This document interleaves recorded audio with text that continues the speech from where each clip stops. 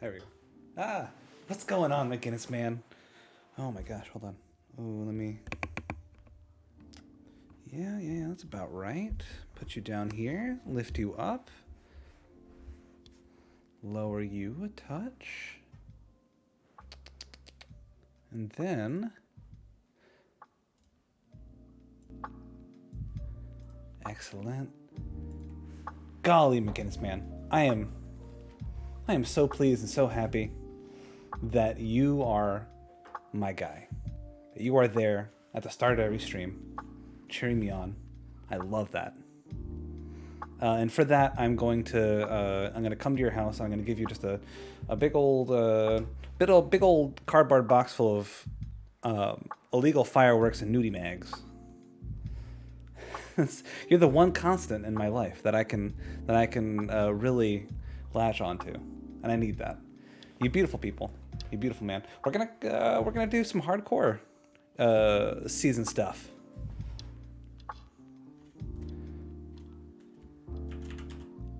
If you didn't know, we're going to be doing a Panettes replicating missile mage build, MageHunter build.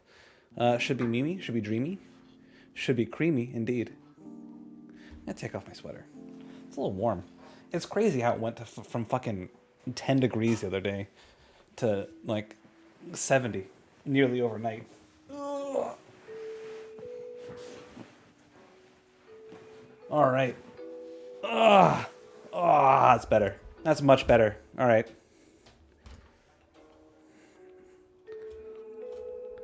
The real deal. The real boy. The real boy, Pinocchio. Opa Pinocchio style.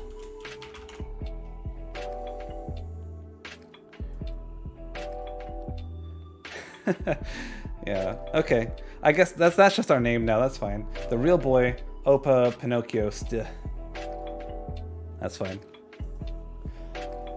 Okay. Let me know. How is the music a little loud? Is that just me? Devil's Crossing, Rovers, Homestead, Black Legion, Kaiman's Chosen. It's a tiny bit loud. All right, perfect. Let me go ahead. Bring it down there. That should be a little bit better. All right. I'll get out of here. Death's Vigil. That's fine. Barrel Home.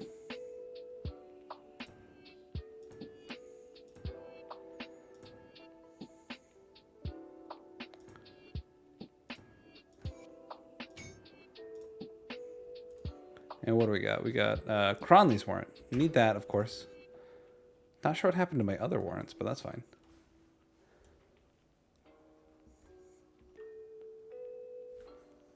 Do we, let's go ahead and grab, oh, we can't do that yet.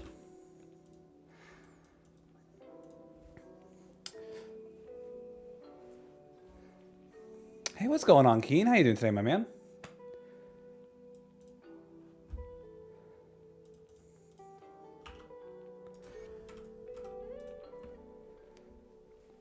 Hope everyone's having a wonderful weekend so far. Hope everyone's enjoying the start of the new season. Everything's going their way. They're getting all the drops they could ever possibly want. Their long-lost relatives are reaching out and getting in touch with you. The person who bullied you in high school is calling you to say, hey, I got everything stolen from my house last night, and I need to come sleep at your house for a few days.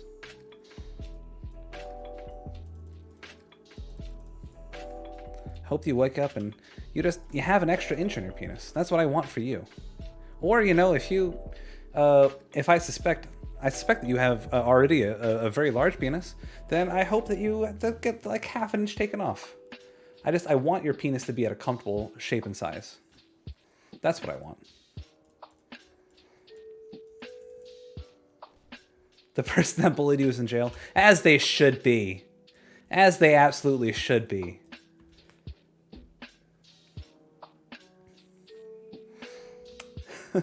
My main bullies from high school are now incredibly successful. Like, disgustingly successful. That it bums me out.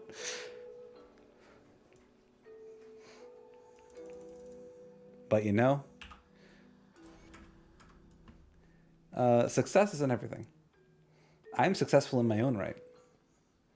I mean, can my bullies say that they have the third most active Grim Dawn YouTube channel in the entire world, maybe? Well, that's probably not true. Maybe top 10. Either way, my bullies cannot say that, because they don't have that. Unless, by some twist of fate, they also have that. Unless they have, like, one of the Latin American channels, or one of the German Grim Dawn YouTube channels. All right, let's start doing stuff, right? Let's start shooting boys. Wait, hold on. We should probably level up some. So we're gonna level as a Panetti's replicating missile build. What do you do? That's flat Aether damage. So this gets me more fragments.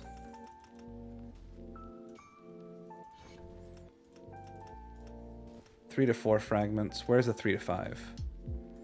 Level 12.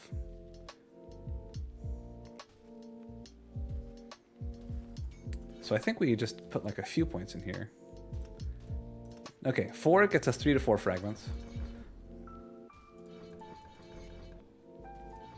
Oh, hold on. Gang, we gotta deal with these zombos. It's the only way. I have never, ever, ever in my entire life played a Panetti's replicating missile build. I am excited for it. Panetti's replicating missile got actually a massive buff recently. Not massive, I think it was like 10% crit damage, which is pretty big, especially for an Inquisitor focus build that has access to the best offensive ability buff in the entire game. So let's see.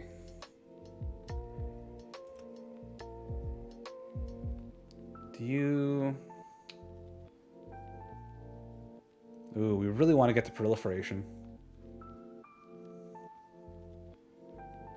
You know, I have a sneaking suspicion that this is not going to be a meme build at all. I have a sneaking suspicion that this build is actually going to be really, really strong. Because I was looking at the gear that flows well into this build. And there are some really strong options. It has sustain. It has a lot of options that overlap with like getting bonus levels to Inquisitor Seal and Panetti's replicating missile. Just a bunch of really good stuff. So I think that it's going to be stronger than most people may think. I think we want to just it feels bad. Let's try to rush proliferation, right? That might be the only way to get this to work well. Can I equip what is this? Sure, a Poison Nova gun. That's fine. Oh. That is less damage than I thought it would be. Okay. That's fine. I'm fine with this.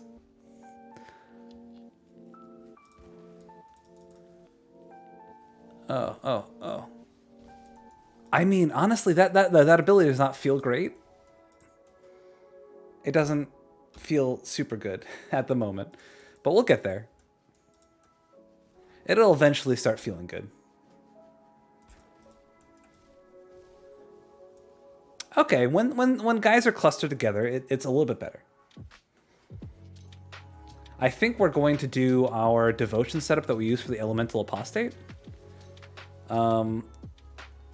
In that we're not going to opt to go for any one specific elemental conversion, because the invoker set is it splits evenly between lightning damage and fire damage.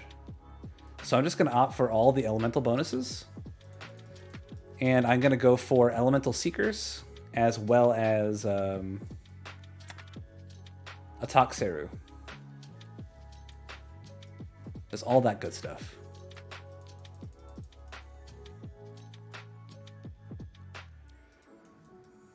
And I mean, the DPS from that build was outstanding.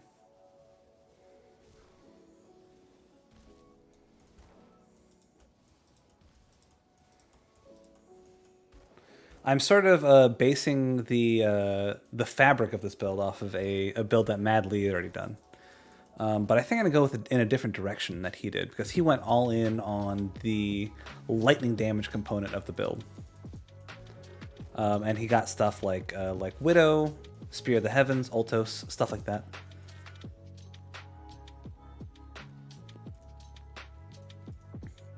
I mean, we might as well just equip that Kaizog Skull, right? Fire, Aether damage. Yeah, sure. Why not?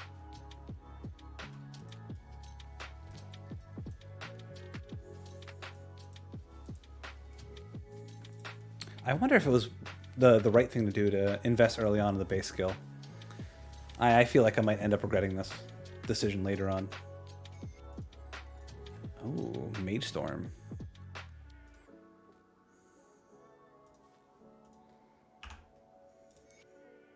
We like the procs. Gotta get the procs.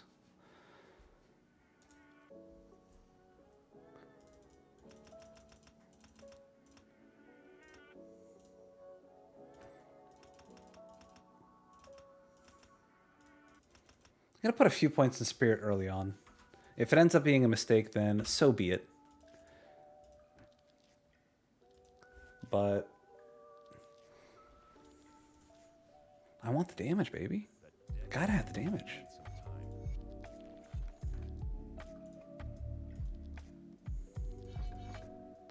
Okay, what's this? Electric damage over time, crit damage, elemental damage, stun the target. Fine. Fine enough. I mean, this is going to be the big one, right? All missiles hit in a wider area, more missile fragments, and then more flat damage. 15 more points. So we're gonna be level 15 before we can even start investing in that node. It'll be worth it though. I already have enough. Okay, right.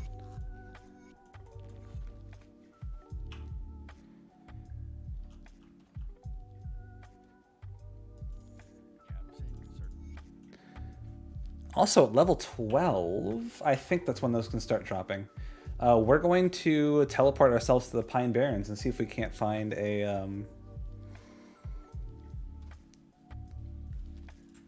Do I go to Whitemire and then move forward? Or do I go to Foggy Bank and then move backwards for the next Devotion Shrine? So we're going to go to the Pine Barrens to get a nice offhand. And then level 30, we can get a nice MI chess piece off of the Human Ethereal Mages. And then at level 40, we can get a nice medal in the form of the Wendigo's Eye.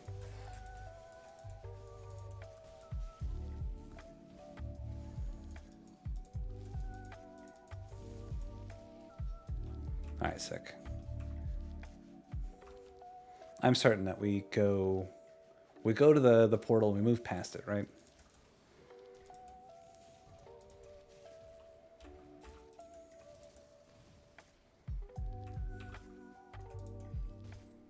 Is Milton? Milton, you in here, baby? No, he's somewhere else.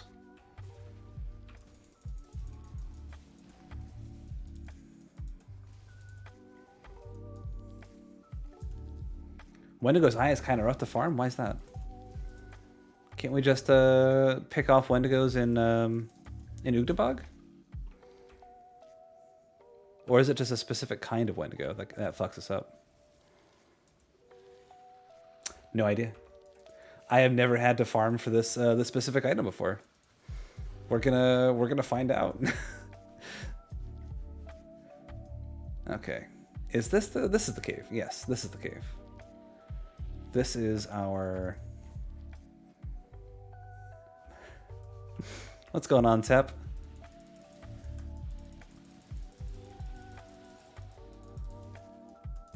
We got the Mom's Panetti build, absolutely.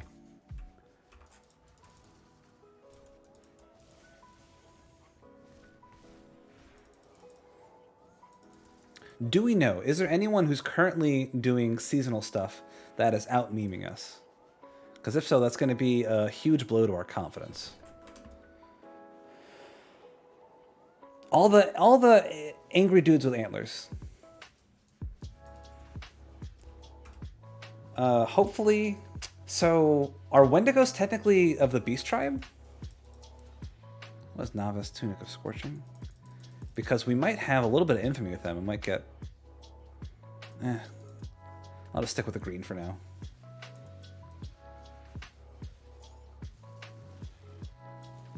We will find out, though. We must. The Wendigo's Eye isn't even the most important one. The global sky or the global sand effigy is going to be a big part of our early game build. The chest piece is going to be fine. It just gives us some nice bonus stats that we need. Ooh, that 8th lightning proc is very nice, actually.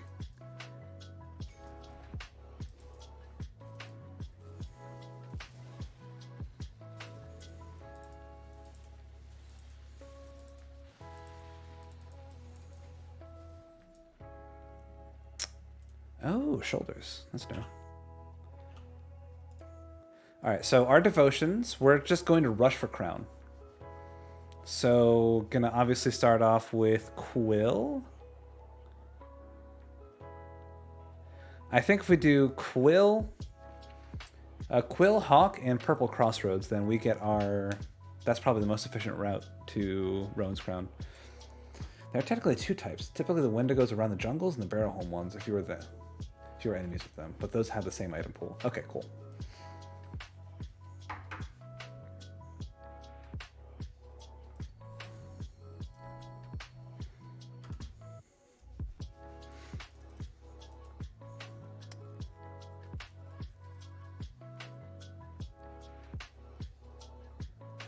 All right, so my proposed build is going to be...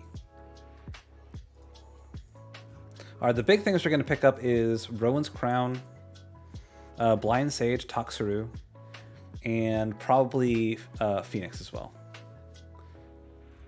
And then just good stuff within there.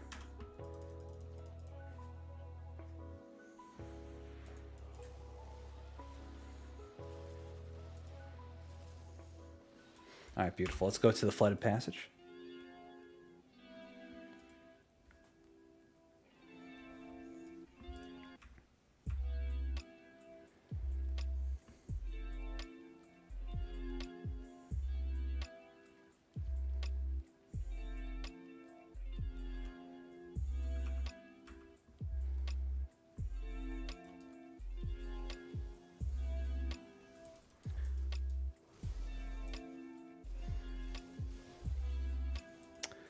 And I think as much as we want to be able to fully invest into Arcanist, we're going to go straight from Panetti's Replicating Missile straight into Inquisitor stuff. So we can get our Oro Sensor as well as our Inquisitor Seal.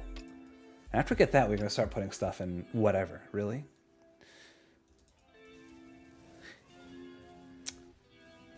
So, of the procs, we're going to need at least 4 abilities, right? For Elemental Seeker, we can probably put that on Panetti's. For Elemental Storm, we might want to put that on Word of Pain.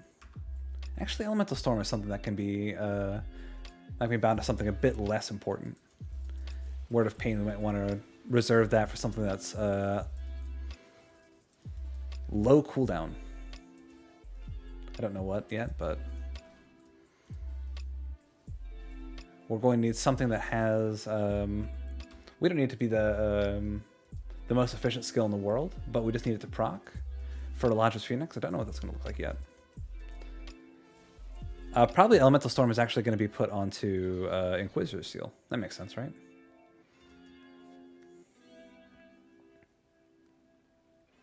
Oh yeah, it's going to be a fucking fireworks. I can't wait. Even leveling. Leveling, we're just going to go out of our way for all the elemental procs. It's going to be juicy. Yeah, Panetti's is going to be a proc machine. That's why we're going to go ahead and put it on... I think a Toxaru is a high damage, low cooldown, right? Skill recharge 1 second. And what's Elemental Seeker? 1.2 second. Ooh, those are both very low cooldown. Hey, Rude Girls, what's going on?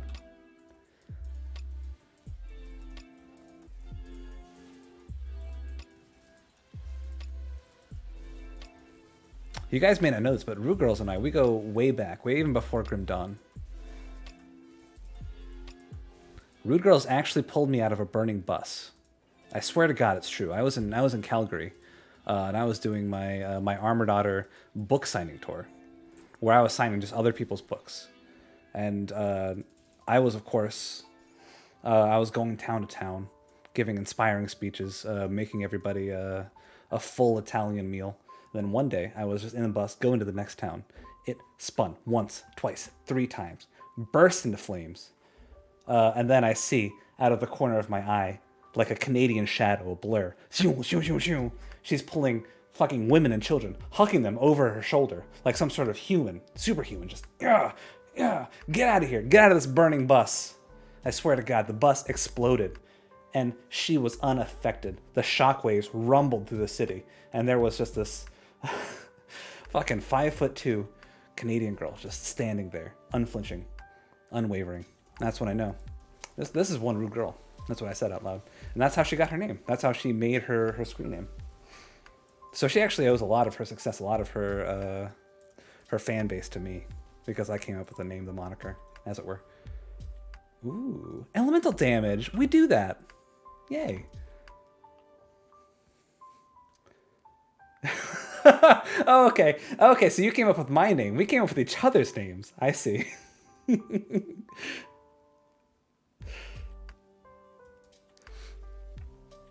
That's right, Tep. Rude Girls just wanted to have a really cool fatality, so she got us all into one big pile of human beings, and then she said, "Eat bus," and then she threw the flaming bus at us.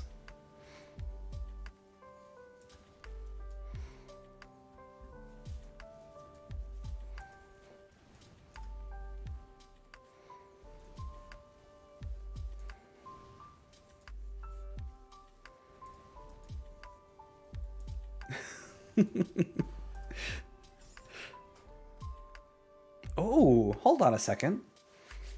This is actually really good.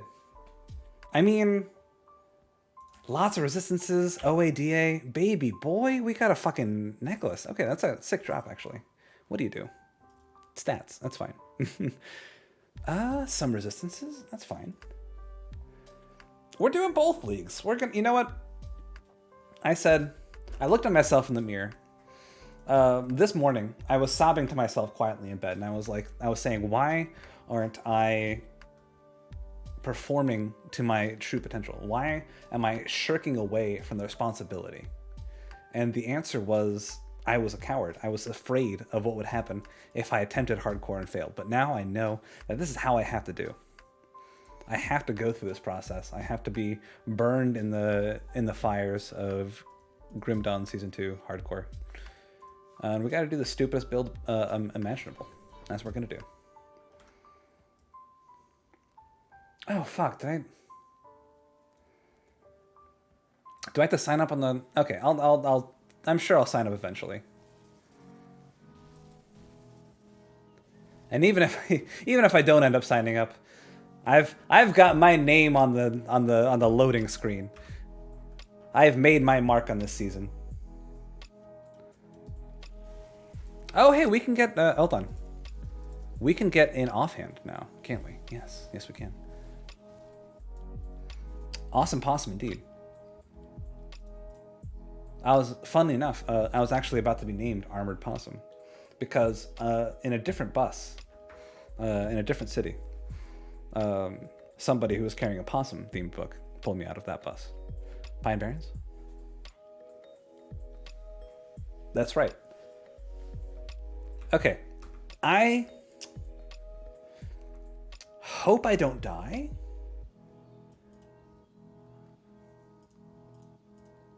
If I do, we'll just start over again. You know, we've only gotten 13 levels in, but I do want that offhand. What's going on, Serious Stan?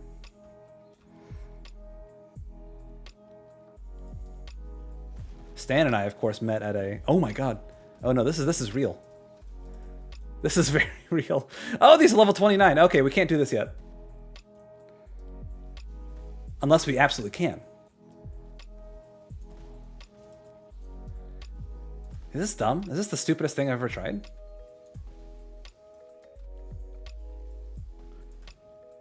Oh, this is guys, help me. Guys, I'm in a tough situation. You need to help me out. Okay, I should not be here. You know, we're gonna go back to Act 1. All right. We made a mistake. We learned our lesson. Fuck. Okay. I thought that they would scale to my level. And I could just pick up a quick little offhand and be on my way. Apparently not. Apparently Grim Dawn had something else in store for me. Fine. Fine.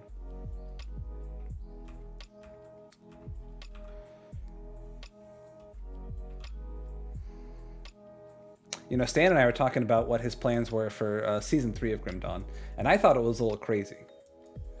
He said that he wanted to make bosses in the game that were all sort of modeled after the characters from hit sitcom Friends. And I was like, Stan, that's too ambitious. You're gonna promise this, and then you're not gonna be able to deliver. And he looked at me dead in the eye, and I swear to God, he said, Otter? You're being a bit of a Phoebe right now. And that's when I knew, okay, he can handle this. Truth be told, I was being a bit of a Phoebe, even though in my day-to-day life, I'm more of a Ross. No, wait, hold on. No, fuck. Which is the hungry one? The Joey. I'm not Joey. I'm obviously a Joey because I don't take myself seriously. I have a great acting career and I'm handsome. Actually, no, I'm a Phoebe. I'm definitely a Phoebe. Oh, that's true. Phoebe embraces crazy. That's her whole thing. I guess Monica would be like the straight-laced. No, you can't do that. Gotcha. Okay, no. Now we're on the right track. I was being a Monica when I could have been being a Phoebe. And this entire time, Serious Stan was a Chandler. Or something. I don't fucking know. I think Friends is a garbage show for garbage people. And people who pretend to like it are just stuck in the old days with their nostalgic goggles fastened tight around their face. I'm sorry. Have you watched Friends recently? Have you? It's not good. It doesn't hold up. There's so many better sitcoms that you could be watching. I'm sorry. Got him. Keep in mind, Armored Otter does not beleaguer anyone their choice in sitcom. You can have your friends and you can keep it. For all I care, keep Friends the fuck away from me. Oh, Stan, you missed the whole thing? Yeah, you did. It was probably my best story yet.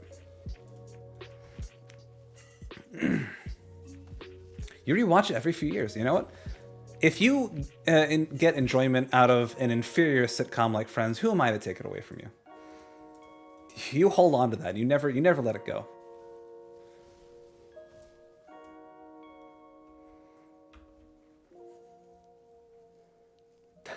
I'm so sorry. I don't know why. I'm feeling very saucy tonight. I feel like I wanna make someone cry, you know? You ever get into one of those moods where you just want to break someone's goddamn heart? I want to make waves.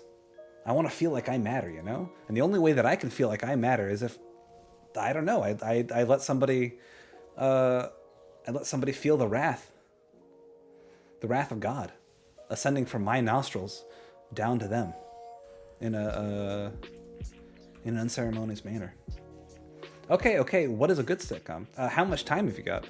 One of the greatest shows ever created is a sitcom about 7 weirdos and an unlikely family who meet at a community college. Of course I'm talking about Community. Get out of here. Greatest sitcom of all time. One of the best shows of all time.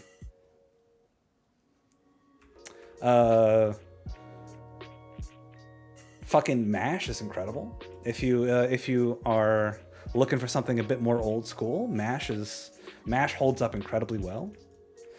Current day sitcoms, Brooklyn Nine-Nine is hilarious. Brooklyn Nine-Nine brings the heat, baby. Even if it is propaganda.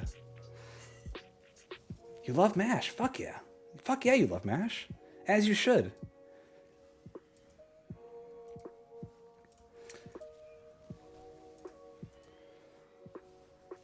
I've been really enjoying Superstore. I think the jury's still out on that one. I think a lot of other people don't love Superstore the same way that I love Superstore. But I think Superstore is very, very funny and very, very sweet. If you... also, it has a great intrinsic meaning about how you, as a wage slave, relate to your employers. What else? I've been really enjoying Mr. Mayor lately. New Flamebreaker. Hey baby, come here. Oh, don't be so coy.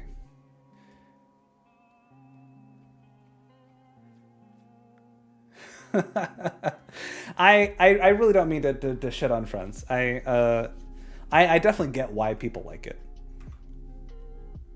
I myself have laughed very hard, belly hard, at Friends from time to time. I recently tried rewatching Friends a couple months ago, and I couldn't take to it again. And I think it's like one of those things where people like really really love it. So the reaction you get when you tell people that you hate it is just so visceral and real, and you just man, that is my jam right there. I love upsetting people. which is why I do what I do. I come on stream and I attempt to upset as many people as possible. And then I sort of get this relationship, like the relationship that I have with the one, the only McGinnis man, where he comes on, not because he enjoys my content, but he comes on because I've bullied him to the point where he thinks that he has to come on. I've ruined the man's self-esteem. And that's what I'm here for. I've run out of comedy. I started watching Golden Girls the other day. Golden Girls is pretty good. I don't think Golden Girls holds up super super well in most scenarios, but I think Golden Girls has a lot of personality and a lot of charm to it. No shame about enjoying Golden Girls. Boy, I will tell you though, I think unironically that that Cheers is just shit. I think the people who love Cheers are just they grew up with Cheers and then they have it grandfathered in. But man, what a lazy formulaic piece of shit comedy. Like honestly, it's the ability of Cheers to get made was simply down to the fact that the scripts are so boilerplate and bog standard that they could just churn them out like nothing. That's why Cheers was made. Hey, Rude Girls, welcome to the club. Go ahead, give those emotes a swing. Thanks for that gifted sub, you beautiful beautiful beast of a man. Go ahead, if you don't mind, serve the boys some lasagna. We're all hungry here. I swear to God, that was not meant to be a horribly 1950s sexist thing to say. It's what we do here. We serve lasagna. It's no, we're one off. Beans. That's my catchphrase. If you've ever been here for more than a minute, I will always say all beans whenever something does not go my way. Like, beans, my wife is leaving me. That's a catchphrase right there. Beans, my dog is on fire. Then I gotta go put out my dog, and because like, what are you gonna do? Just gonna have an on fire dog in your house? No, you gotta put it out.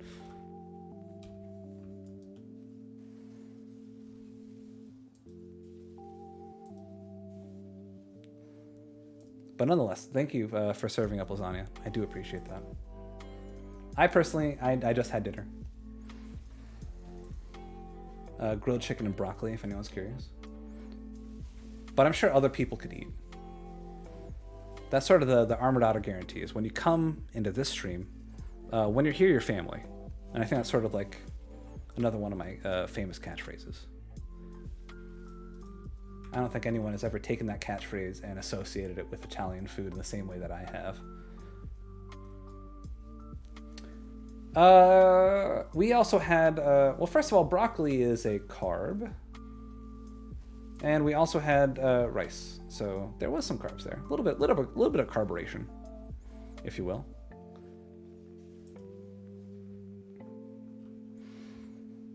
A little bit of carb action. Could have had more carbs. Especially since tomorrow is, in fact, a workout day. You have a new used computer. Hold on. Tell me about the specs of this new used computer. Let's hear it. What kind of GPU, CPU, NBPU? Just all the PUs if you can. What kind of hardware are you working with? Get out of here. Get out of here. Die. Yeah.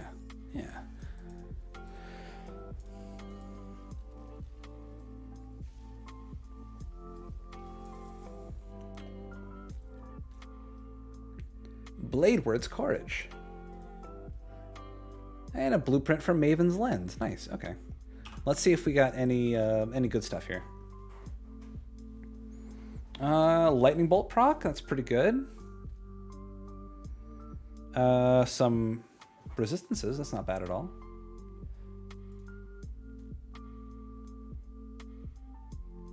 Oathkeeper's Fiendish Effigy of the Abomination. Either damage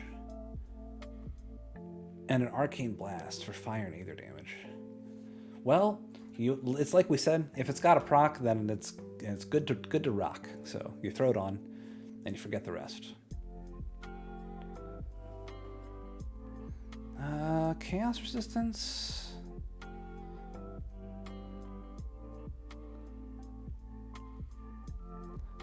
I think we'd rather have the lightning bolt proc. That's good. No, the insulating Shambler's Heart is really good. Got some sick resistances. No hack and slashing. The BBQ is actually a subscriber stretch goal. As soon as we no, we got the one subscriber that we needed. So yeah, later I'm gonna be taking off my shirt and we're gonna be doing some barbecue. Then I'm gonna tell you about the old days.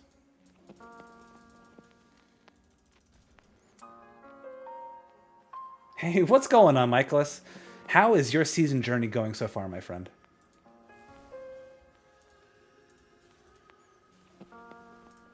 Also, the fucking congrats on the new computer, Rude Girls. As somebody who recently upgraded their computer, it's a big goddamn deal. Grim Dawn can sometimes run like wet garbage in the hot sun. Did 81 today? It did 81 on day one. Not sure if I want to play today. Fucking, that's the thing about seasons. If Rude Girls has taught me anything, which she continues to teach me, day in day out, is that season is not a sprint. It's definitely a marathon.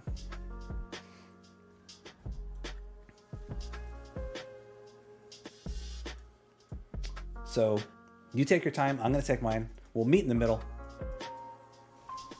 and we'll fist bump in Paris, France. We're not doing well.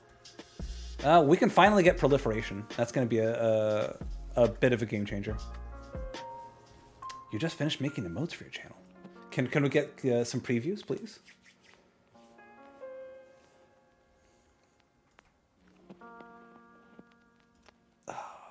Let's see.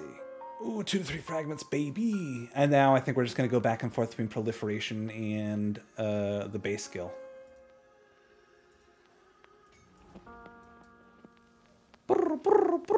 Oh, look, my missiles go. Oh, I love them. Oh, I love my funny little missiles. Oh, they're great. Oh, they're good. Very nice. Okay. The lightning rod. What are you? Lightning Nova. I like that.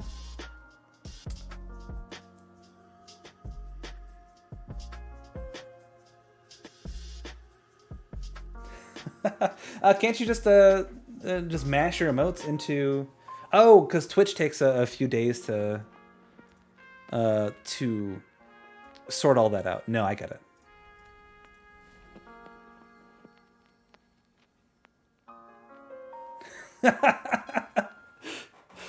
That's the thing, is I saw the code that Stan put together for this, and little did Stan know that I put in a single line of code that says dies to one hit to Panetti's replicating missile, and I knew that no one else is going to take Panetti's replicating missile. So I'm going to be the guy to go in. I'm going to kill all the bosses in a single hit, and then everyone's going to fall to my feet like I'm some sort of deity, and I will accept their praise, for I've earned it. Gotta make sure it's not wieners. That's a big deal.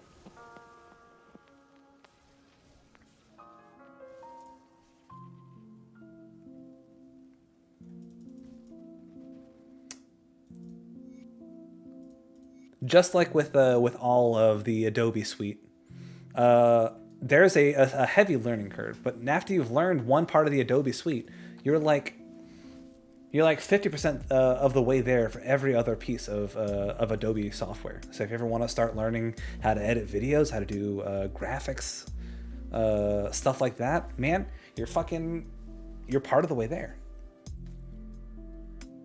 And that's beautiful.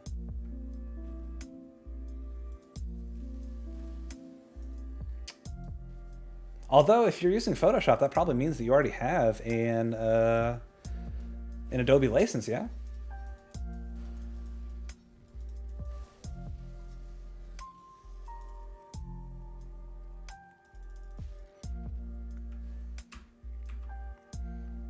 Okay.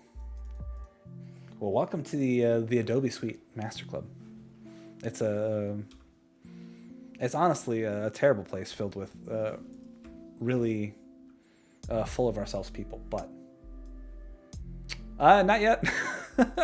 We've got the one ability, the only ability we need, Panetti's Replicating Missile. We actually probably want casting speed, right?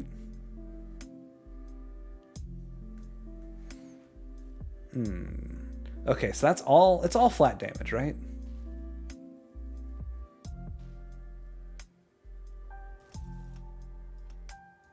I think we're just gonna max out Prolif first. And that's gonna be, honestly, a smarter, wiser me would have just gone for Word of Pain leveling. But I'm not that man. I've got a nice beefy health pool. I'm not worried about it. Do I have 5 scrap yet? I've got 6 scrap. Watch out. Watch out, ladies and gentlemen. I'm coming.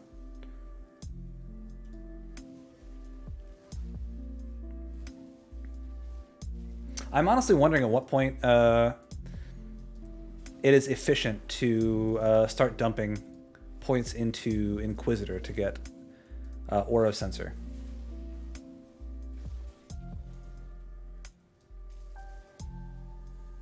Oh, you coward.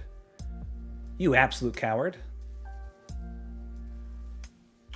I'm just gonna chug a potion, because I don't want to deal with you, Overseer. Oh my god, Soul's Touch. What is that? Gloves, right? Hey, we didn't have gloves. Okay. Aether damage, casting speed? Ah, wonderful.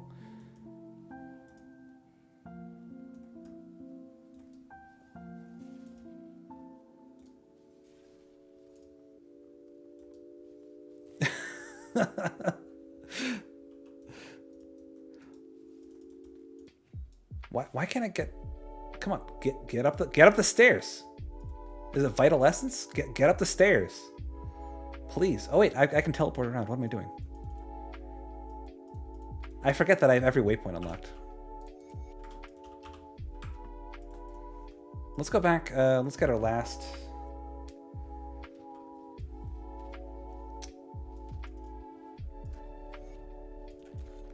Devotion Shrine over here.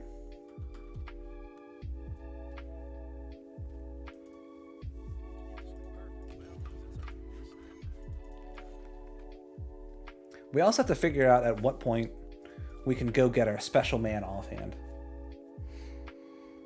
Apparently, since those guys do not conform to our level, I think it's just going to start dropping like high level offhands that we can't even use. So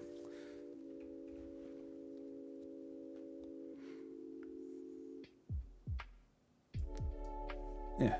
Ooh. Honestly, I'm not mad at the replicating missile spam.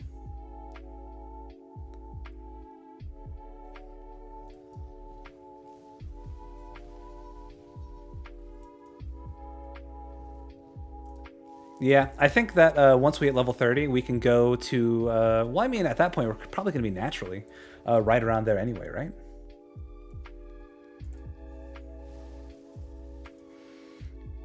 I mean, I don't know about you, but there's something very, very nice about a fresh hard drive. I really love that feeling of just being like, okay, now I can start clean. I don't have these random memes downloaded to my hard drive. I can start fresh. You ever just gone back and looked at the horrible shit you've downloaded? Like, I don't know why on my previous hard drive I just had like 10 hours of a guy saying nice over and over again. And I was like, all right, that's clearly not something that I needed. As Marie Kondo would say, it did not spark joy for me.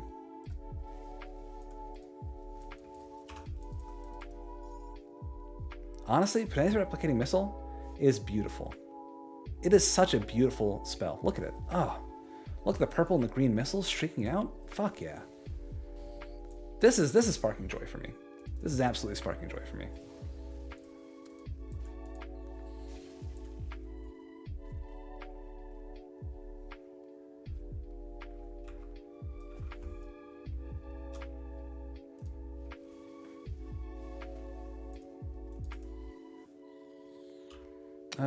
When can we equip this? 18? Yeah, 18. We're going to equip you, but you don't have a proc. Why am I going to equip you? You don't even have a proc. It has more resistances. Oh, resistances are good. People say that. Fuck. Fine.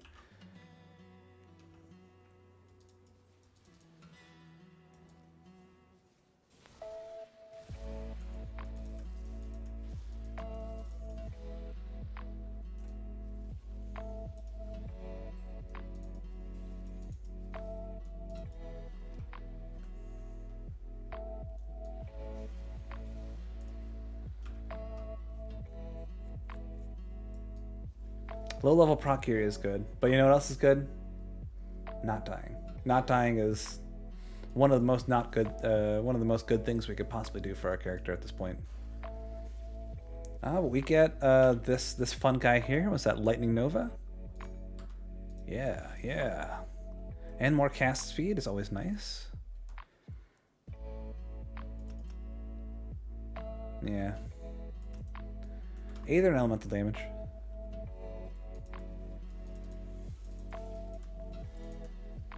Honestly, Lightning Bolt's not really doing... the Lightning Nova's not doing too much for us. We want things that go... that reach out, have range.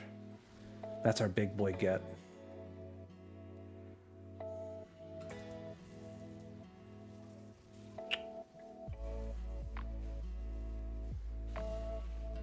Doesn't have...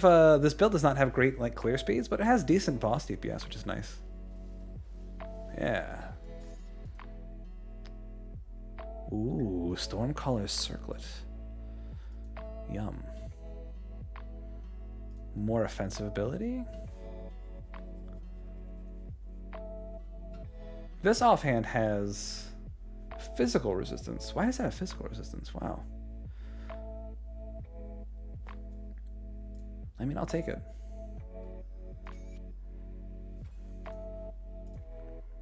Alright, what is next? Gonna do 1, 2, 3 Hawk. Then we're gonna get our Elemental Storm, and everything's gonna be good.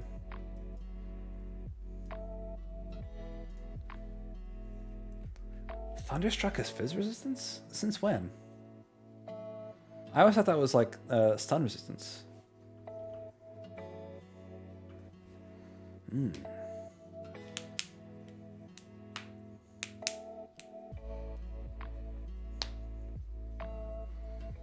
I don't know.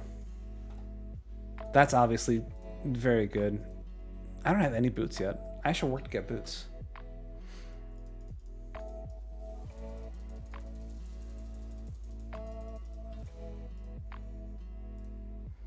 You know, we're gonna ignore the obvious masturbation joke that I could make there. It's because it's easy. We don't do things because they're easy. We do things because we could and should. Oh, you know what? We need to go back first, right? We need to get that devotion shrine. It would be too easy. It's like whenever you walk around with a fucking cast over your wrist or your forearm, and then people walk up to you and go, "What were you doing? Were you jerking off too much? How'd you get that injury?" And then everyone laughs and laughs and laughs. And of course, you can't say that's a lame joke. It was too easy, because then it looks like you're a sore loser. No. No. We're not in the business of easy jokes here.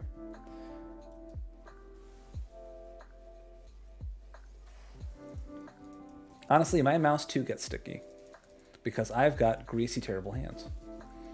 I like to eat things and stay at my computer screen. And that is not a... There's no world in which you eat most of your meals in front of your computer and do not have the grossest mouse in the world. Those two things are mutually exclusive. You can't have both. You can't have both a clean mouse and meals in front of your computer. It'll never happen for you.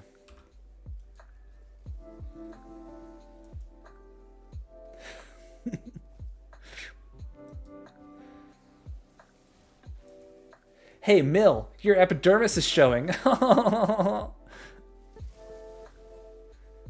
Hey, Mill, I can see your weenus.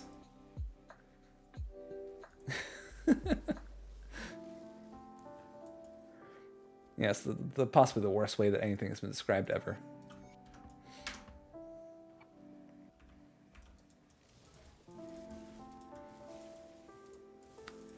Sometimes I just take an X-Acto knife and I just go through all the crevices and I get out all the gunk.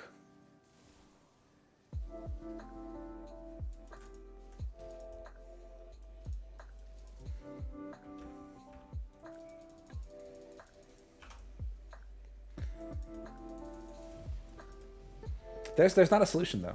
There's really not a solution that will permanently get you a not gross mouse. Maybe there's like some mouse that's like coated in a rubber that makes it easier to wash afterwards. I don't know.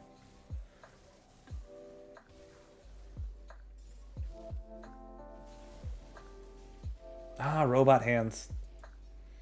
The solution was staring us right in the face, wasn't it?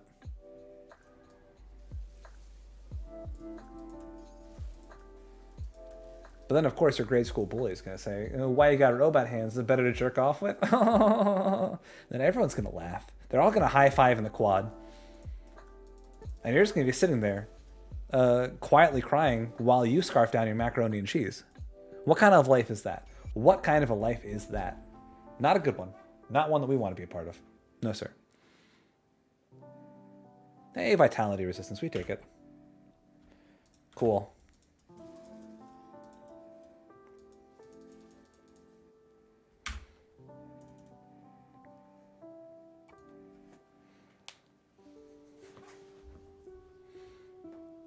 Okay, we've maxed out proliferation. Okay, here's my question for you, boys and girls. Boys first. No. Girls first, then boys. No. Let's do girls, boys, then back to girls. Yeah, okay. Do we want reckless power? It gives us casting speed and aether damage early on. We want to eventually go into a place where we're doing pure elemental damage, but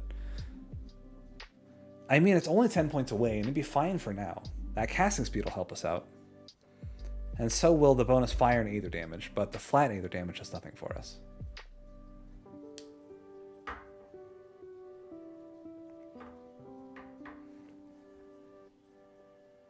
There's also a world where we don't go to 50 points and we just start investing into things like Mavens, Mental Alacrity, Inner Focus. Iskandras? I don't know. We're eventually going to hit a point of diminishing returns where our damage is going to stop meaning as much.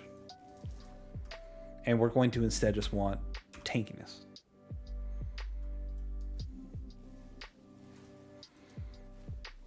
I mean, honestly, I know the right answer. The right answer is to respect everything into Inquisitor. But that's a betrayal of who I am as a person, and I don't want to do that. The right answer is to right now get a maxed out Word of Pain and then get Aura Sensor afterwards. Because that is just so good and so strong and so wonderful and so nice. But you gotta have that jank. Why would we ever not level a Spinetics Replicating Missile? We need to have a Spinetics Replicating Missile build through and through. Because then people are going to log on, they're going to go, wait a second. This guy, he's not even leveling a Spinetics Replicating Missile. This is a fucking phony right here. This is a fucking Ted Cruz flying off to Cancun in the middle of Winter Storm level phony over here. What's going on? And then the Grim Dawn community is going to rally behind me. They're going to start saying mean things about me and other people's channels. I'm going to get bullied out of the community that I so love and respect. Eventually being ostracized from my whole family.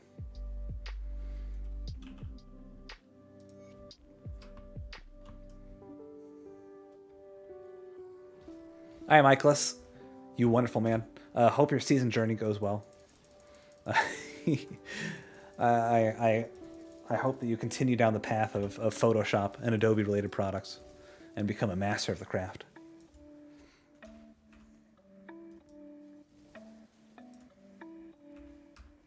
If you ever need help with that kind of stuff, by the way, I'm always available to help with. I've been using Photoshop and Premiere and stuff like that for years. Ooh, I do love me some Rune of Callistor, jank. Ooh, man, this is an energy-hungry build. Oh, I don't have energy potions either. Oh no.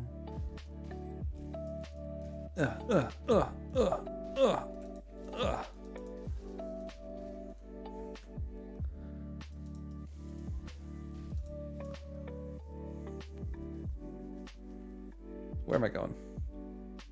Oh, I gotta go out and around this way. Oh. You know, I was actually surprised by how much I I hated Rune of Agrad. I didn't realize that Rune of Agrad had such a large wind-up time. It takes like 2 seconds for that motherfucker to come online. It's the worst.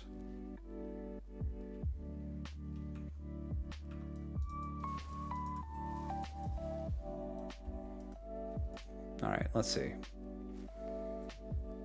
Let's get 1 point into that.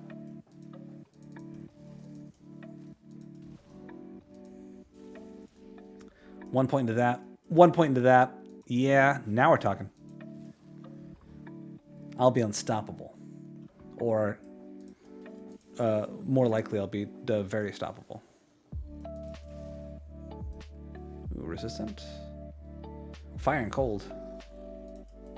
Yeah, it's more resistance than I had before.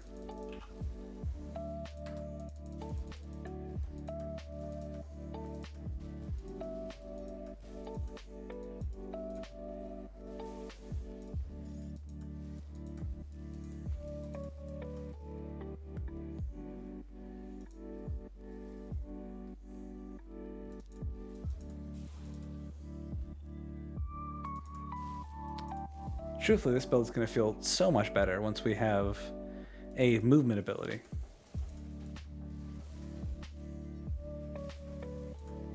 Oof, taking damage too.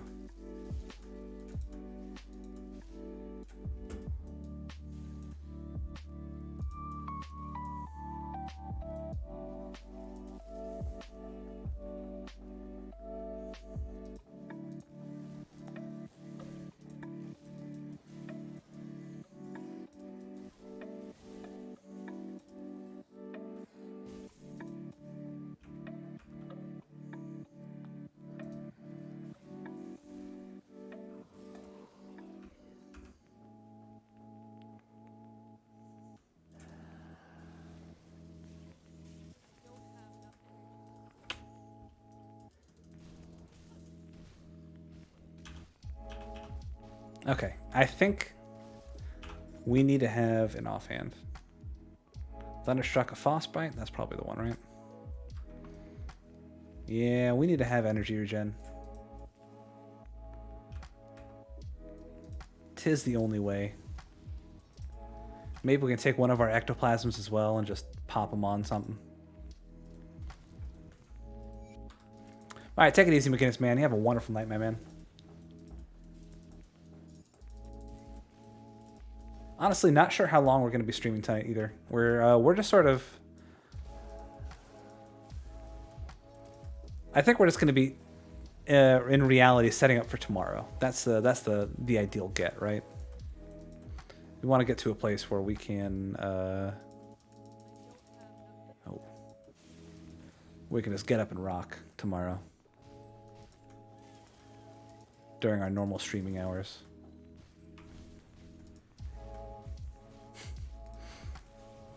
This is terrible. I really should go back to town and buy some energy potions. I'm just gonna do that real quick.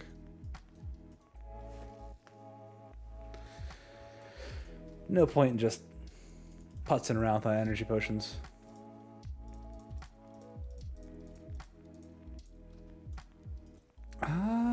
Cold lightning damage, spirit, energy regen, elemental resistance.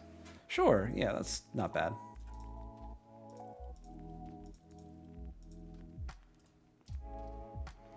Let's also get rid of this.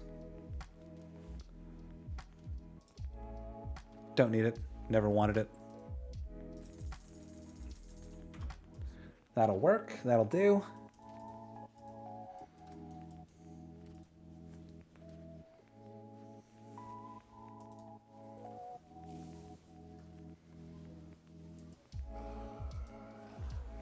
Now we just hold down the right mouse button and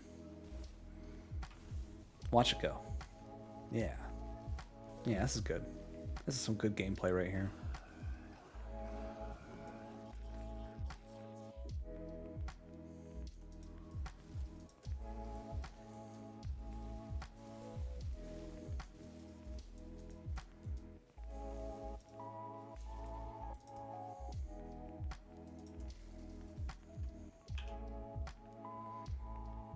Could really use a pair of boots.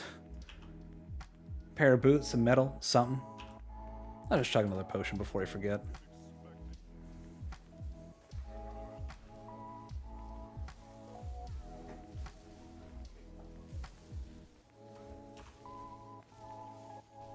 Yeah. Oh. Okay. Easy, bud. Easy. What are we doing? We don't need to be doing this much damage to me. I feel like it's overkill.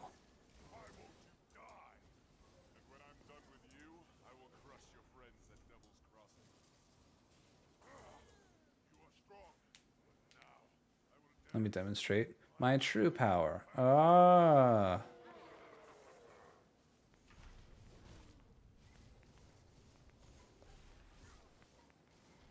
How much damage do you do? Enough. Enough for me to be scared.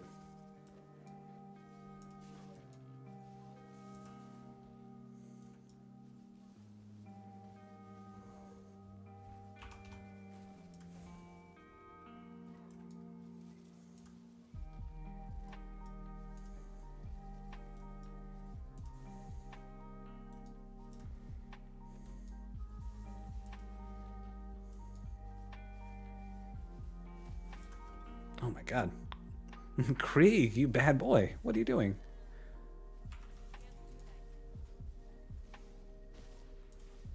Does he slow as well? Shit.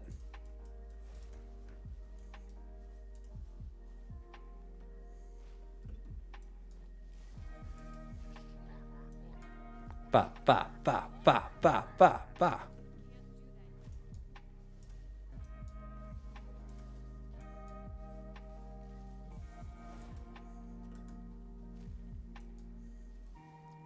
Come on. All right. Got there. Frostborn, more than Judgment of the Aether. +2 to Iskandras. And it's got an Ice Spike proc. Yeah, that's better, right? You found 2-piece Dagas and a Bramblevine in your DE character. Shit. Man, you're off to a great start then. Holy shit. Oh, this has 8% physical resistance. But I lose my energy regen.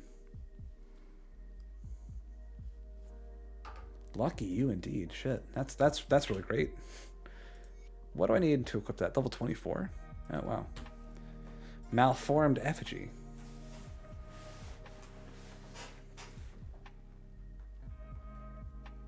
That's got Pierce and Aether resistance.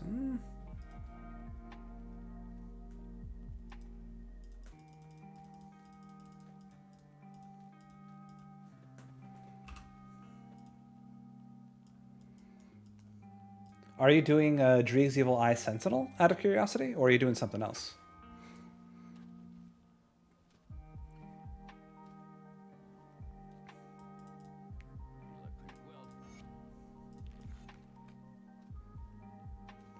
Oh, okay. Very nice, very good, very nice. I mean, if any build can make the Dreeg's Evil Eye work, then it's Sentinel. Was planning on something more spicy, but can't meme that hard. You can, but you won't. That's the thing. No, I don't blame you. That acid shield is sick.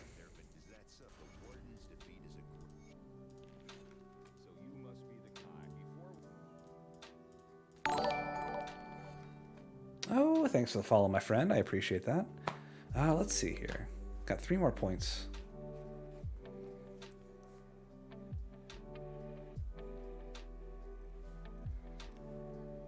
More energy regen.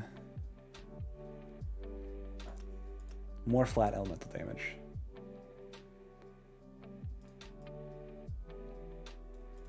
Let us build some resistances, shall we?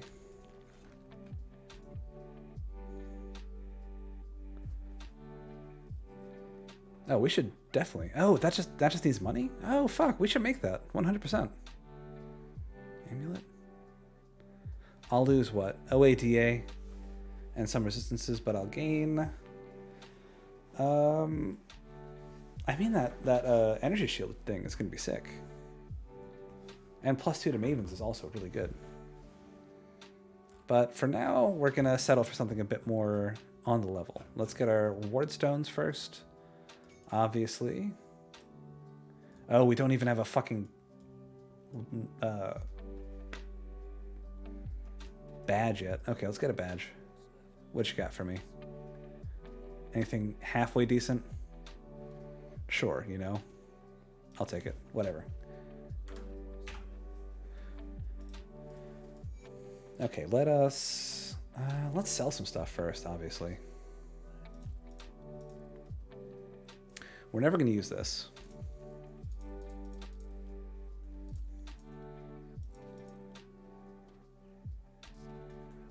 Let's see if we can't... Man, actually our elemental resistance is looking really good. Let's get a couple of anti-venom cells, if we can make them. Yeah, I'll make a couple of those. Honestly, let's go just buy a random pair of boots as well. I can't believe I haven't found boots yet. What you got for me in the boot department? 5% spirit, 7% movement speed. I love it. Let's do it. Anti-venom salve on you.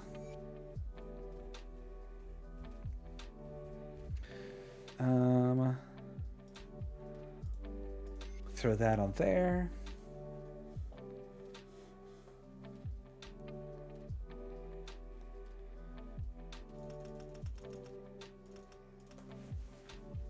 I think we'll split. I think what I want to do is do like an 80% dump into physique and then do the rest into spirit.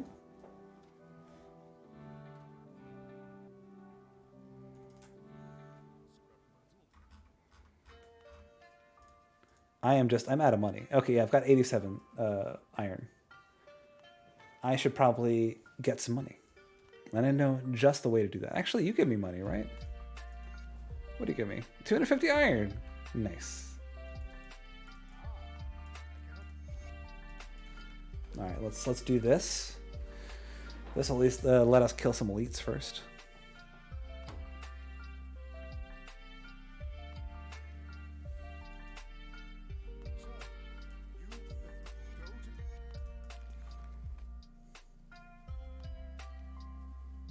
Oh, I didn't pick this up earlier. Huh.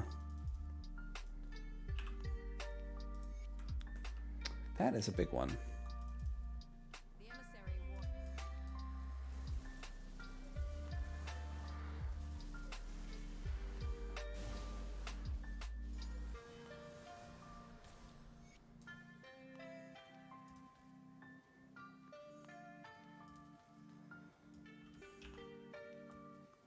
What pants do I have on? Boy, we should really change out our pants as well.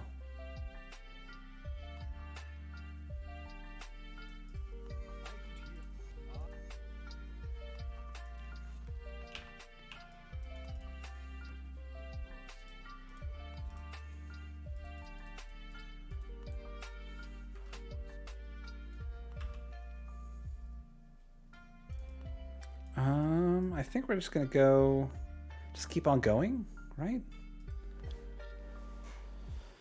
We're gonna need to farm up iron anyway. Best way we can do that is by killing stuff.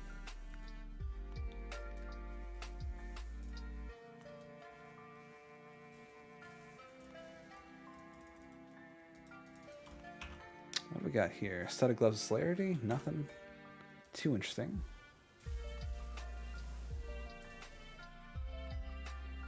God, I hate fucking DRM free music. I wish it was at least somewhat decent, but it really isn't.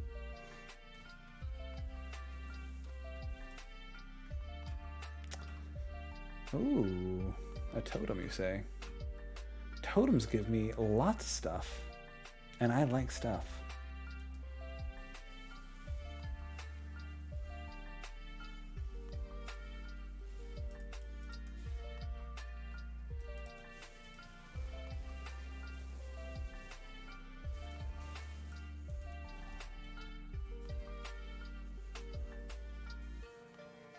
This guy's not even coming after me. What's he doing? What are you up to, dude?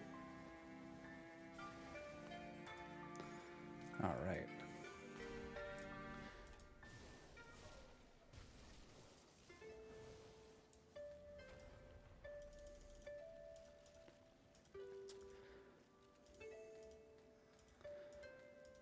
Let's pick up all these yellows. What are Windborn Greaves? Much better than what I have. Aether resistance, slow resistance, movement speed, and a proc. Mama like. All right. Obviously, we'll keep those so we can get our stuff back. Those are better than what we have. Vitality, elemental, and bleeding resistance as opposed to just chaos resistance. Yeah, those are better, sure.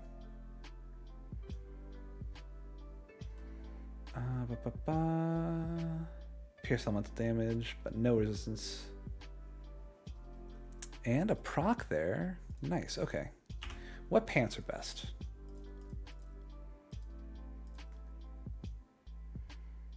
That's Pierce and Elemental, and these give me Vitality. Wasn't there another pair of pants somewhere? No, I think it's these guys. Okay, Pierce and Elemental, and then there's something here. Vitality, Elemental, and Bleeding. As opposed to just Chaos. Yeah, that's very, very nice. Okay, let's do that and that.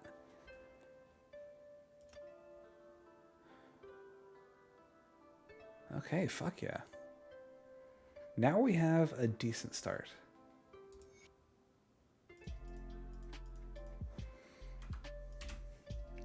I think we'll just go until we fill up our bags and then double back, right? Might as well just swing through here, get the Devotion Shrine, get whatever gear we can, and head on out.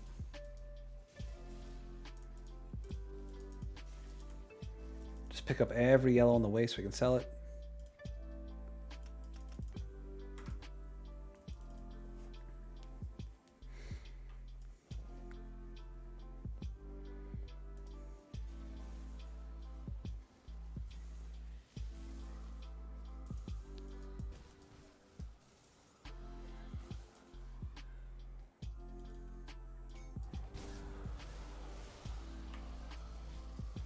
Man, these melee procs are actually kind of great. No. And no. But stuff to sell, nonetheless.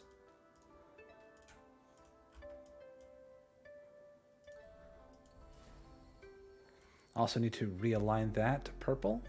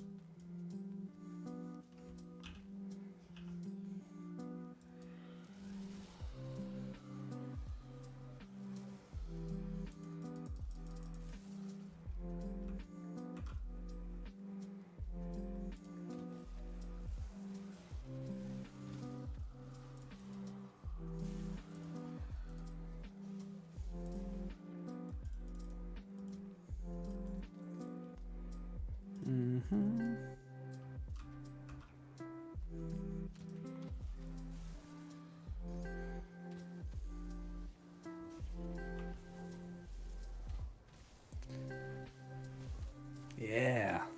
Get wrecked. Get wrecked. Get absolutely wrecked, sir.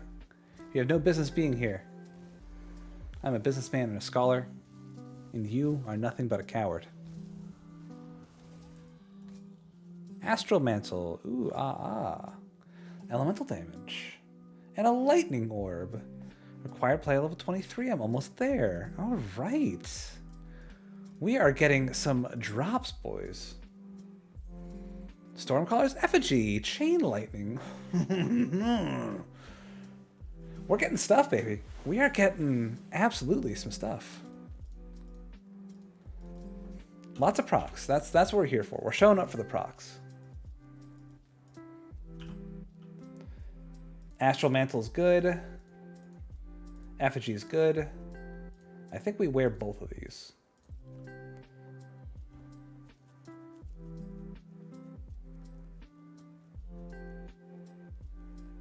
Yes, obviously yes. Obviously yes. That's fantastic. Okay.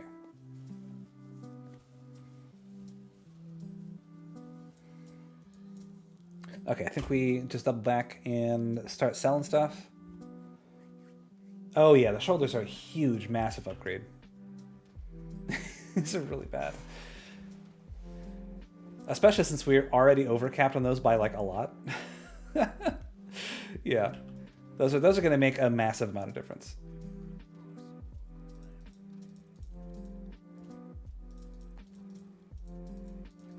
Money. Money. So much money.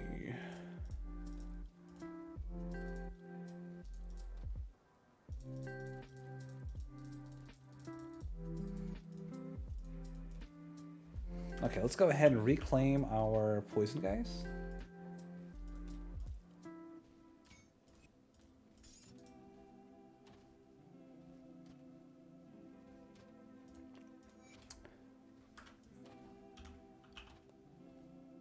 Now, I would obviously love a Silk Swatch or two, but I've got no serrated spike. Oh man, this 9% pierce resistance is going to drive me nuts. Do you know the difference between program files and program files x86? Truthfully, I do not. I know it has to do something with what operating system you're running. Generally, operating systems will be split up into 32-bit and 64-bit. And then there is a third kind of operating system that's typically a bit more rare that runs on 86. I don't know. I'd be wrong about that. I wouldn't listen to me about anything at all, ever.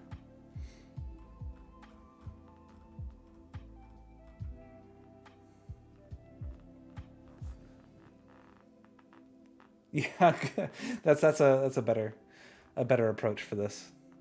Oh man, I've got nothing. I've got absolutely nothing. I'll throw one of these in here for the time being.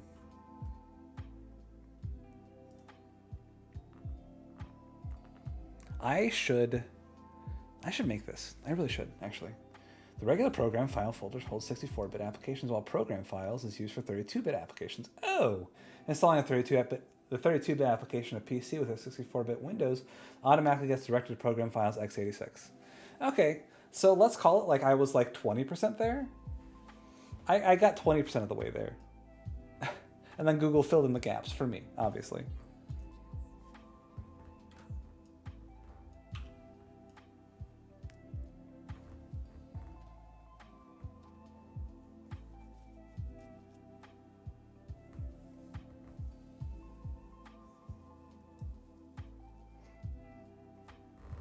Oh, I don't have the scrap?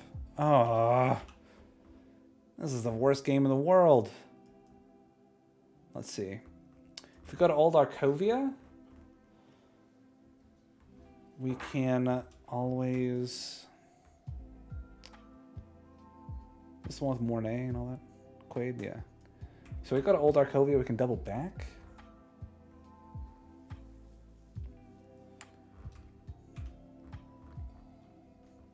I learned something today about computers, and I'm excited about it.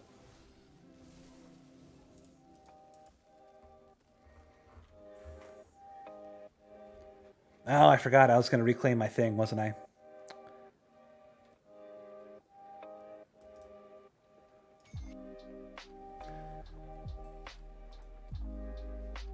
Hey, you dang mossy shambler, get out of here.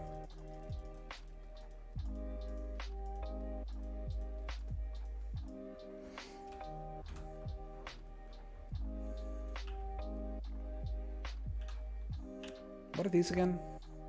Attack speed. Don't need it. Do not need it. Never have, never will.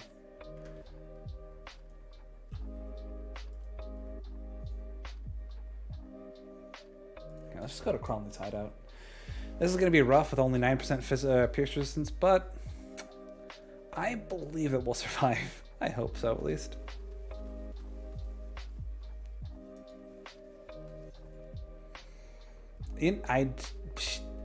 I'm sure there's a very smart computery answer for that question, but I simply do not know.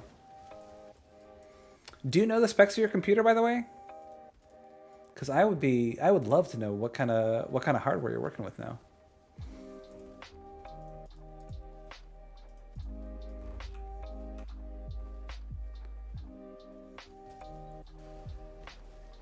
Do you have your new computer open in front of you?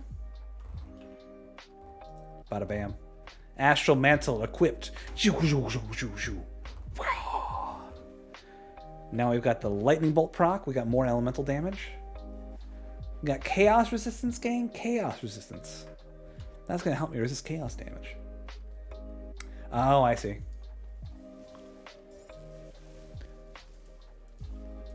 Well, either way, I am so beyond fucking stoked for you.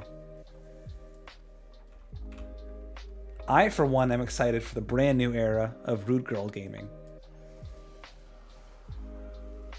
The premier place on the internet where you go for Rude Girls. What the fuck do I need? Scavenge plating? I don't have scavenge plating? Why? Why?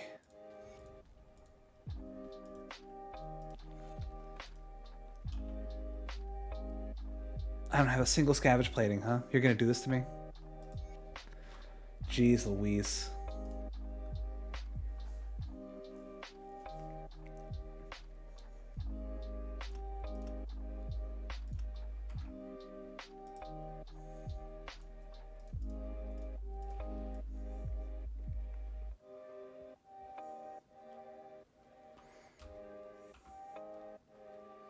You know what, RG, you just take your time.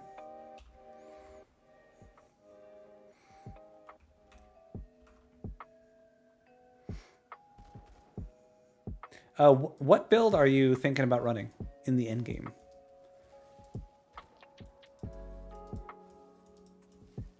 What kind of rad shit do you want to do? Hey, thanks for the follow, my friend. I appreciate that. Come here.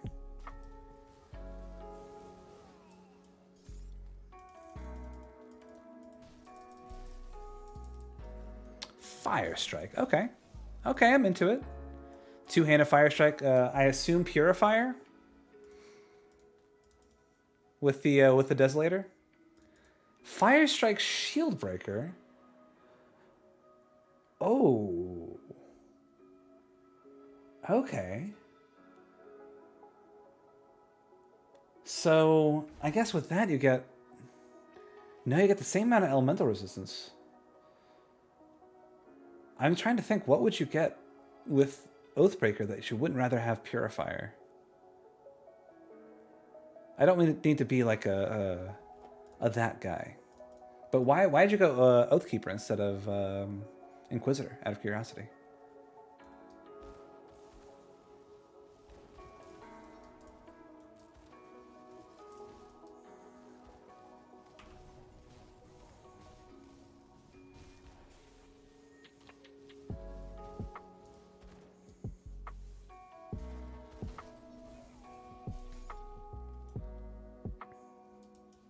What is Martin's Crest again? Crit damage, fire damage. Okay. I mean, it's better than what I got, right? I felt safe with the Oathkeeper. Didn't want two new classes at the same time. Oh, okay, cool. Yeah. I'm about it. +3 to Distortion. I don't want elemental damage converted to Aether damage, though. Martin's Crest you're going to farm for. Okay. What is it? Is it a Rune of Calistar? Is that what Martin's Crest does? Rune of Calistar and Thermite Mine. Oh! Thermite Mine, yeah. Fuck yeah.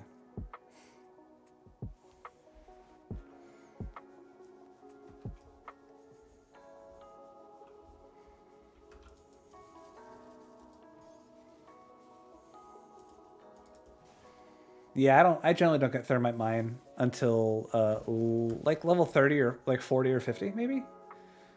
Generally focus on doing on getting 1 damage type down first, and then after that, I will get my resist reduction. Oathkeeper does give fire resist reduction with the Guardians, but you also get fire resist reduction with whatchamacallit, Aura Sensor. I think maybe Oathkeeper might give you more damage, because you have whatchamacallit, Divine Mandate. So you get like bonus crit damage and bonus fire damage. And I think bonus flat fire damage as well. I might be wrong about that though. Hey, I got a scavenge plating. I can go back and get that devotion shrine. Lucky me.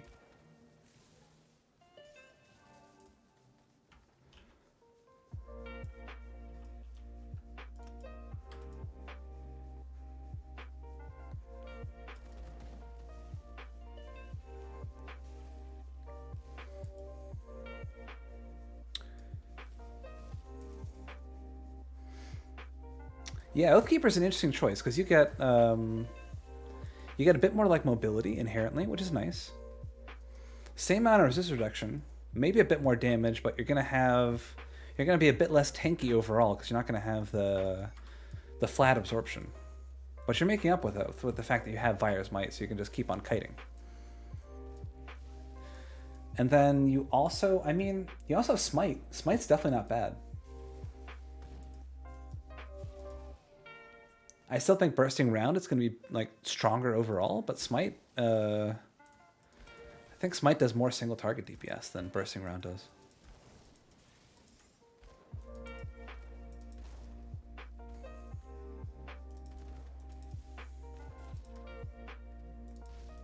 Embrace the melee weapons. Be the melee fire strike that you are meant to be. Embrace your destiny, rude girls. It's the only way. Hey, you're not supposed to be aggroed yet. You're supposed to talk to me. Why don't you talk to me, buddy? Hey, Oh. Darius Cronley, why did you take so little damage from me? Oh, there we go. We're getting there. We're chipping you down.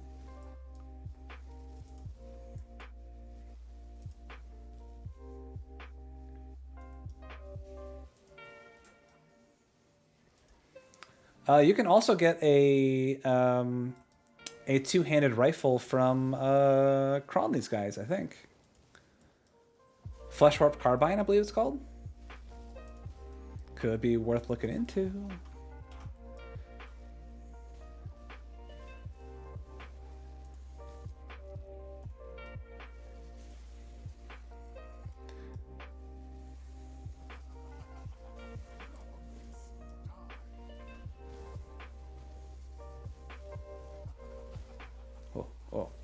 Oh, got him. Kobe. Joaquin. Fire damage, cold damage. It's better. Ooh. And I can dual wield pistols. Yes. Elemental resistance, bleeding resistance. No, I'll get more resistance as the other one. You can have this. Would you like this? I would be more than happy to give you this Marauder's ammo belt. Just between us pals. No trading hardcore? Isn't there trading? No, are you sure about that?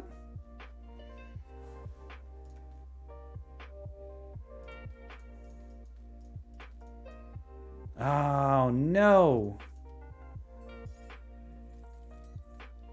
I have so many weird items in my build. Ah, well, okay, fine. Jeez. I really should have paid more attention to the rules.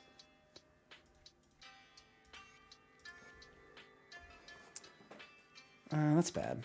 We don't need that. Destroy the laboratory and the crystal. Yes, indeed. What does Aether Soul do for us again? Aether resistance is nice to have.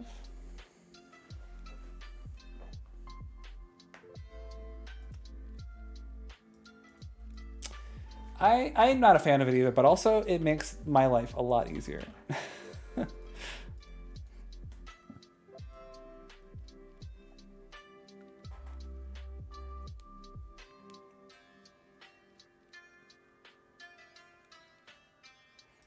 All right, another proc. Let's go. Okay. Oh, let's go and get our devotion shrine. Since you happen to have deep and vast knowledge of the rules, do you know what are the thresholds that we need to do to get the tokens for doing Shattered Realms early? Because like if you go at a certain level and you complete a certain wave, you get more tokens. Is that right?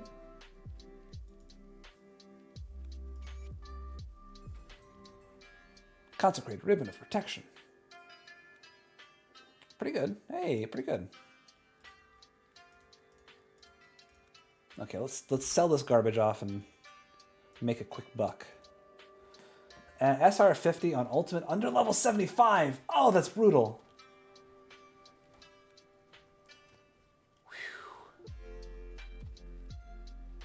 I don't know if that's a first character thing. I wonder if that's like a get a character to level 100 farm a little bit and then get some like... Wow. I have no idea how one would go about doing that, actually. Especially with the new buffs. Yeah, I don't think I'm going to go for that on my first.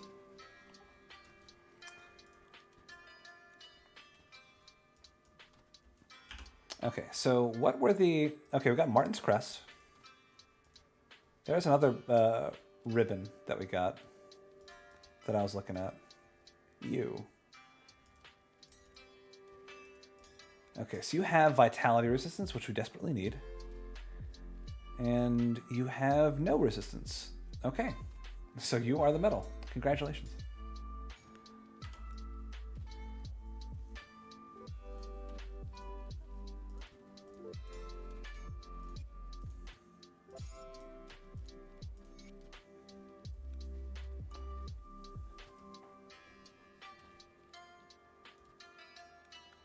Oh yeah, I honestly I really enjoy doing it. It was I'm a big fan of writing, and I love the Grim Dawn lore, and I wanted to dive into it a little bit more. By the way, have you guys found my tricky little lore notes yet? Ooh, no spoilers, of course not. No, never. I would never spoil that. Do I wear this? Bleeding resistance? I mean, I guess. It's better than what I got, right?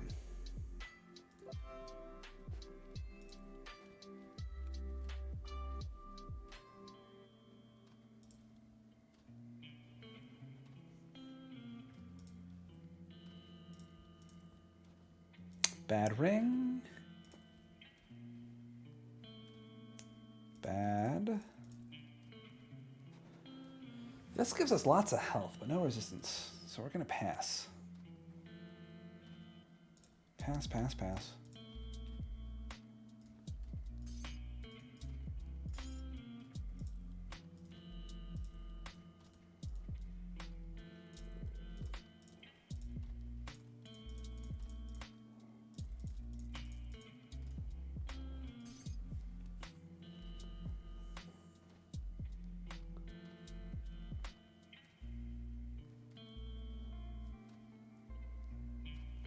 Oh yeah, Root Girls' Grim Dawn D&D character is an Eye of Dreeg Sentinel. Literally, exactly. That's kind of funny how that worked out. What was I doing? I was gonna craft the Maven's Lens. Yeah, let's do that. This is actually really good early on.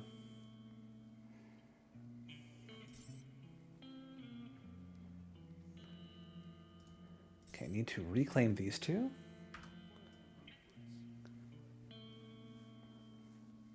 I think we've done 8 sessions so far. And Jude has been a part of 2 of them. Is that right, Jude?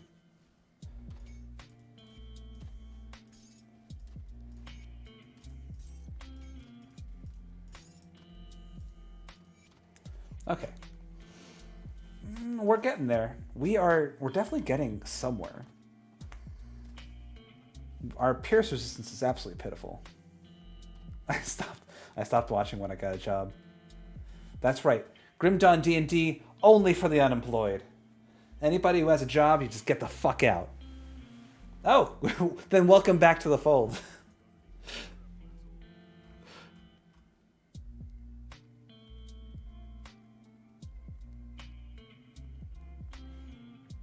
What was I doing? I need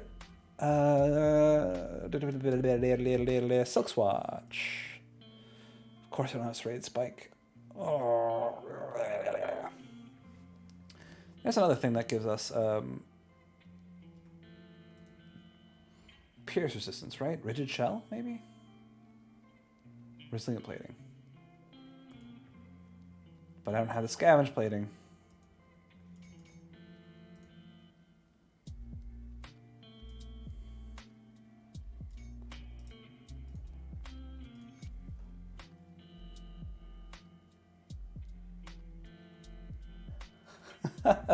Please tell me you brought back that old cultist dude who was always weirdly horny. I mean, he got his... I mean, correct me if I'm wrong, because I definitely could be wrong, but didn't he get, like, really very much so killed? I could be way off base about that. That was Brother Eli. Fan favorite Brother Eli, apparently. I love Brother Eli. Brother Eli was my personal favorite too. But, you know, we can't have what we want. Not all the time. Okay. Twin Falls.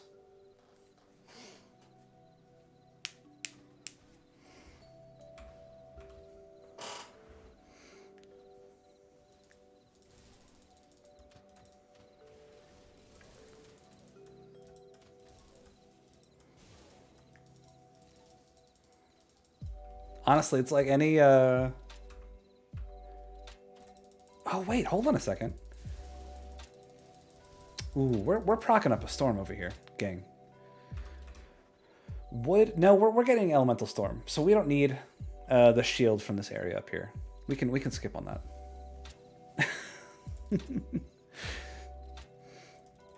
Yeah, I know, Mill. I saw the thing you left in my mailbox. Honestly, it was fucked up. I thought about calling the police, but I thought, nah, I need the viewership.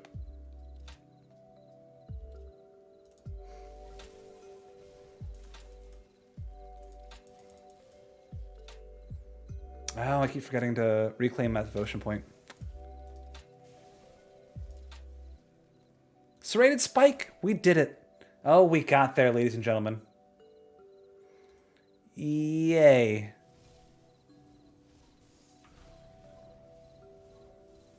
Oh, I'm so happy.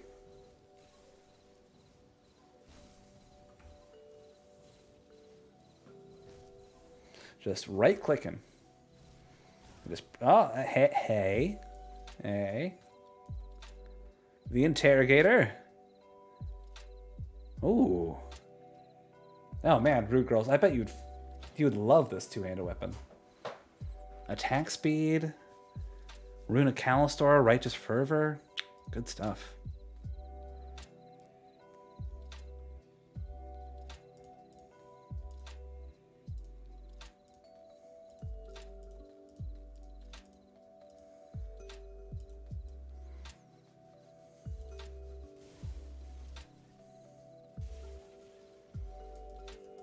All right, come on, big boys. Oh. Oh. Oh, that's good.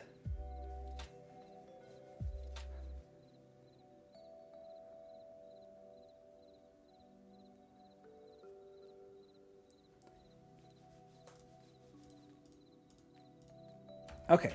Is there any world where I move all the way out of Panetti's Replicating Missile and I just go all in on Oathkeeper stuff so I can use this sword?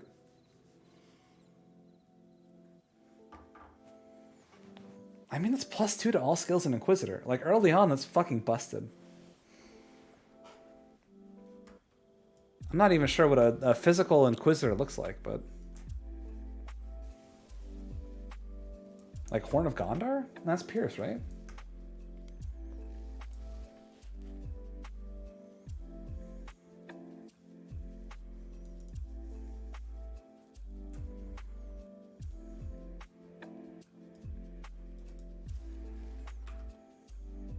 Okay, we can go up here.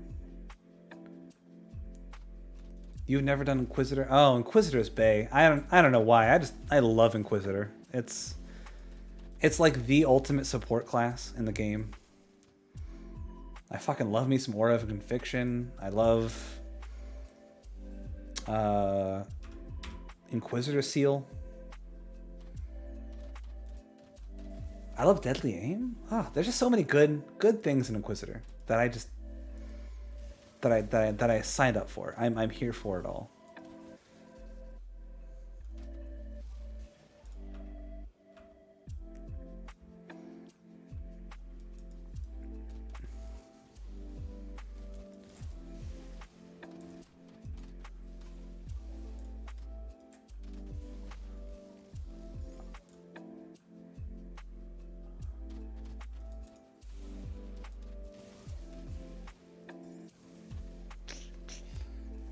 We're not doing so good. This is not working out super well for us.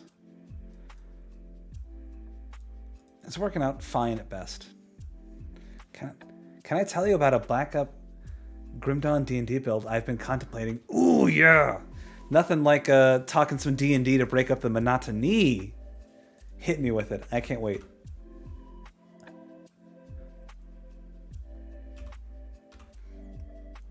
If you need me to tone it back a little bit, just let me know.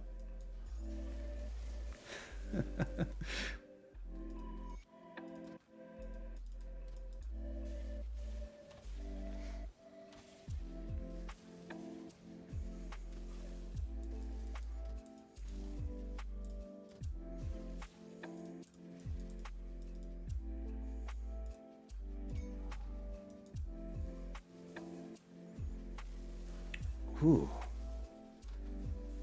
I definitely want you to elaborate on that. What D&D skill would you try to replicate Drain Essence with? Ranger with Companion. I know everyone will groan at this, but reskin for the arrow shots to be lightning and the pet to be Lightning Raven. Oh, okay, that's rad. First of all, the Ranger haters can take a back seat. Rangers got fucking buffed in Tasha's. They're here now, and people just need to be okay with it. Okay, yeah, I fuck with it. I love it.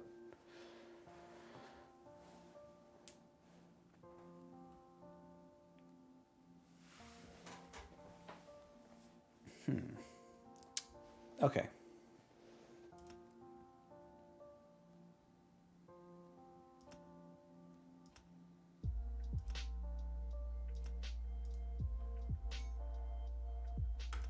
Okay, so this gets a 7 out of 10 fragments.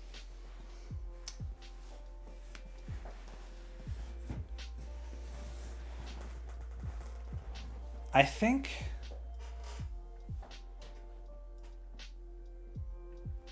Okay, so 50 points.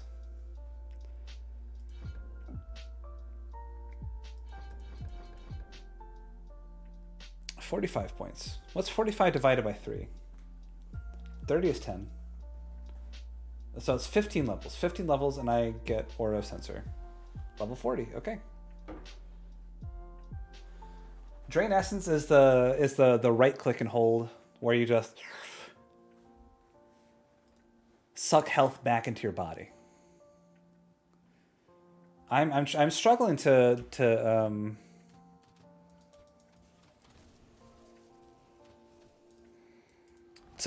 think of what that would look like in D&D.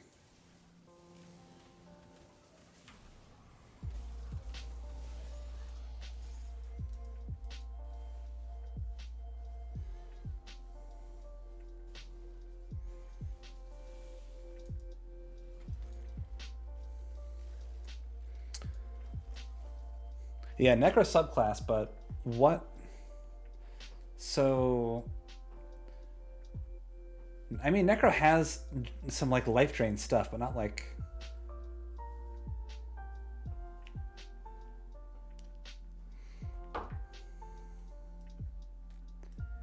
Resistant of incantations. Cold, poison, acid, and chaos. Ooh. Those are pretty good. Let's see. Bleeding.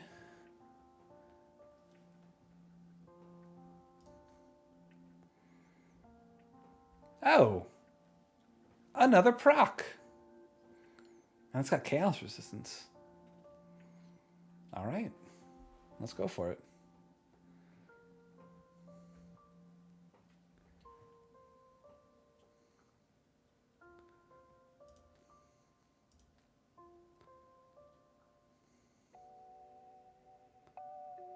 Nothing really else that's too interesting here.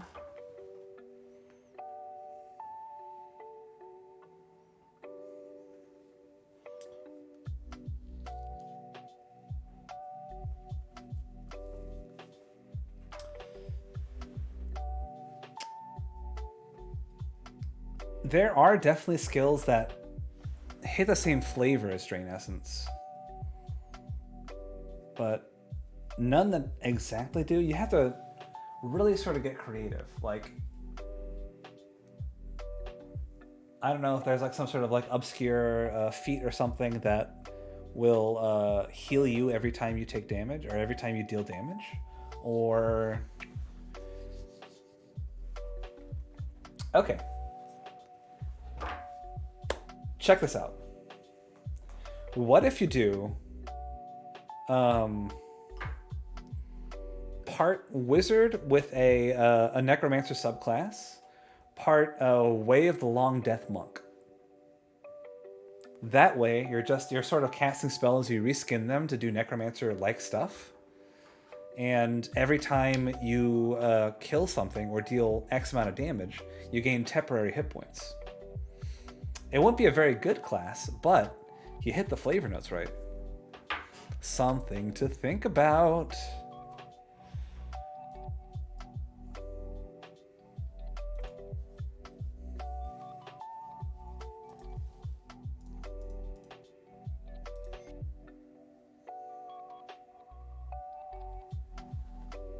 Flavor RP is definitely better than meta. Oh yeah, 100%.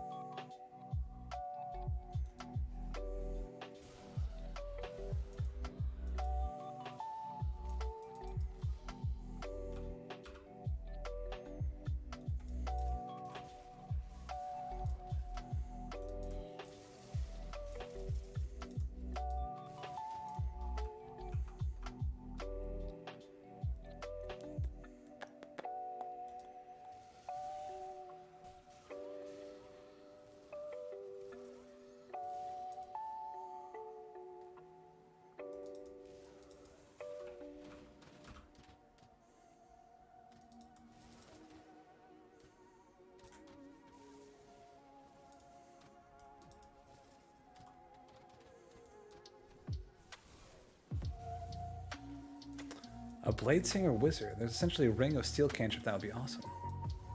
Oh yeah, that's like that'd be just right on the money for a Nightblade, right?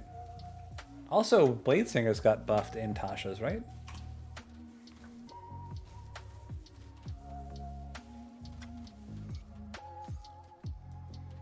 Ooh, the Alchemist belt. That is a lot of poison and acid resistance and a really good proc. Okay, cool. Yeah, this is what we're going to be using in the hardcore seasons. We're going to be going for an Invoker's Panetti's Replicating Missile MageHunter build. The thing is, the most memorable D&D characters that I have ever created, Ooh, hold on. Prismatic of arcane lore. What's my elemental resistance at? Oh, that would cap me out. This is nice. Okay. The most memorable characters that I've ever played have never been like about like their playstyle or anything like that, but it's been more about like you know, the way that I played them, the circumstances that I played them in, right? Like what sort of character choices they made. I think my favorite character was like he was just a sort of a stinky old man. His name was Oslo of the Eyes, and he was a stinky old man that lived out in the forest, and he would tell like people's fates and fortunes by cutting open animals and reading their entrails. And he would give you an accurate reading, but you would have to like give him part of your life essence so he could live longer. And I always thought that was like a really cool dynamic, how there was like this sort of like morally gray character that wasn't like necessarily evil, but would sort of go out of his way to prolong his own life by making these shady deals with characters. And it's also like it's also a great thing to have in any sort of D&D party, to be like to have a character that's willing to say the things that other people aren't willing to do or say.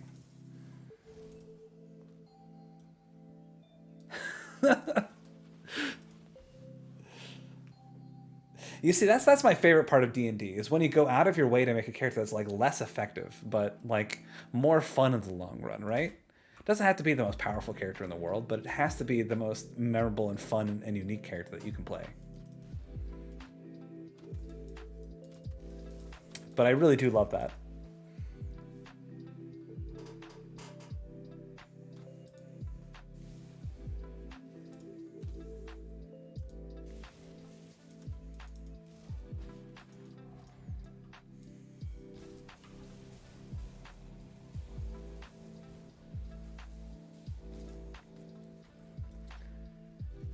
Spirit Eater Bulwark.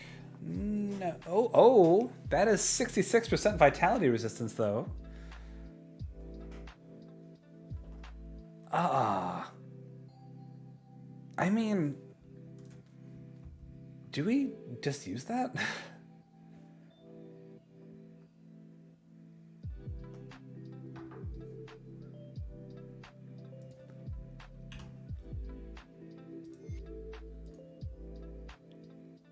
Boots of Arcane Winds. Aether and Elemental Resistance. Ooh.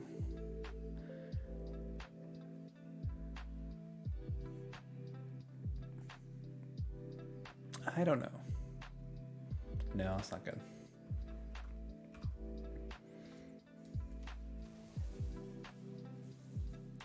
Oh, Nakmar, that's fantastic. That's another thing that's also like super duper helpful. Like, if you have something like that, like a tactile thing that you can always have your character driven towards, right? You can always you always have like a fallback action that you can go to. Your character is obsessed with collecting knowledge and books and lore about the world. So you know, in any given situation, you walk into a room, the first thing you're going to do is look for books. That's always going to like help give you a little bit of spider web that you can just like link to like little actions that you can take further and further up. It's like a building block for a great character, right? Like, I've got this thing, and then I can just sort of organically see how through the course of playing a game and role playing with other people who are at the table, how that sort of further incites my actions. I think that's a really great thing to have.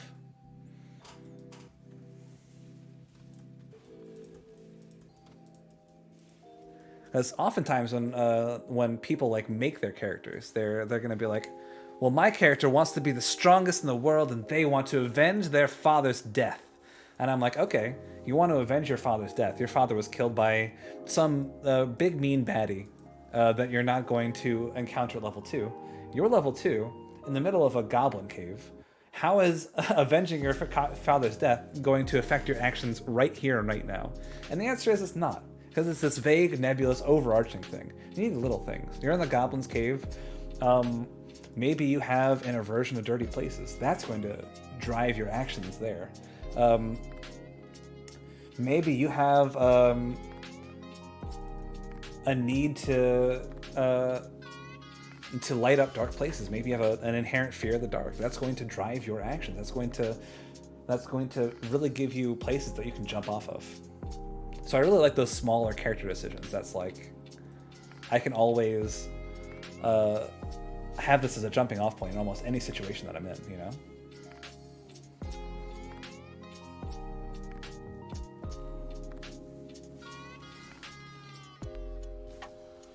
Not to say that like the backstories that are like really deep and involved, that have those overarching goals are bad anyway. No, you want those, but you want the little stuff as well.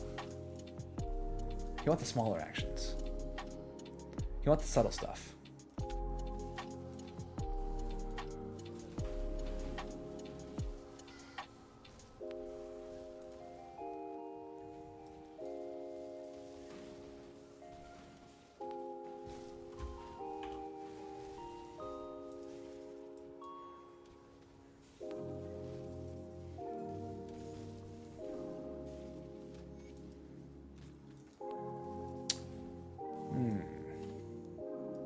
No thanks.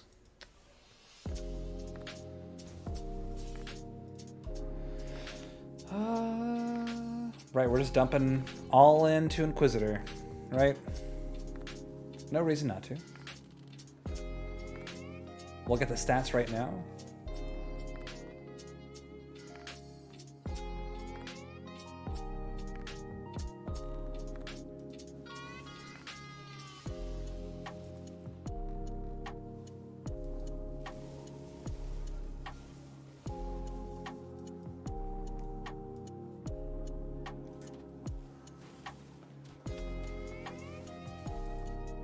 There's this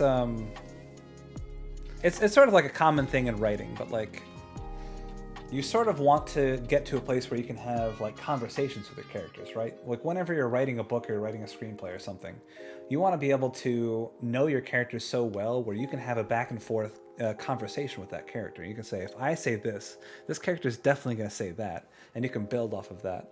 That's sort of I think to me also the earmark of like a really great D&D character as well, is if you can get to a place where you can start having conversations with that character. That's when you know, like, oh, this is a realized character. This character feels real to me, and therefore I can make that character feel real to other people as well.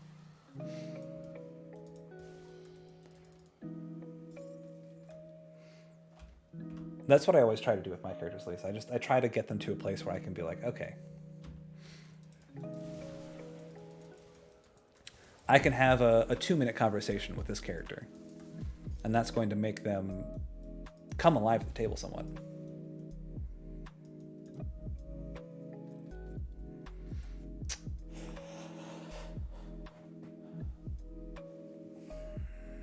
Another proc, but less resistances. Oh, I can't do it.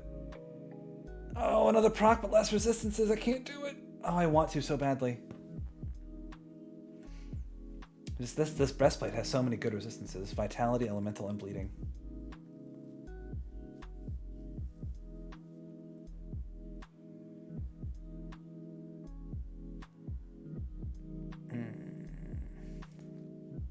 Do it. Mill's over there like fucking Palpatine, getting me to chop off Dooku's head. Do it. The thing is, Mill, if I die, then everyone's gonna know I'm a fraud. I can't have that. This is the armored out brand we're talking about. No, I'll do it though. I will. What was it? This one? Yeah.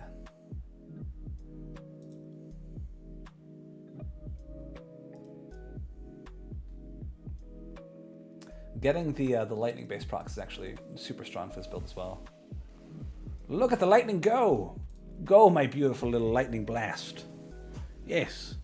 Yes. I'll activate my invincibility mode. You will not stand a chance.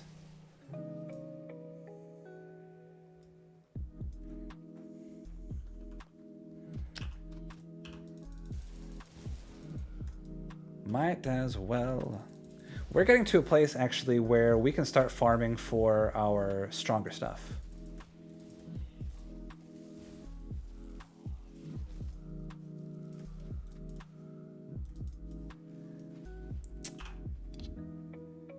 I think Subjugator of Binding. Yeah, that's that would be an insane roll. I'll just look at it real quick.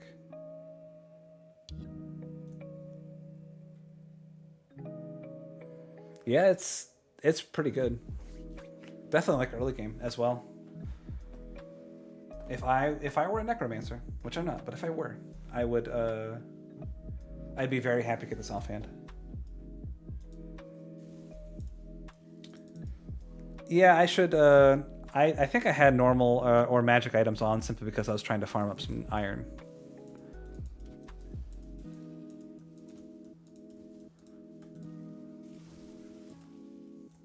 You know, I was about to do a pet build for this season. But then I was like, no.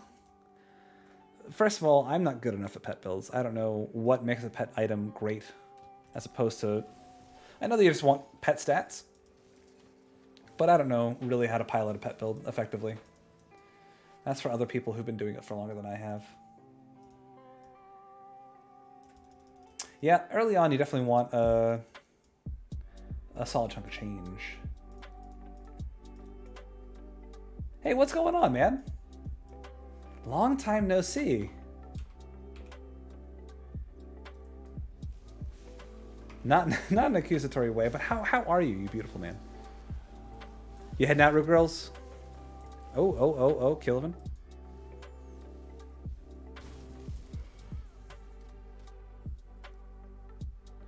That's right. Joe, just wish me luck with this guy. This guy's an absolute piece of shit. At least I got the damage to take care of him. I've got no vitality resistance whatsoever. Oh, I should have equipped that shield. Oh, that would have been good. Let me just finish this off. Fucking thing. Come on. Come on.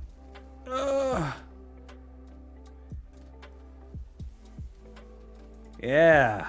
Get wrecked.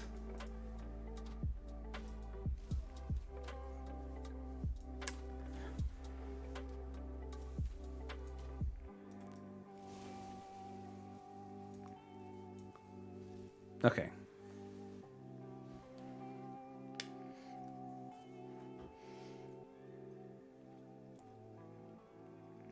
That is a pretty good roll for that, honestly. My hardcore season started as a fire shield breaker spin to win character. Love it. There's a little bit of softness in my heart for the old spin to win builds. Are you using Sun Herald's Claymore? Yeah, Kilry and Skullbreaker is Fire Strike. The fire damage is native. The physical damage is from Superior, but it's melee. Melee is fine early on. You could be a melee boy. No one's gonna blame you. I think we'll leave these here.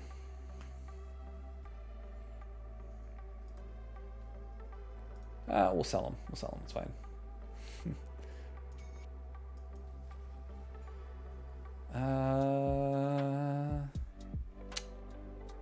Yeah, nothing. Nothing of interest.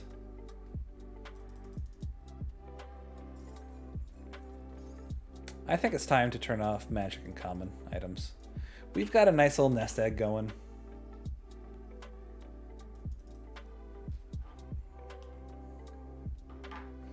Let's go ahead and teleport. Let's go to Devil's Crossing first.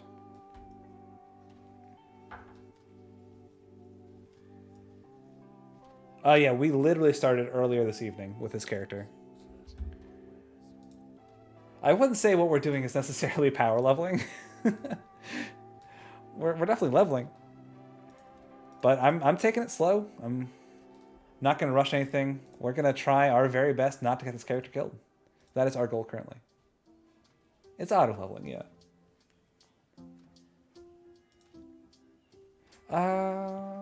No. We'll hold on to the Explorer's Footpads for now, but I don't think we're going to use them. We'll hold on to that as well, actually.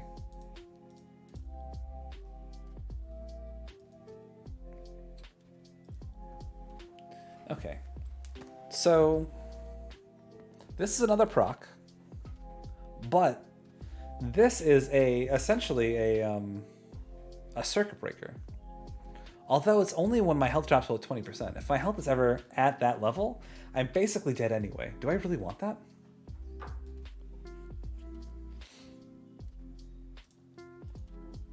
Also, what do we think about transitioning hardcore into a Cesarin's Conviction build early on?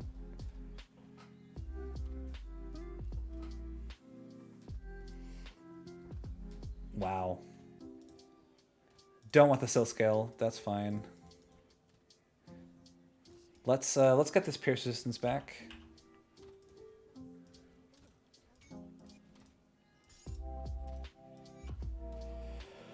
Oh, I could really use a silk swatch.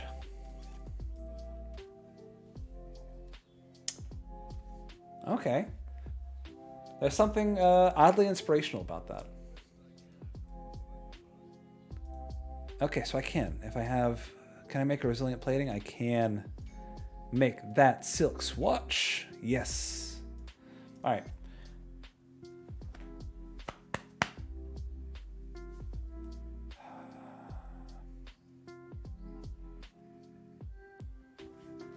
I'm thinking that we... Do we equip this? The Spirited Bulwark. It's obviously going to be a lot less damage, but... I mean, that fixes our vitality resistance problem. That's real.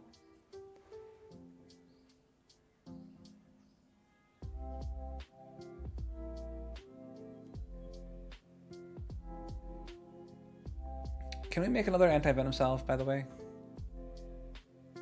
No, but we can make some purified salt.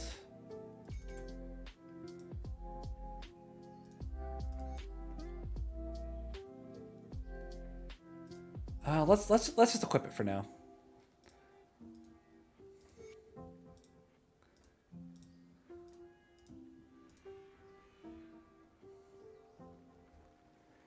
Ooh, Nakmar. I mean, you're going into the dangerous areas.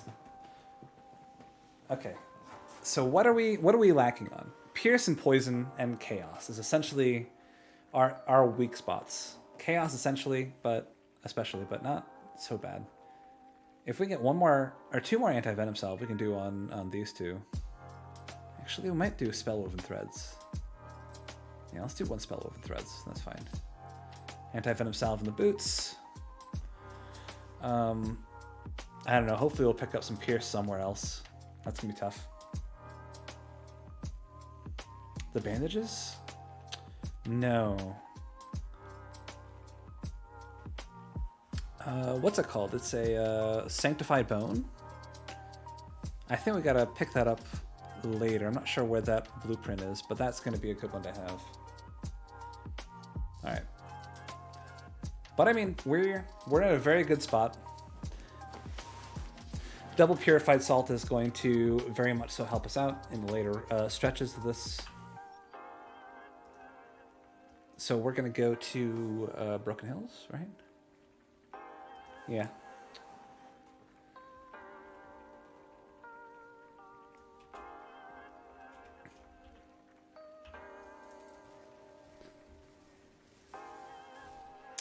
Oh, Unholy Inscription. I don't think I have that yet. I think that's a Act 3 type thing.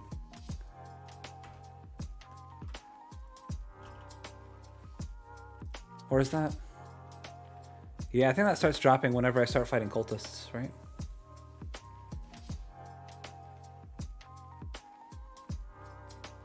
But I think you're right about that.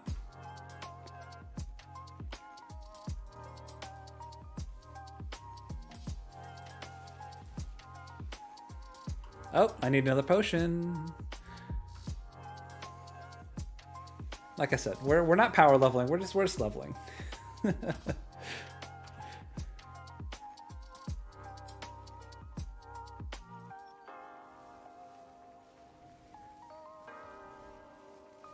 I mean, we're doing fine.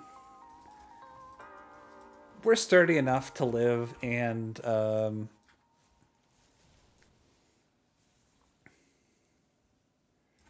soul shard.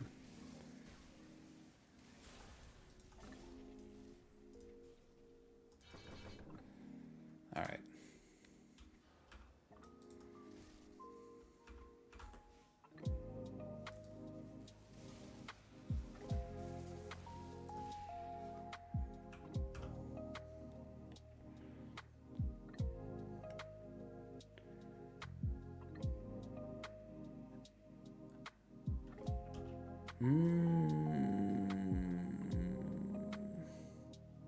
Yes, it is. I mean, right now our vitality is actually in a nice enough spot. But I will definitely keep that in mind if we go ahead and replace our ring sometime soon.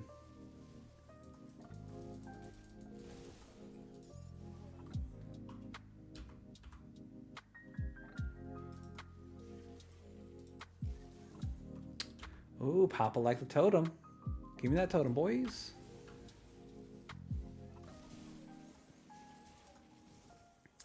I would love to get maybe like a 3-set Mavens would be very nice this early on.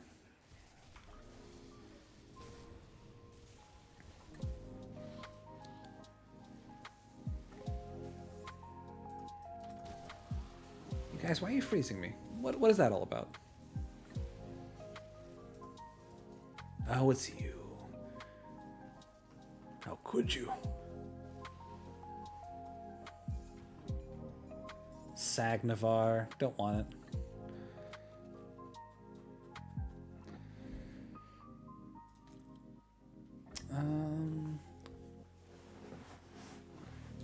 Oh, wait. Of the Sage. Ah, haha. That gives us +2 to Panetti's. Yeah, I think I'd rather have that. We want of the Sage and of the Sands. I think those are our big pickups as far as green items are concerned.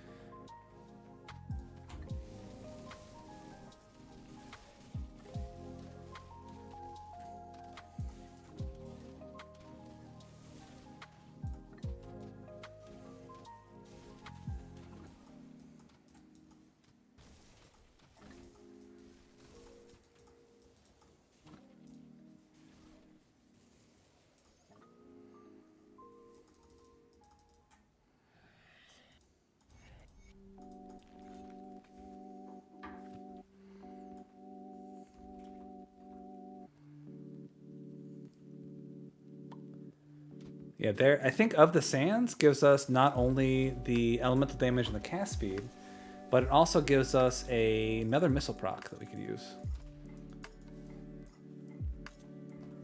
And I mean, that's probably like what the extent of our green gear is going to look like. Is we're just going to try to stack as many of the Sands and of the Sage as possible. The higher our base Panetti's replicating missile skill is, the more points we have for other stuff. Other activities.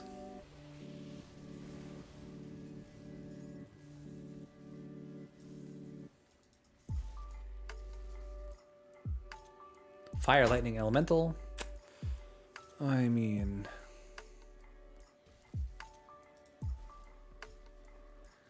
that's more resistance, but it's not necessarily better resistance, right? We'll pick it up, but I don't think we'll use it. Just because our elemental is so close to being overcapped anyway, and we really need chaos resistance very badly.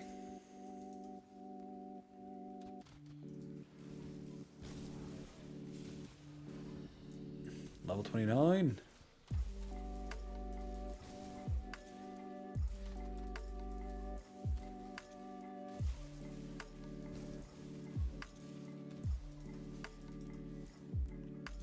Hold on, what are we doing with our devotions? It's green. Yeah, that's nice to have. Now we got elemental store. Now we're in a space where we can really start doing some good damage.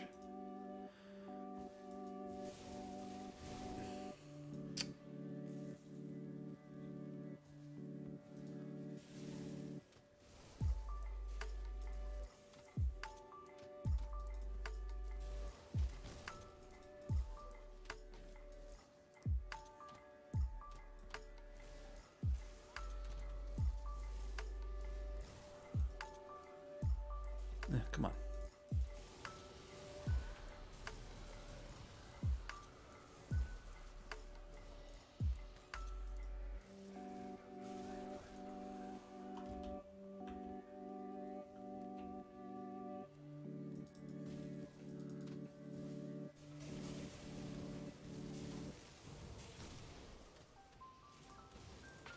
We really fight well in those nice little clustered areas. Our procs can really get a chance to pop off.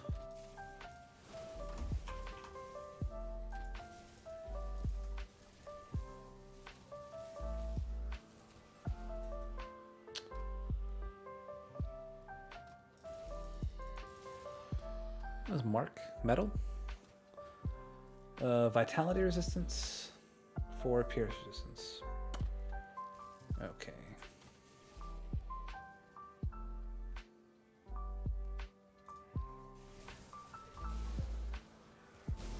Yeah, spawn all around me, you foolish ghosts. For I am he, bringer of death, and slinger of missiles. Oh my god. That is one of the most insane drops I've ever seen. If I were doing a Nightblade build, this sword would carry me so goddamn hard.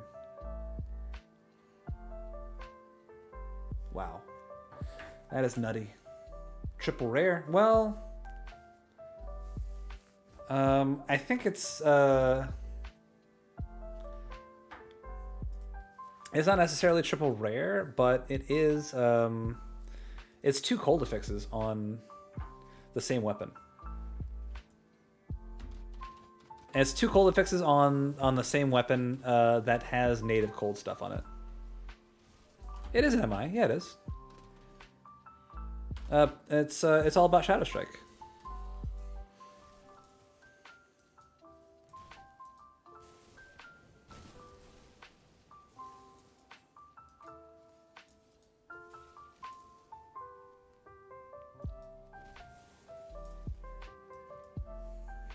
You know, somebody the other day said that Amashra's Blade Burst is essentially just cadence for Nightblades.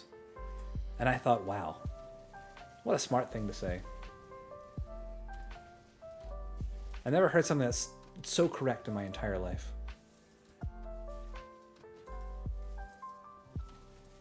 Come on, come on.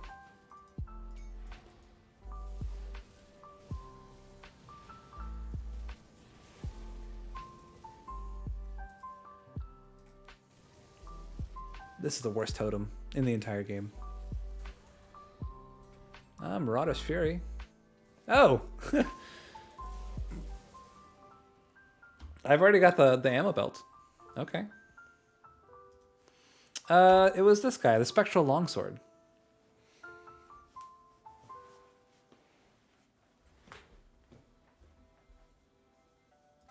What do these two do in a conjunction? 40 offensive ability.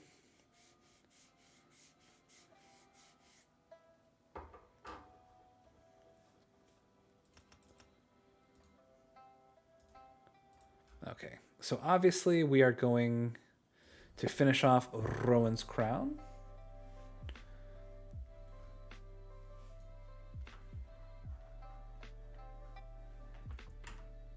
Oops. Oopsie daisies. Oopsie poopsies. Stalwart of Nature's Bounty. No, I'm good. I'm gonna pass on that, homie.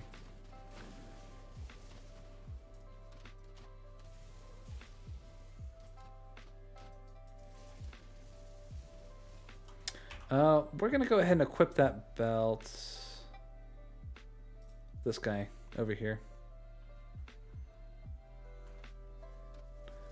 It's better for us in the long run.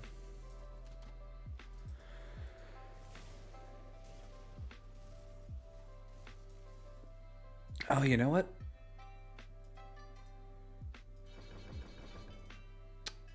Doesn't Eladra's Phoenix give us green purple? It does. Okay. Oh. Skellies. Skellies.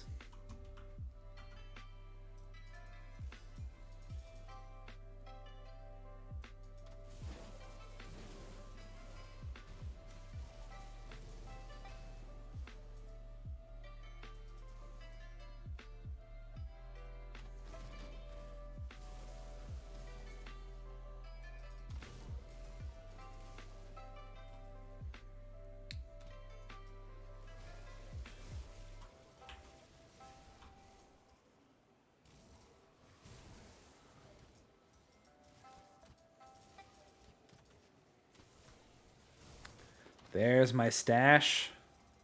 Give me something decent, baby. Crimson Briar Band.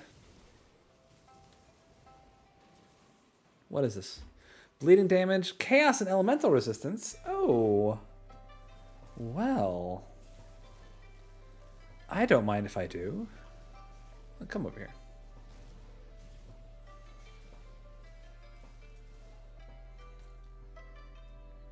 Oh yeah, it's a very good combo. Yeah, that's.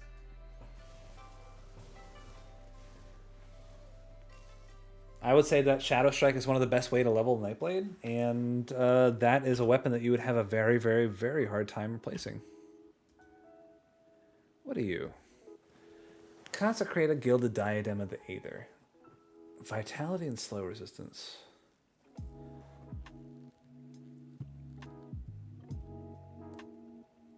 I think we are going to equip this ring. It's too many good resistances to get rid of, to ignore for right now.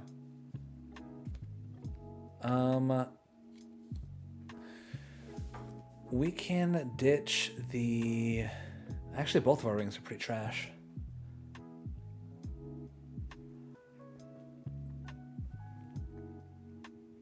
I think we'll get rid of this guy right over here.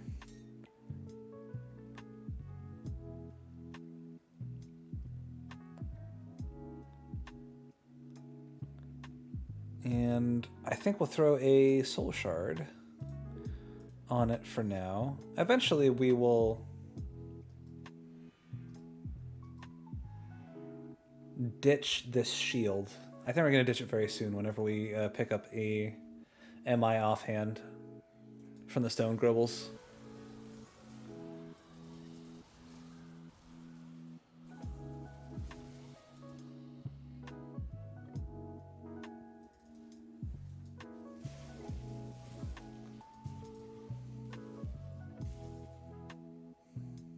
Oh, come on. Come on. Oh, get in there.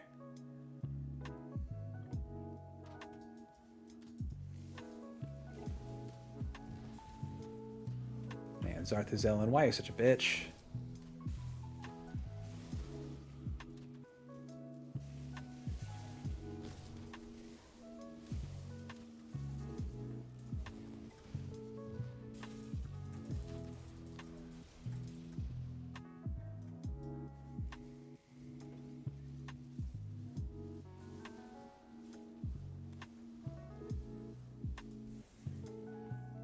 Sir, I have maxed out my elemental resistance. I do not need you throwing shade at me right now.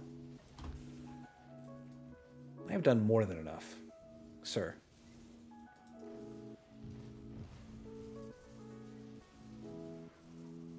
Come on.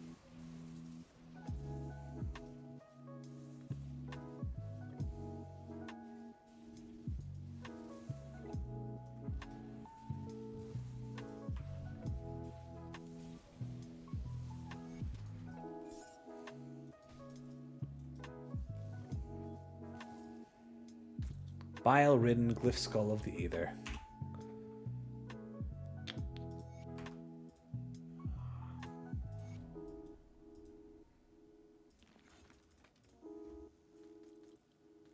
All right, I think that we can officially shove off to, dare we, the Pine Barrens. We're looking for a Grobal Stone effigy.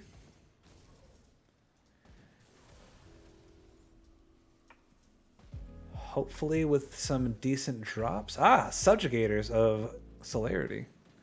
Not exactly what we're looking for. It gives us casting speed. Oh no! That's an Emberge effigy. Okay. No, we need something else. These are apparently not the guys. Stone. Okay, these are the guys. Let's be on the lookout. Everybody, eyes peeled.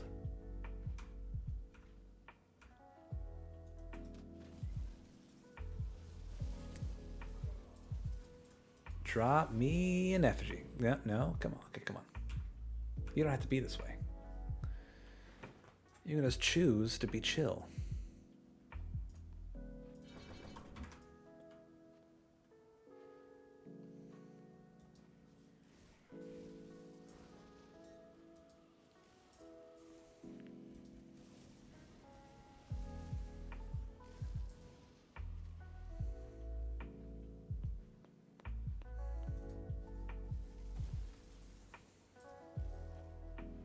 These are not the guys. Not the Ember guys, the Stone guys. I think we'll see a lot of the Stone guys in Tyrant's Hold. That'll be the spot. Give me a second, ladies and gentlemen. I'll be right back. I do need to go to the restroom. Don't touch the dials. If you leave me, I don't know what I'll do. I'll scream probably.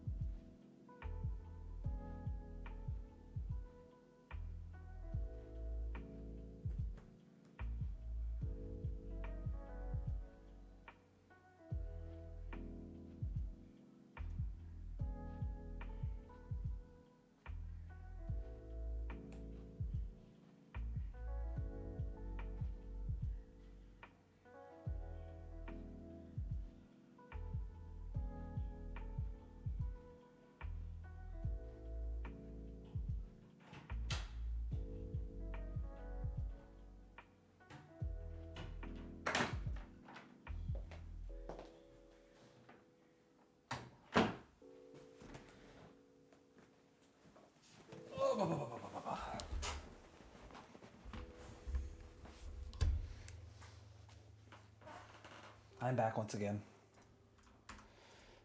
Much better. Did our music turn off? No, it didn't.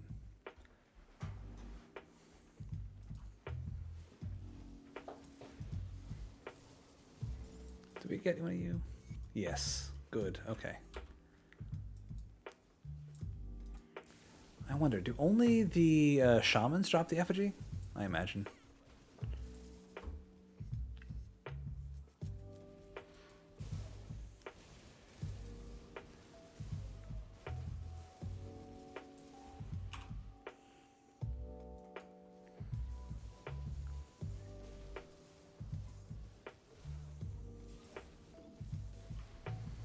Good to know.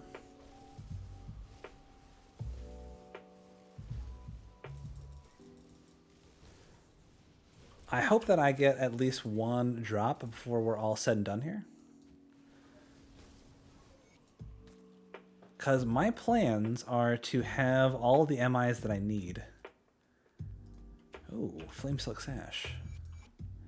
Before logging off the stream for the night.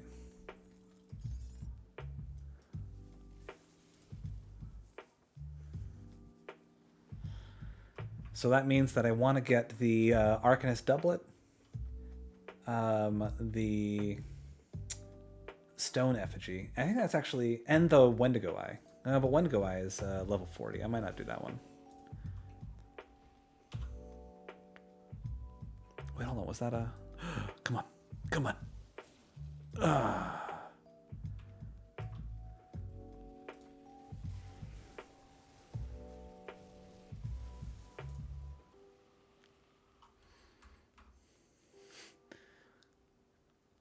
If you're curious, Old White Bear, I'm going to be streaming tomorrow evening.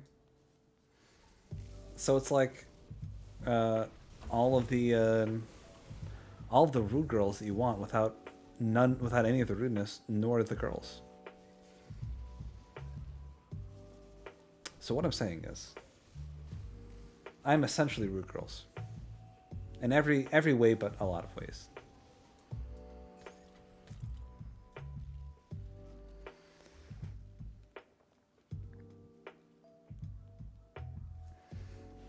Stormguard? No. Not great. I appreciate the follow. You see? That's a convincing argument. What's that Hellfire? Hellfire, Hellfire, Hellfire, Hellfire, Steel Carbine of Scorching. Oh man! This would be really good for you. This would be a really great... This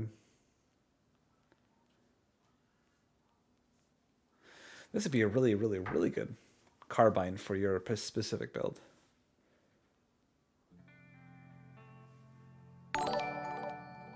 Hey man, thanks for the follow. That's twice follows.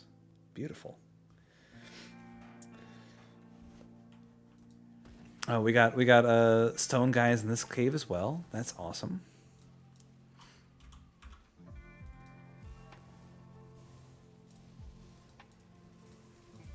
A decently rolled offhand will make or break this build right about now.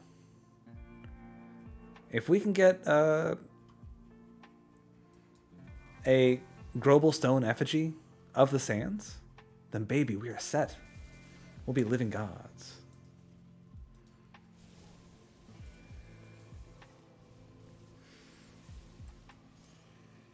I mean, what Rude Girl says is true, but some are more cool than others. For example, I'll buy you cigarettes. I'll drive you down to the gas station, I'll buy you some cigarettes, and I won't tell your mom or your dad. How cool is that?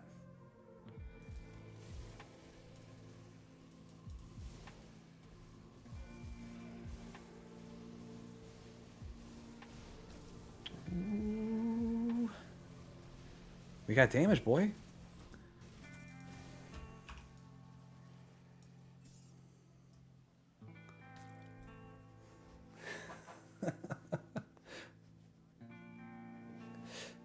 I mean, still, at the end of the day, Old White Bear 88, which I am now using context clues to figure out that you are 3 years older than me, as you were born in the year 1988. At the end of the day, free cigarettes, so. You can take those and sell them? I don't know. Give them to an inmate that you know?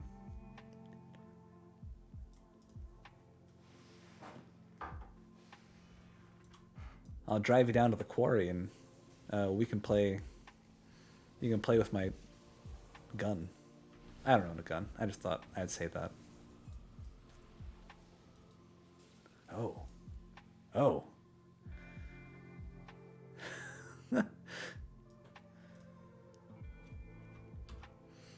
Then, I mean, do you want to buy me some cigarettes? I mean, I don't smoke, and I'm also old enough to buy cigarettes myself, but... You could sneak me a beer at Thanksgiving.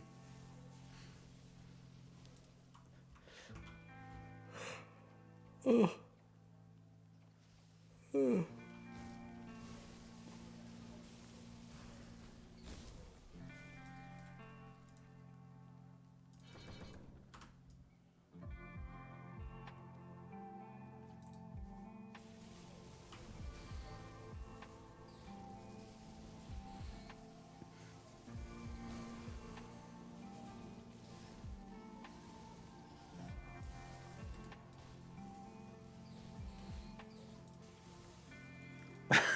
Amazing.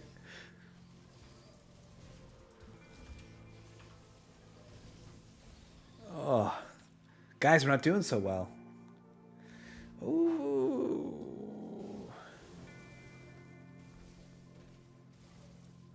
That is a good Ungoliax gaze, actually. Not for us, obviously. Oh, but it's got +1 to all skills in Arcanist.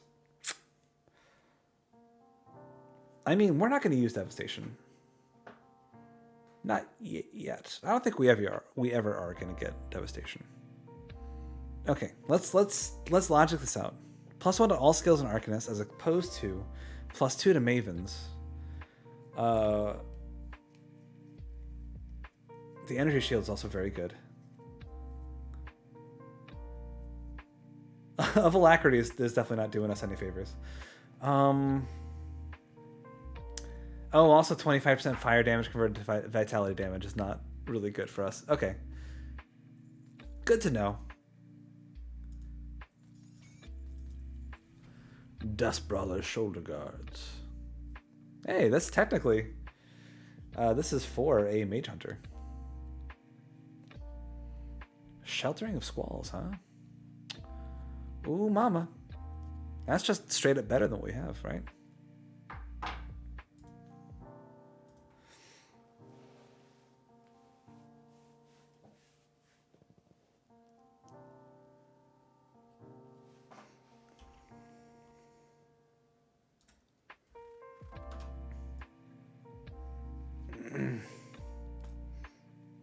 Resonant. Fuck yeah. Alright. Amazing. Boy, I've got some horror stories to tell you about World of Warcraft. Not horror stories. I've got a mixture of sad and happy tales about World of Warcraft. I played World of Warcraft for about... man, almost like a decade, actually. I played like hardcore up until Cataclysm. And then I decided to go all the way from 80 to 85 in a single evening. And that burned me out in a way that I could never recover from. But then I played off and on. Like every time a new expansion would come out, I would go, okay, let me try it again. And I'd probably play for about 3 or 4 months and then go, it's not for me anymore.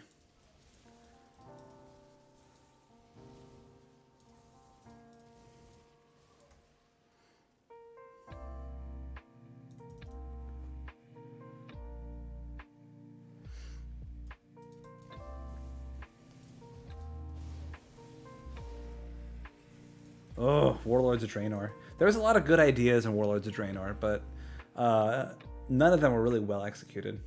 The fact that the entire new system of the game felt like a shitty Facebook mobile game was just absolutely abysmal. Come on, effigy. No, come on, effigy. Where are your effigies, you guys? Effigy? No.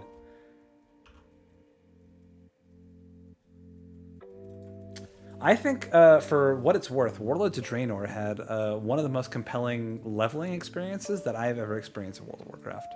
I loved leveling through Warlords of Draenor.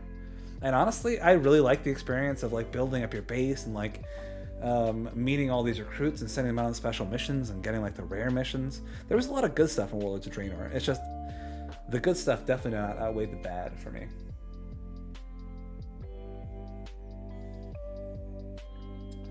Oh man, that really resonated with me. It felt lonely playing it, yeah. That's a very real thing, huh?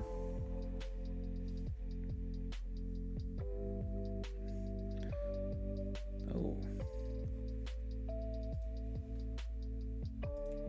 What am I doing with my devotion points, boys? I think I want to go for O'Kane's Lantern next.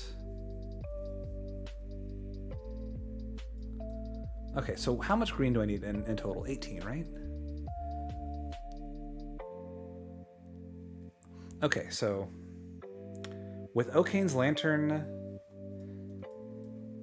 and the gold crossroads and Eel and the blue crossroads, I can get Eladra's Phoenix, right?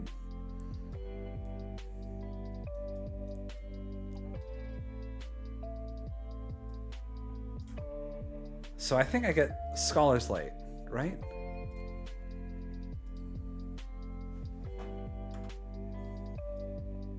Because I can take back both of my main devotions in the crossroads, finish off Scholar's Light, and then start investing in O'Kane's Lantern. And then I can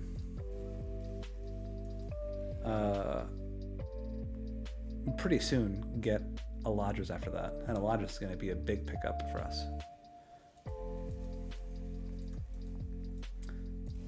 I think right now it's about the shortest point from now till Eladra's. No, not the green that I want. Where's the effigy? Give me the effigy.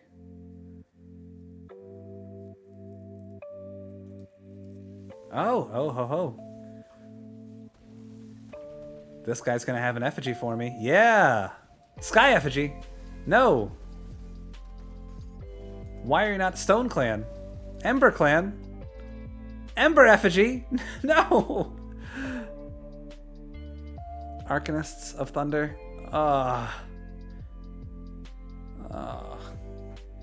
Oh, gee.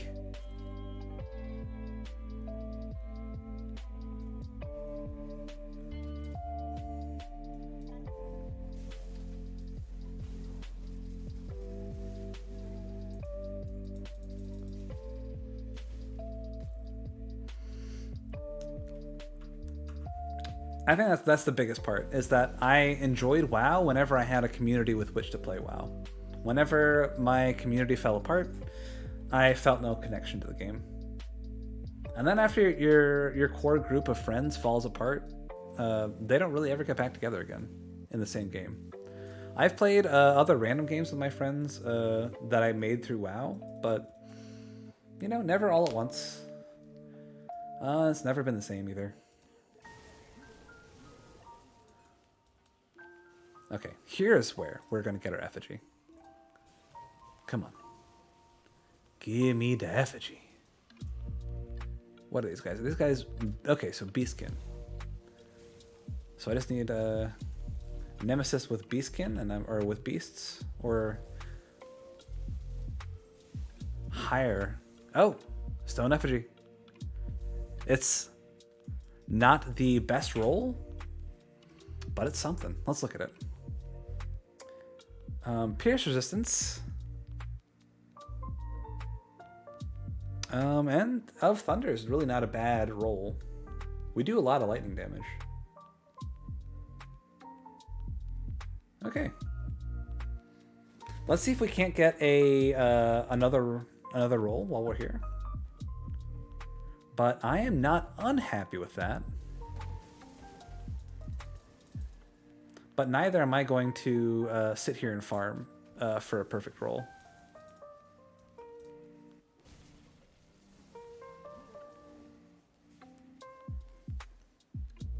Ember effigy. Nobody wants or needs the Ember effigy, boys. Just give me the stone effigy. That's what I'm here for.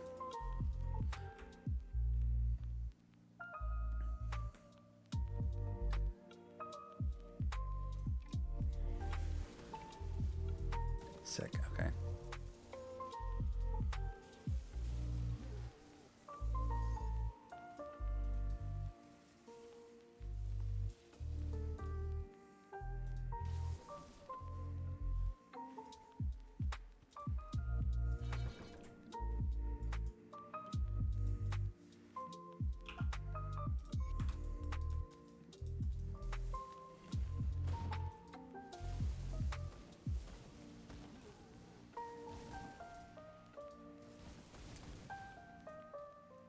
I've gotten like 3 of those, but only 1 of the stone.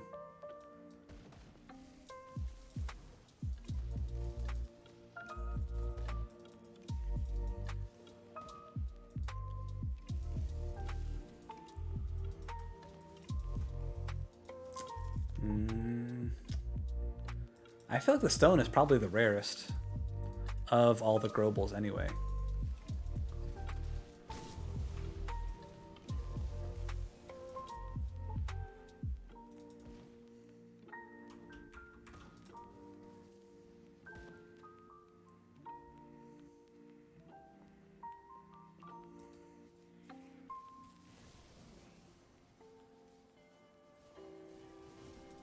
I would honestly love your cat, but I've got a very not territorial dog, but she has never been around cats, and I've seen how she acts around other dogs, so I am not thrilled at the prospect that she would have to look after a cat.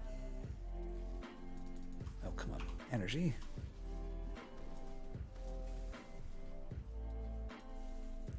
Seriously, like 8 of those ember effigies.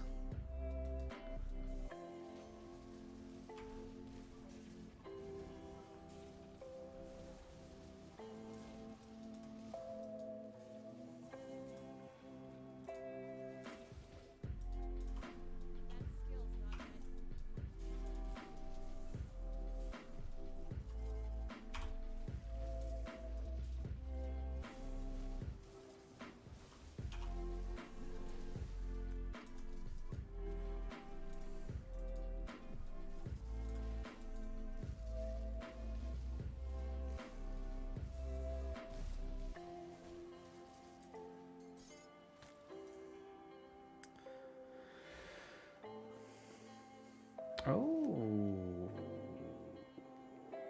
Elemental and bleeding resistance, as opposed to vitality and slow, and reduced stun duration.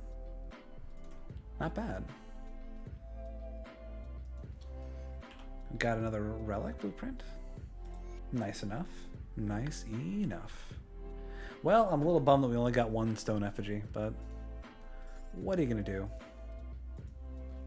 The Scarlet Marksman.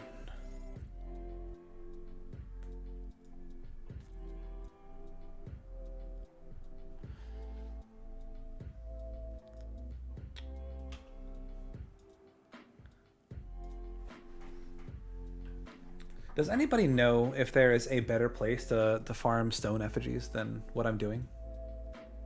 I know. It's not even that bad of a roll either.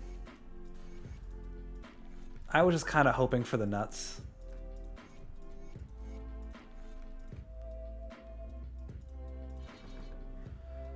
Alright, almost there. 6 more levels, we can start investing into... Oh, I can't even equip it yet. Okay.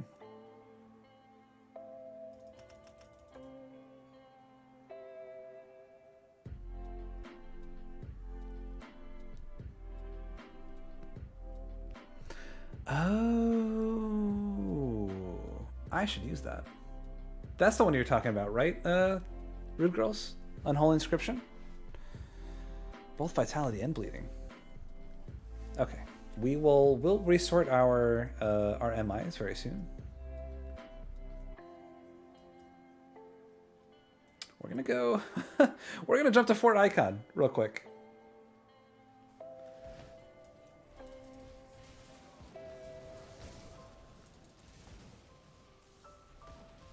Because we need to get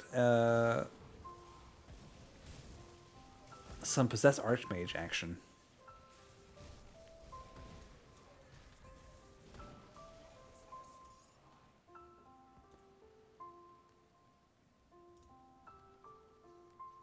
What's the best place to get Possessed Archmage? Is it Gates of Necropolis? Maybe?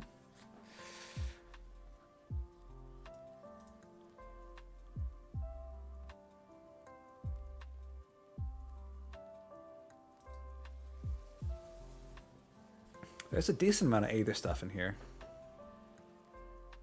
But maybe it's the landmine section. Maybe that's the place.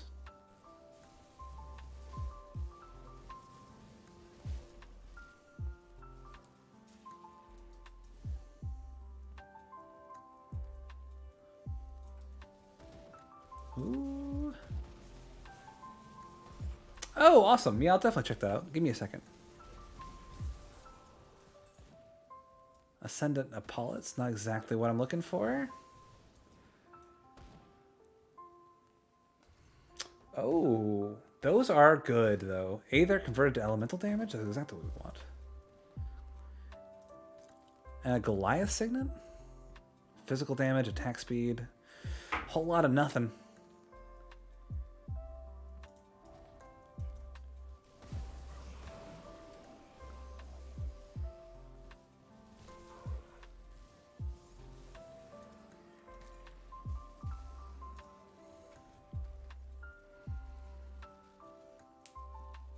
Ooh, those have much better resistances than the ones I have.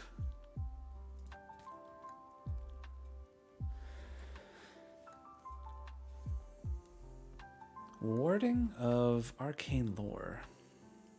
No, we like our little lightning sphere.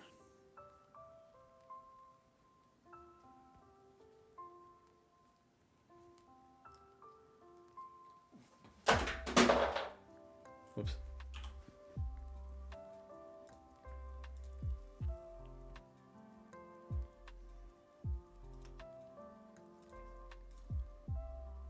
All right.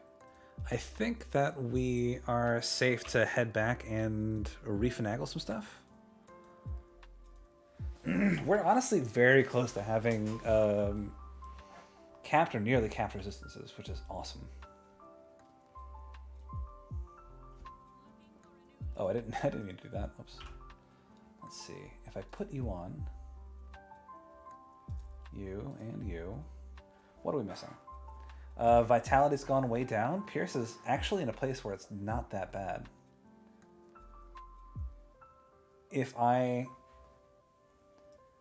And we're also going to put a spell-woven threads in our gloves. Unless we can... Is there better gloves that we can make real quick? Squire's handguards.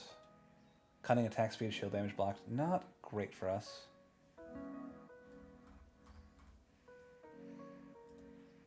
Okay, cool. Cool enough.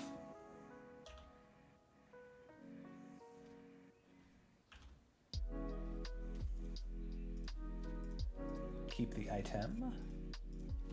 We're going to put in, what was it? Unholy Inscriptions. Very good. Keep the add-on. Put that in our shoulders. All right. We're making moves though. We are, truly. Let's keep that add-on. Slot that in.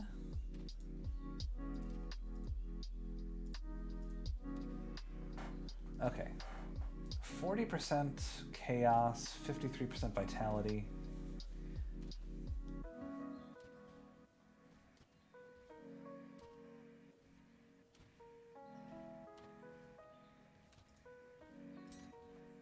Let's keep the item and put another soul gem in. That's 10% more vitality resistance. Okay. Chaos and poison. We can obviously slot in a couple more anti-venom salves. Those are good.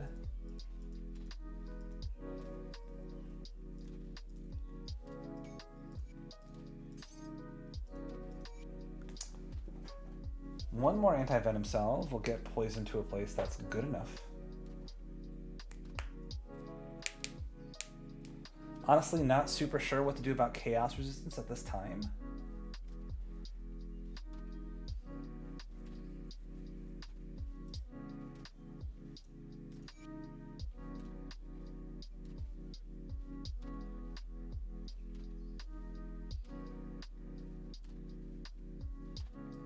Let's make one anti-venom salve and one scaled hide.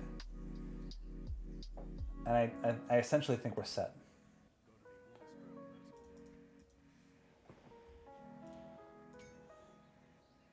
Anti-venom salve will go in our helmet. Scaled hide. Go in our pants. Good enough. Chaos resistance kind of bums me out, but we'll figure it out.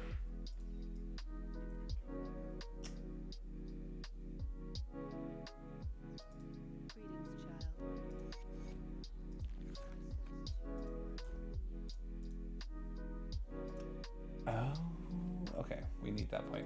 Gotcha.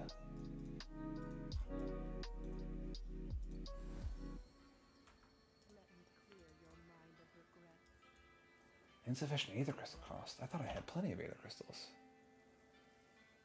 Oh well.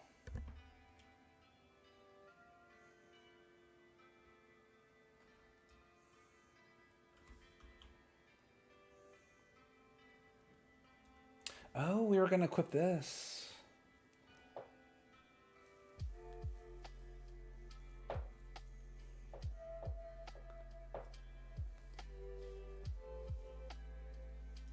Yes, that's nice. We'll do that.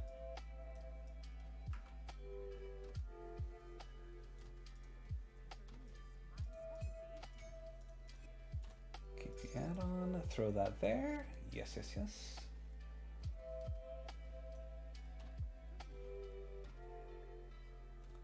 We should probably get the bone talisman. I can't believe we haven't gotten the bone talisman yet.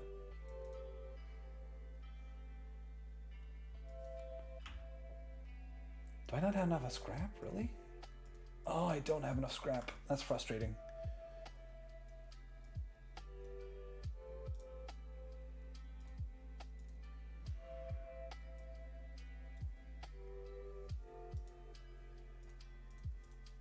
Okay. We might as well get a movement glyph.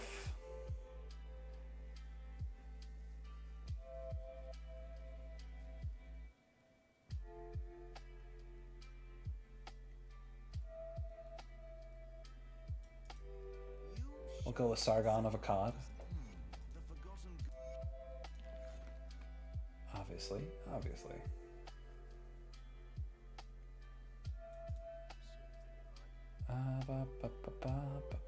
Charging bull, very good.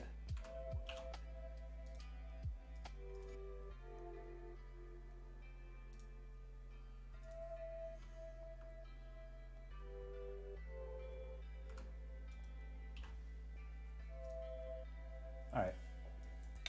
Where is a good place to get...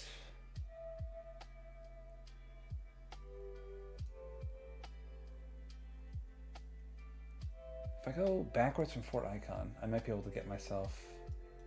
Oh no, actually, fucking Malmeth. Malmeth is the best place. Okay, yeah, fuck it. Let's do that.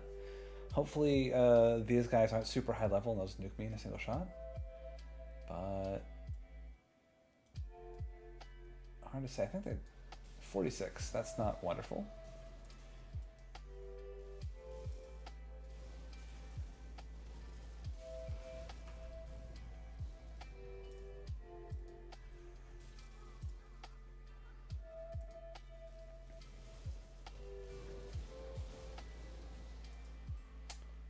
Yeah, this is a little rough. Hopefully, hopefully we'll just get a drop and we can move on.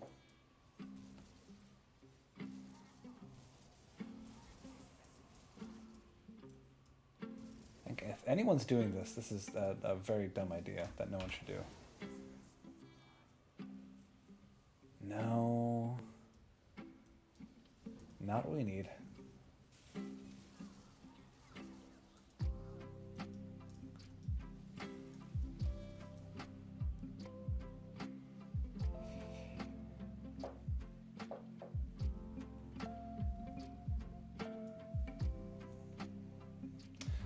Give me 1 second. I need to figure out what I'm actually looking for. It is called Ascend Investments.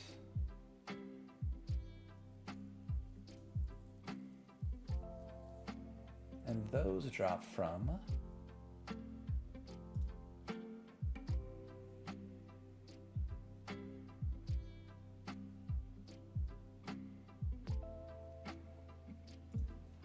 Alright, need to go to the Candle District.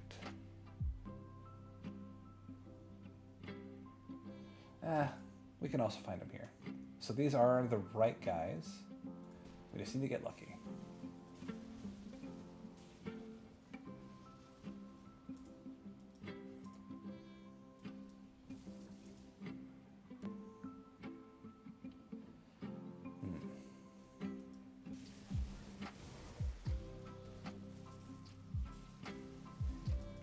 we seem to be getting insane EXP up here too, which is nice.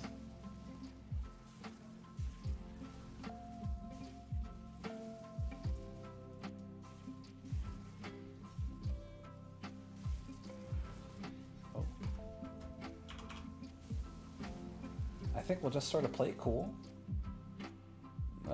Sort of shred things down from a range.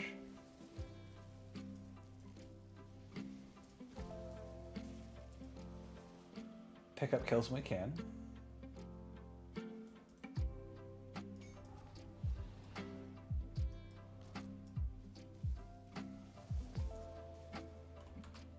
Ooh, let me go back to my Twitch so I can read chat.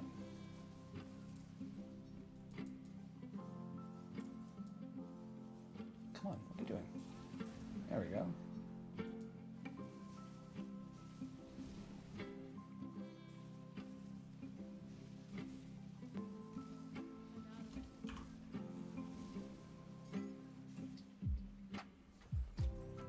Vigorous Bone Charm of Squalls. Oh, that's not bad. Chaos Resistance. Can't get rid of my Chaos Resistance just yet. Oh, 3 points Inquisitor. Devotions are still the same.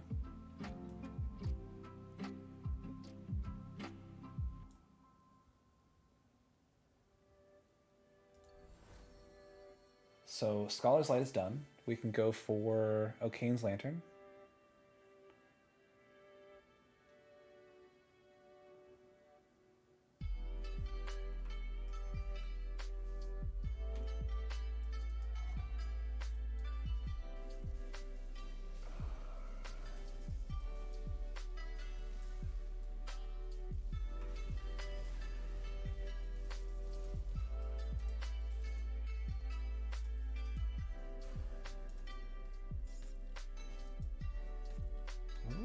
Avarice.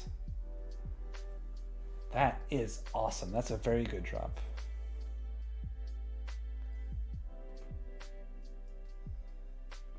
What else you got for me? Some more guys. Warmonger's Belt, sure.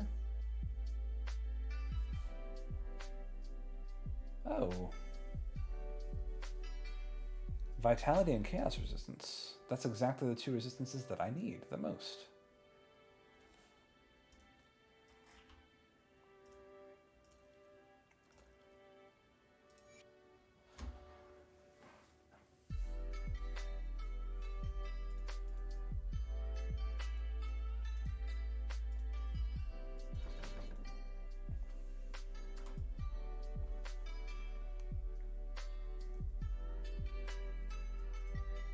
Ooh, okay.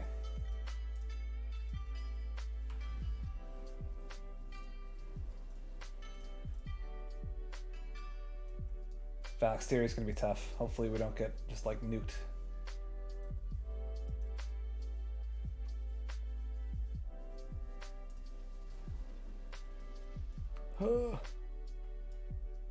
Okay, we can cater out. Get a few pot shots as she's running back.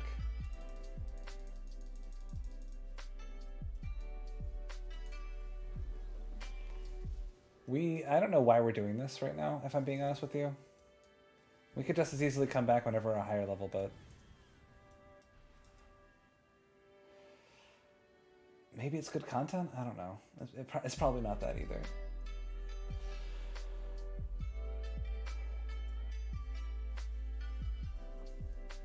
We do decent damage to her. 1600 per hit is really not bad. Oh.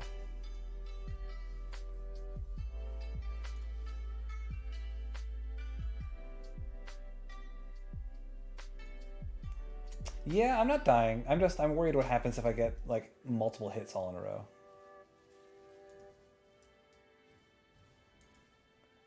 Like, I don't want to get hit by that big boy meteor. Alright, come on.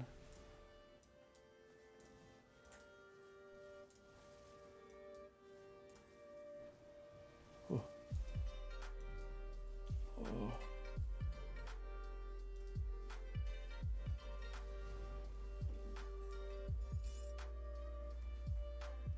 Okay, didn't get the thing that we wanted. Oh, that's interesting. 8% experience gained. Okay.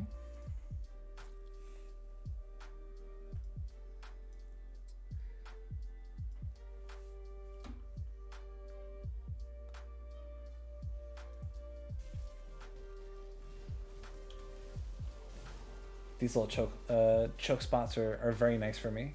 I can just funnel my missiles right through and kill everything super easily.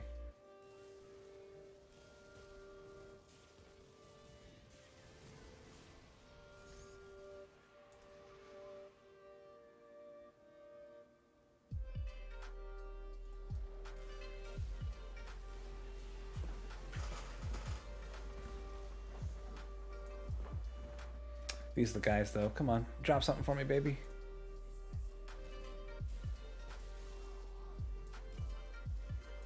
No, nothing.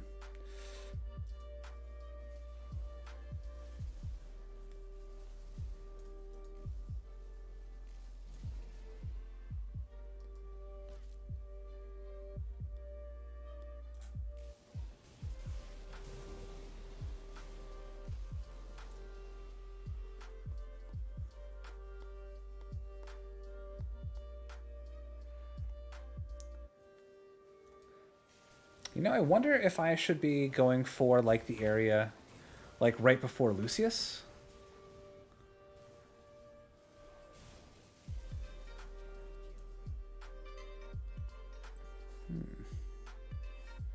No, that's nothing.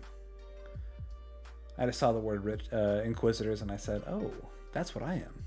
I am Inquisitors.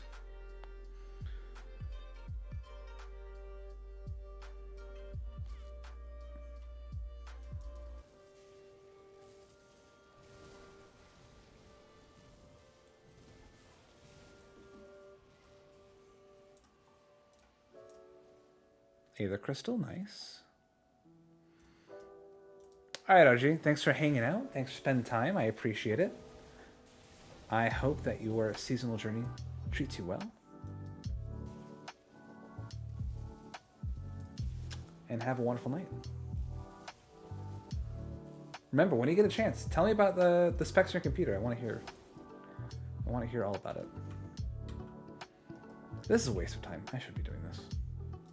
I should just be leveling like a normal boy.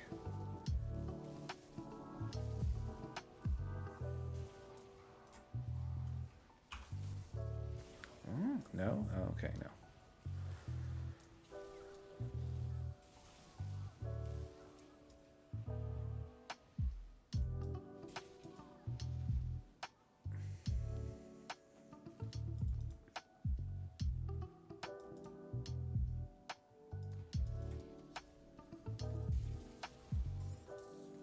The brutal carver.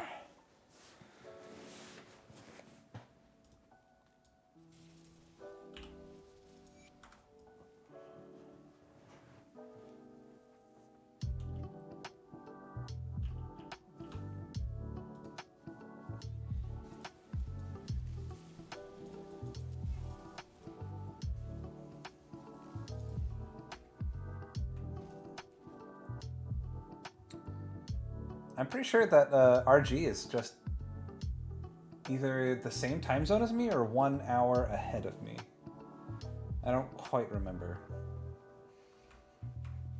I feel like I should know his schedule a little bit better than I do, but what are you gonna do?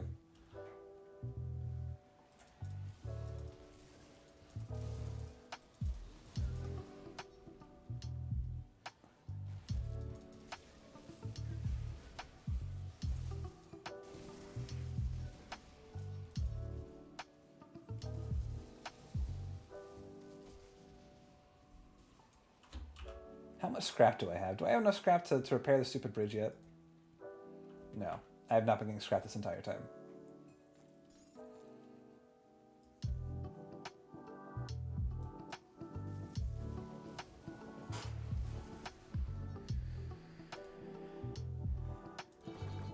All right, 3 more levels and I can finally start investing into Aura Sensor. That'll be fantastic.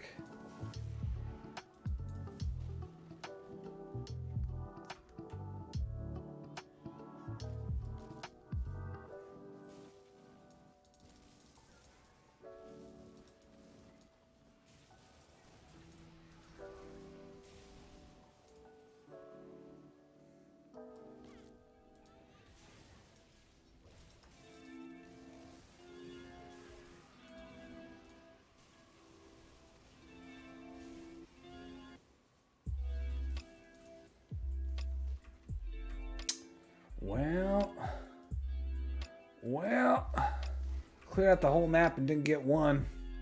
That's fine. That's fine. Maybe I'll go to the Burning Cellar.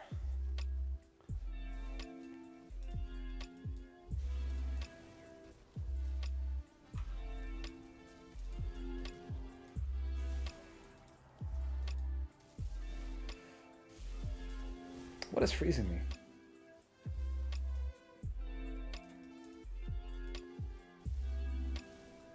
The chilled one? Is that you?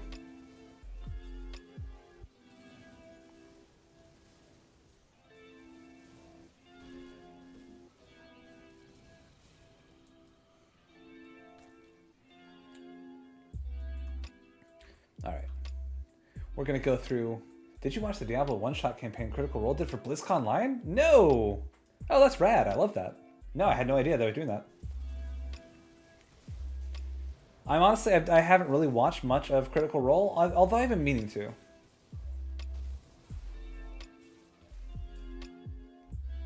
There's just a lot, you know? There's so many episodes of Critical Role, and I was just like, fuck, man. I know that if I just start, I'll enjoy it, but I just never have the tenacity to start. But a one-shot, though. Yeah, I'll check that out for sure. That sounds like a lot of fun. Honestly, the best part about Diablo is the lore.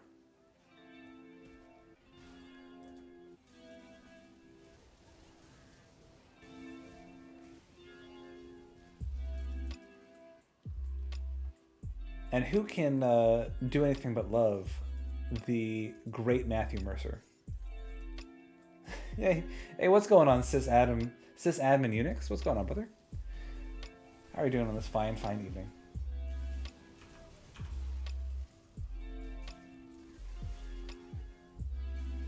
Okay, fair. I can give you that, Mill. I feel confident enough to give you that. We're doing okay so far. When I started, I thought that I didn't want to do hardcore, but then something felt off. So we're restarting again. We're doing our hardcore journey. We got some decent drops so far, and it's coming along. I've never done a Panetti's replicating missile build before, and so I'm excited to see where this goes. To see where this takes me. I am. I let my Discord server choose what my build was going to be, and they chose Panetti's replicating missile because they either love me or they hate me. Maybe both.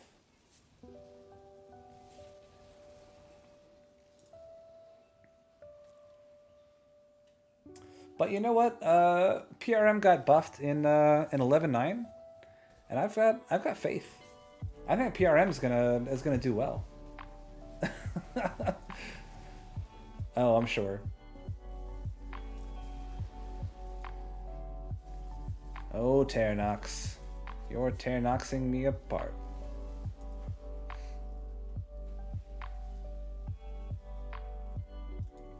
This guy's a lot easier than What's-Her-Face. He's taking a lot more damage too, actually.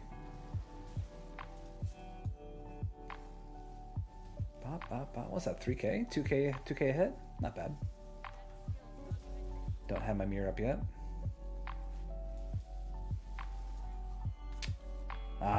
Nothing. What's that, Ascended Authority? Whoa. Plus 30% total speed to Guardian Imperium. What a weird scepter. I love it. What about you? Crit damage, fire damage, 2% offensive ability, a surge of flames. I mean, that might be worth it for the proc alone. We'll see.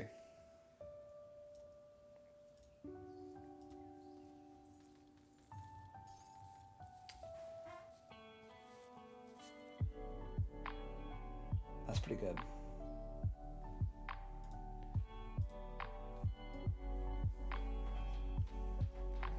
I am not getting anything that I need.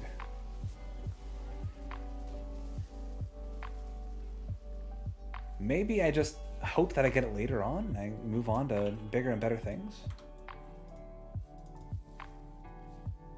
By the way, how long has my EXP potion been not on? I mean, so far the leveling has not been great. But if I wanted a great leveling experience, I would have just leveled as an Inquisitor.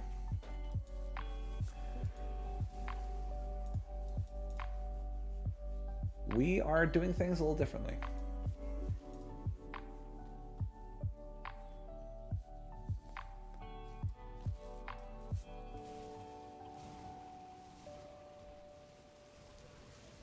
Yeah, that's what I would have done if I cared about efficiency. But sometimes you just want to level as the build you're going to play. So we're leveling PRM because we're going to play PRM.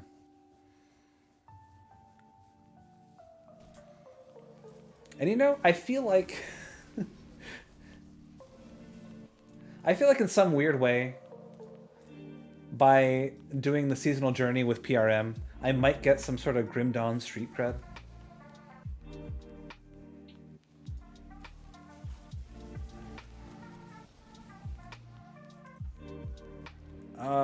Oh. I don't have an Aether Shard? Good. Drop an Aether Shard.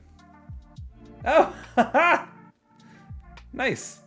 That worked out incredibly well. What am I doing? Okanes, right? Yes. Energy regen, OADA, crit damage,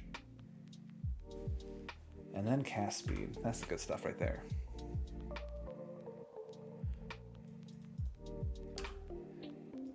Alright, maybe we go farm Wendigos for a bit.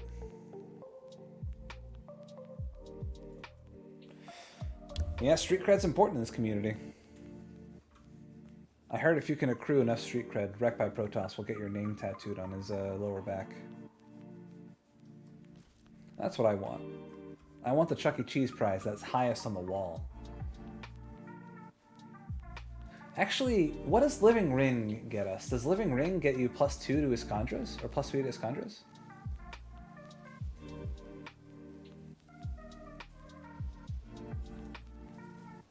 Oh yeah. I most certainly do.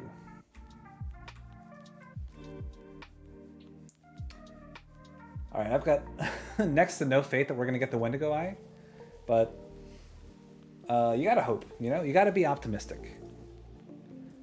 That's the teaching in Grim Dawn School.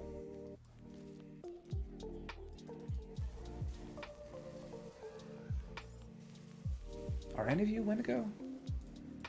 Or do Wendigo only start spawning like further in? Maybe do they spawn in the cellar down here?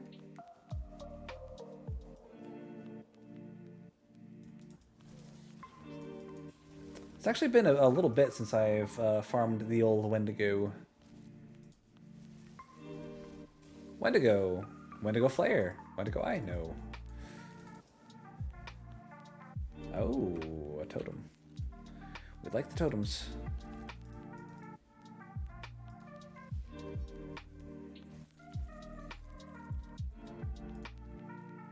What are you?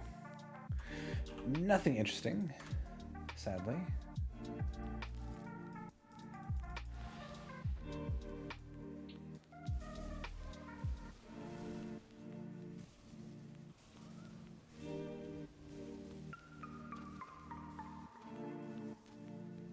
See, you can just chuck missiles off screen. And you do enough. Oh, they're fighting with the Wendigo. Hey, I appreciate that, Wendigo. That's very nice of you. So what's the barbecue time? I forgot that I promised that. Oh, Anchorite's leg armor. Oh, too bad our leg armor is gonna be too hard to get rid of.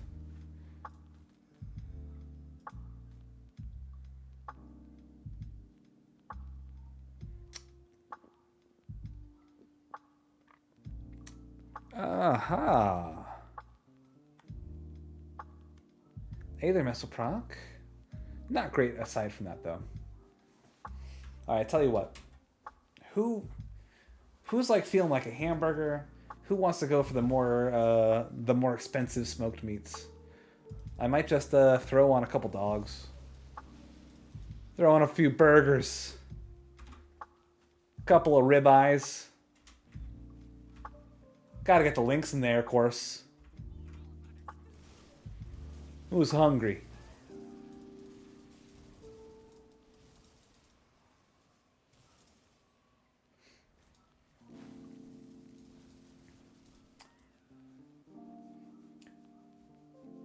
You want a burger?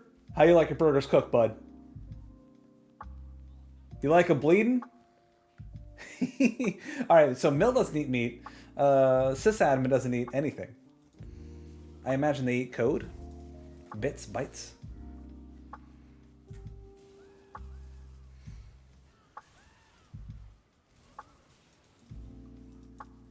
I gotta say, this barbecue is turning out to be a bit of a bust.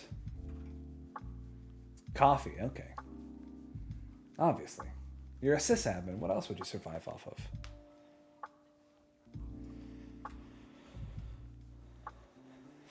I personally survive off of Wendigo eyes. Where are my Wendigo eyes?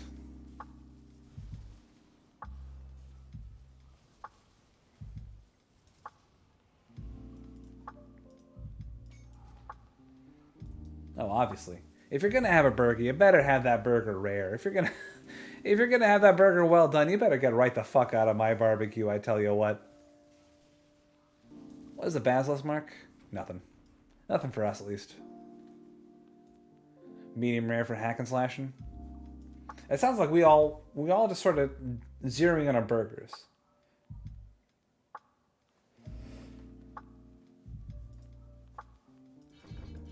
Is anybody at all feeling like sausage, hot dog, anything like that, or is that just off the table? Are we just a pure burger crowd? I don't mind that.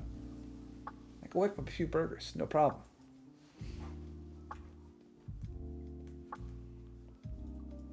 Ooh, fuck! I killed for some. All right. Thanks very much, Sonic the Hedgehog.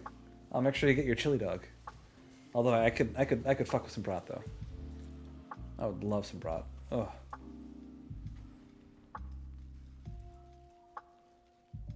But anything. We're looking for of the sands or of the sage. Those are our big gets right now. Do I see anything interesting? Maven's wit? Lightning Aether? No. Yeah, nothing. Way to go.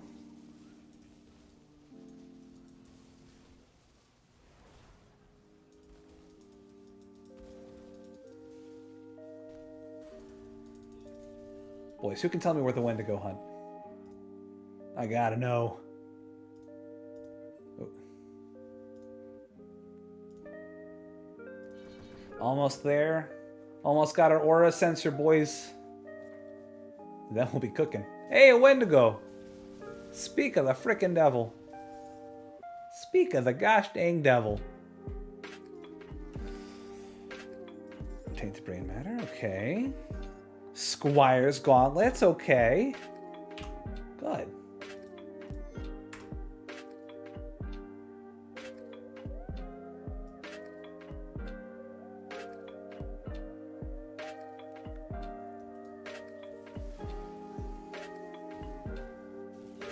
I have mad respect for anybody who does the whole vegan vegetarianism shtick. I'm not going to be one of one of those insufferable people that's like, well, I couldn't give up meat. It's too dang good. It's just, meat is so efficient. It's really tough to get higher levels of protein without meat. Creeping ring. No. Oh, it's a religious thing too. Hinduism, I imagine? Or is this again sysadmin? Is this...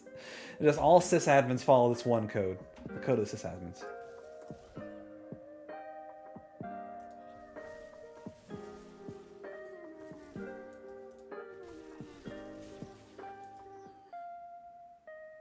Are there Wendigo in the cellar? If not, I'm going to scream. Hinduism. We had a lengthy discussion about Hinduism the other day on this stream.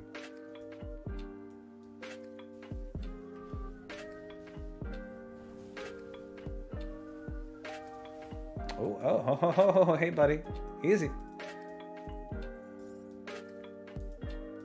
Can I just... Oh, yeah.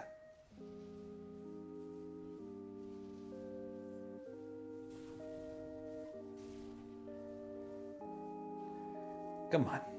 Yeah. We got him, boys.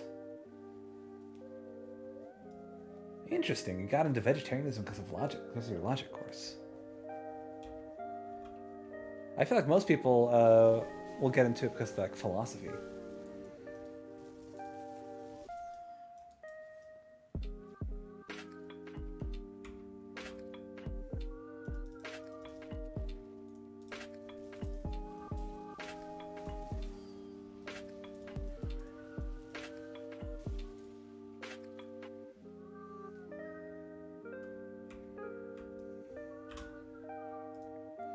All right.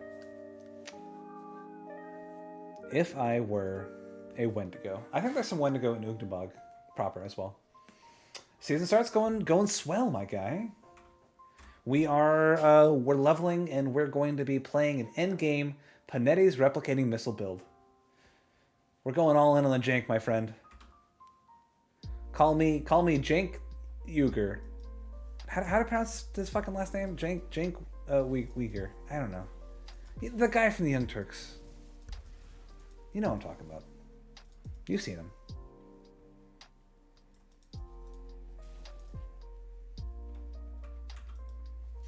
We're trying to get a Wendigo eye at the moment. Going all in the Disco Wizard, baby. We want to right click and we want to see brilliant LSD flashbacks. We want to tap into our spine. Get that little bit of LSD residue. We want to see flashes of the Vietnam War. We want to remember what it was like back when we were. Back when we could feel. Back when we were alive, really.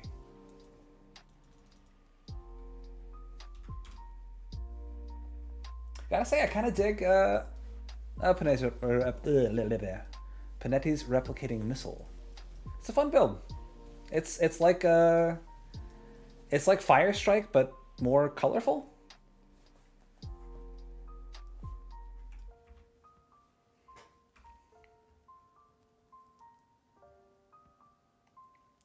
Oh, isn't that so funny how Fortunate Son got like co-opted to almost be like a pro-war song when it was very much so like anti-Vietnam War? Nowadays, when you see it in the movies, it's always like shots over like men and women storming through the jungle with their rifles. It ain't me, oh, no Fortunate Son. And like over time, people are like sort of levy the two together. But no, Fortunate Son, if you listen to it, it's very much so like the opposite. It's like I don't want to fucking go to war. It's pointless. Hold on, let me unpack this. My teacher used to bring polemic topics for argument analysis, and I got caught up. Oh, hold on. Wendigos are happening. I can't read and kill Wendigos. I got caught up trying to deep the arguments on Peter Singer's Animal Liberation. Long story short, this one I was not able to eat meat any longer. Fucking rad. I mean, there are so many great arguments against the ethical eating of meat, and most of them stem with the fact that that currently is neither environmentally sustainable nor actually ethically done to harvest meat anywhere in the world. We haven't figured out how to make either of those things work with the farming of animal meat. And it's very sad that I intrinsically know these things. I have read extensively on the topic. I know that it's what I'm doing when I'm supporting chicken farmers and beef farmers and all this. That it's hurting the world. It's making the world a worse place. But I still do it, and it kind of sucks.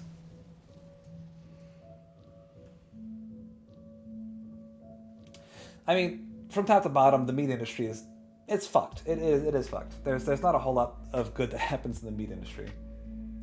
Oh yeah, I fucking remember the mad cow disease scandal. I mean, it cropped back up again in like the mid 2000s. But yeah, I remember the whole mad cow shtick. I mean, yeah, pet builds. I mean, you want to argue about ethics? Pet builds. That's just slavery with extra steps. You think Briarthorn wants to be there? No. Briarthorn wants to be out in the jungle romping with his friends. But then you say, no, I need you to kill your friends. That's the least ethical thing. Wendigo's glare? That's not what I need. I need Wendigo eye. No.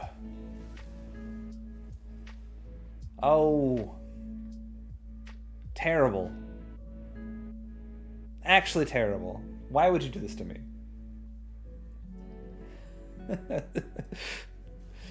Hey, what's going on, Nylum?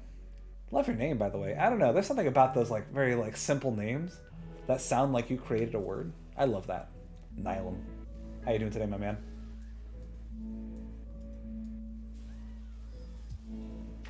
This game hates me. It does. But I will wipe out the entire Wendigo population before I admit defeat. So I mean, fucking bring it. Actually, aren't there a fair amount of Wendigos just north of Barrelholm?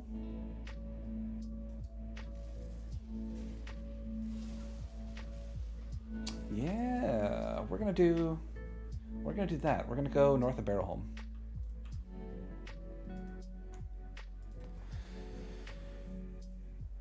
I'm the first one to pronounce it like that. Is it the correct pronunciation? Because I tend to be a buffoon when it comes to pronunciations. Yeah.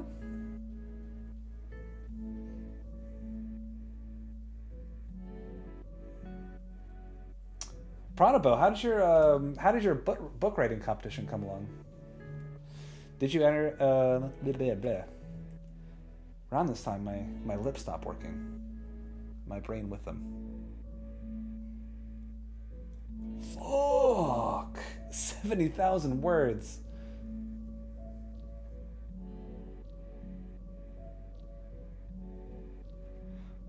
Oh, and we can also go up towards the altar of Ratash. That's some more Wendigos, I believe. Wow.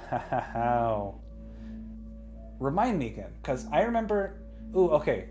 If I remember correctly, you wrote a book that was about people who could use metal to fuel magical abilities.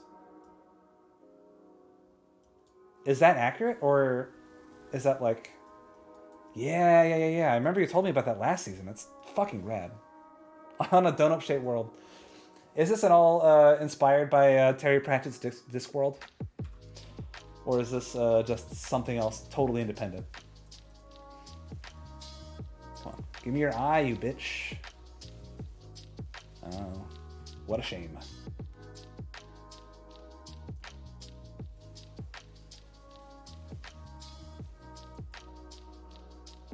Okay.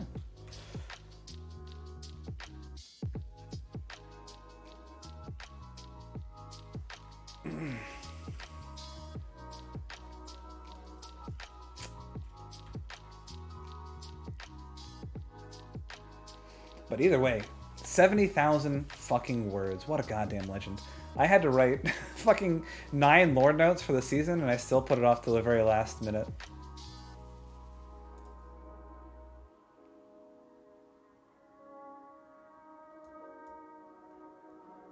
Okay. Well, I mean, if you are happy with the pronunciation, I'm happy too. But if I fucked it up, if I messed up the pronunciation of your name, please tell me. Where are the lore notes? They're scattered throughout the world. They're not really scattered. They're in the world. You gotta find them.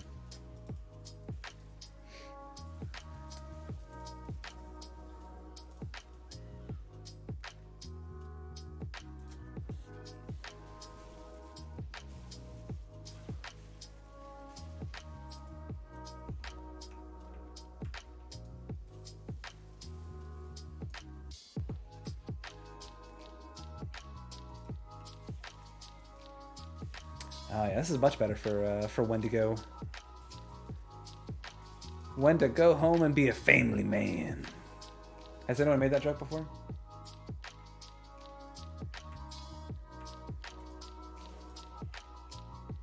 If not, can I coin it?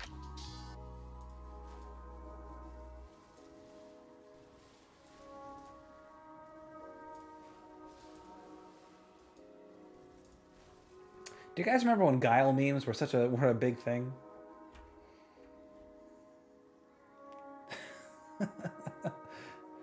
Oh, Nylum, you're new to the game. You're checking for build tips. Well, you've come to, well, I mean, you've come to a place.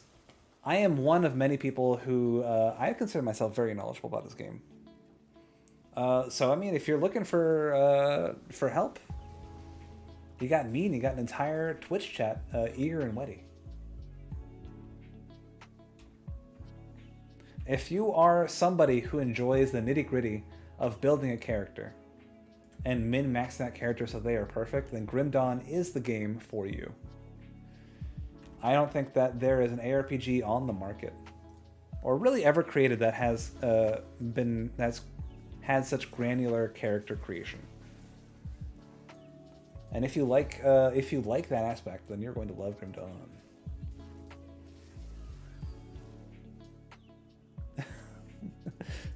It's my patronum, or it's what I wish my patronum would be.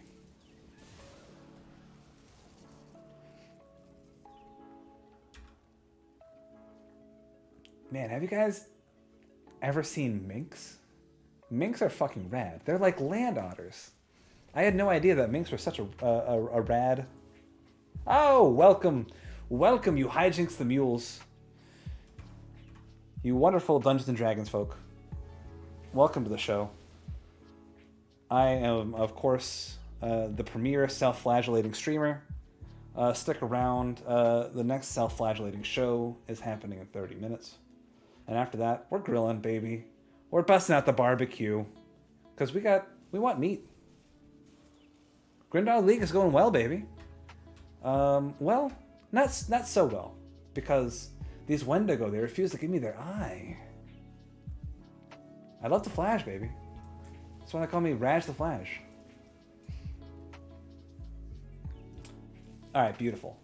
So Nylum, what kind of build are you looking for? What is your ideal like archetype in a video game? What do you like to be the big beefy guy that just rushes in and never dies? Do you like to be the powerful backline mage? Do you like to be the quick agile guy that slashes and darts around?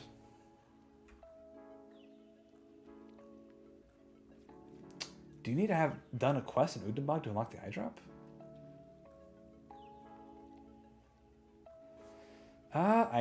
That sounds incorrect, but I don't know. If that is the case, I'm going to be irate.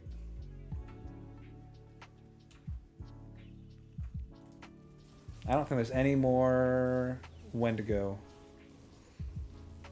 that I can find, at least.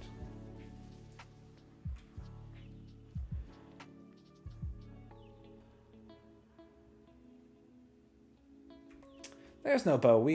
This is a more sophisticated age. We use guns. This is NRA the game. There's crossbows, if you like crossbows. Hey, level 40, we did it.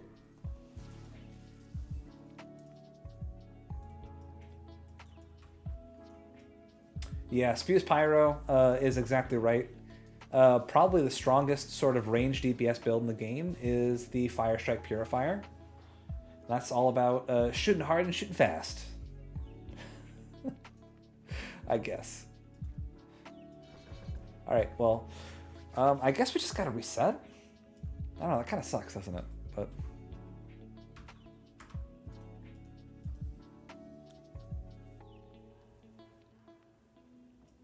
look at how cool my character looks. Have you ever seen a character that looks so sick?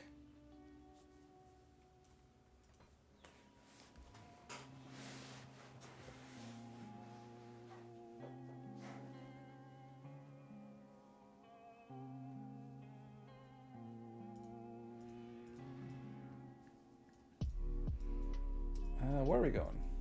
Barrel home.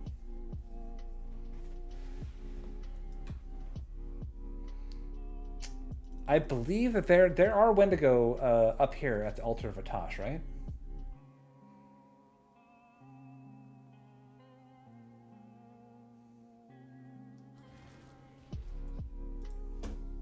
There's cannibals up here, so.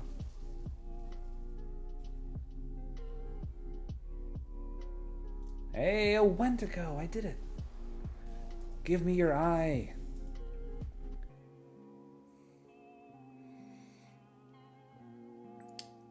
Uchtenbog is, without a doubt, my favorite area in the entire game. From aesthetics to lore. Well, I don't know, maybe aesthetically I like Malmeth a little bit better, but Uchtenbog is definitely a close second.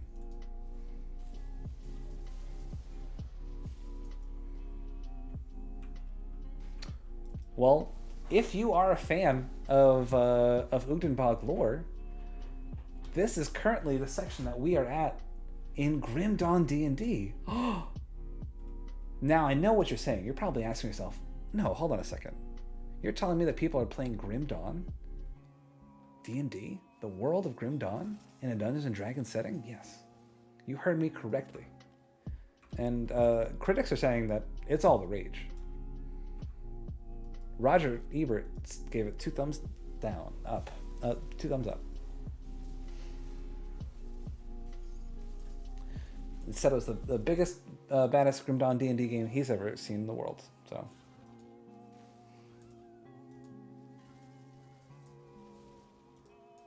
now I think that Malmeth is, it's like my least favorite area to play in, just because it's like hell to navigate. But like as far as like aesthetics and looks, it's without a doubt my favorite. It's just so sad and beautiful and destroyed and fantastic. Where are your eyes?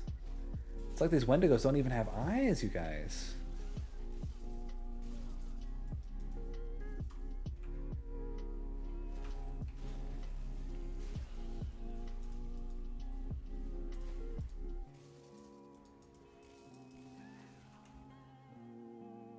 Oh, the fucking music in Malmeth is gorgeous.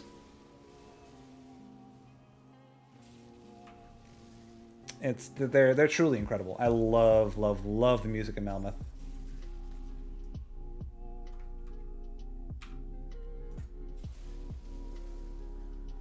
Oh, they're sniffing me out. How'd I get a fucking bound wraith? I guess, is that like any undead?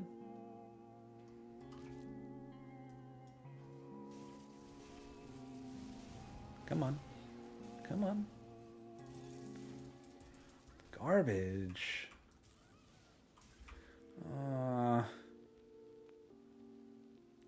And then I don't think I go down into this area because that's all, well, maybe we do.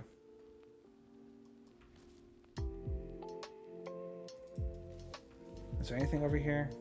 Oh, a totem. A savage totem. Come along. Come along, my little boys. My little boys and girls.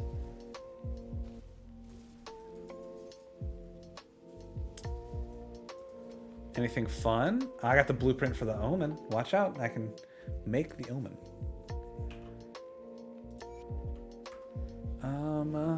Meditation, arcane lore.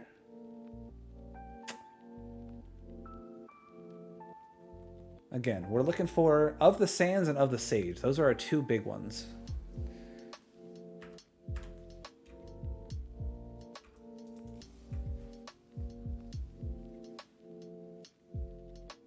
If we can get that, then we will be set.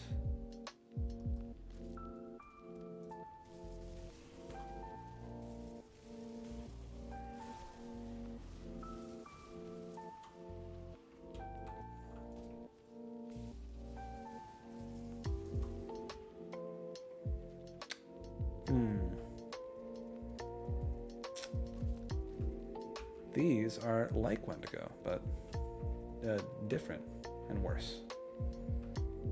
Just need the Wendigo. Okay, we can... If we go to like the edges where the cannibal camps are, then we will find more Wendigo.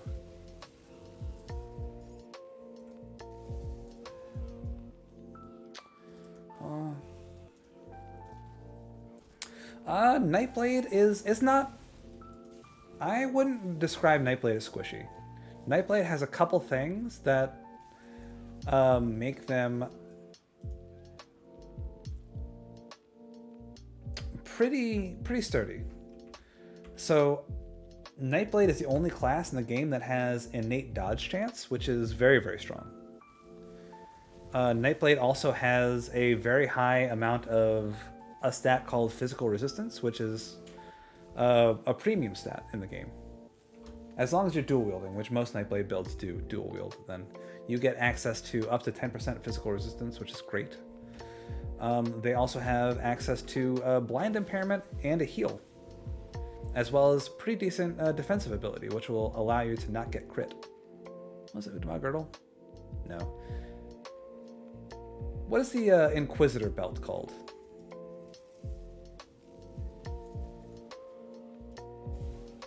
And depending on what class you pair it with, Nightblade can really round out its defenses very well.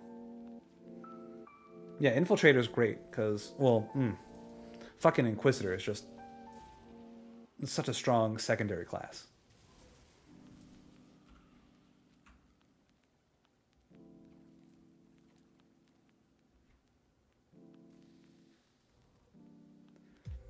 That's true.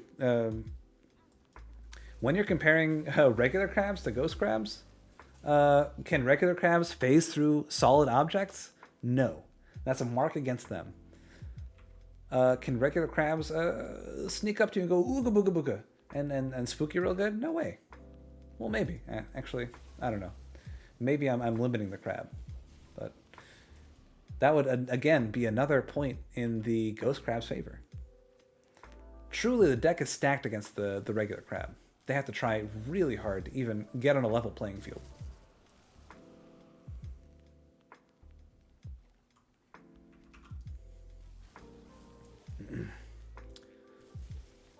Yeah. Spews Pyro says that adding Nightblade to the class makes the class name cooler. It's true. Whenever you add Nightblade to Soldier, it becomes the hurdy-gurdy slashy guy. That's just the coolest name that I can think of. Whenever you add Nightblade to Necromancer, it becomes Oogie Boogie Spooky Blade. 10 out of 10 name. What am I doing? What am I doing with my life? What is this? I can't even get a fucking Wendigo eye. My parents would be so ashamed of me if they saw me. Just scrounging around in the dirt. Asking passerbys if they have a spare Wendigo eye. I mean, I'm disgusted with myself. Ooh.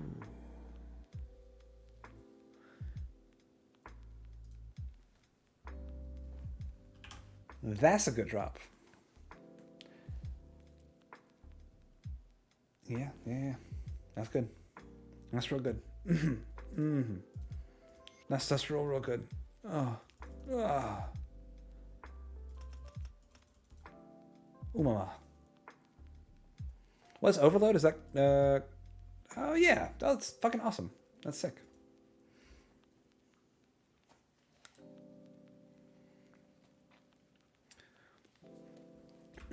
I mean, I would throw my my weight behind Infiltrator, which is Inquisitor Nightblade. Inquisitor Nightblade is a very strong combination of classes. They've got a lot of overlap in cold and piercing damage. They've got access to strong things like this ability right here, Aura Sensor, is incredibly strong. It's so crazy strong if you're doing an elemental build. Over here, the Inquisitor Seal is one of, I think, the strongest skills in the game. Because flat damage absorption is an insanely strong defensive tool to use. The way that damage absorption works in this game is it's going to calculate everything else first, your armor, your resistances, every other source of mitigation, and then it's going to take off that flat absorption last. So if an enemy hits you for 1,000, but you mitigate 800 with your native defenses, but you're absorbing 150, you're actually only getting hit for 50. That's sort of like an oversimplification, but it's very, very good. Very, very good. I guess we fucking go back and... I don't know. I don't want to do this anymore. Whatever the fuck this is. This is awful. I hate this.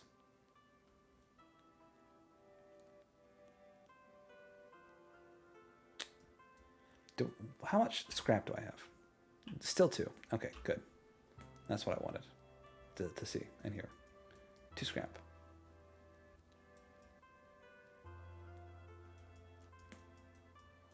Okay, I think I'm gonna go back to Mammoth Outskirts, see if I can't find a new chess piece.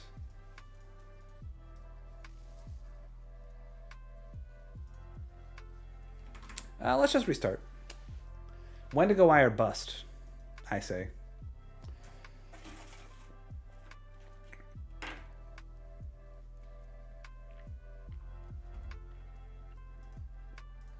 So yeah, if you are down for a Nightblade build, I think it's very hard for you to go wrong with the with Nightblade Inquisitor. Very, very strong.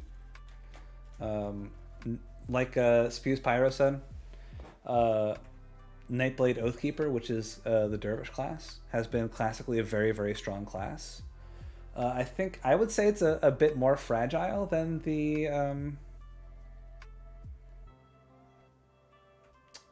Inquisitor variant, but not by much. You still have flat absorption in the form of Ascension. I think you get like more health through Oathkeeper. No, it's about the same actually. But I think the Dervish ends up doing much more damage, just because of the way that the two are able to scale up their acid damage.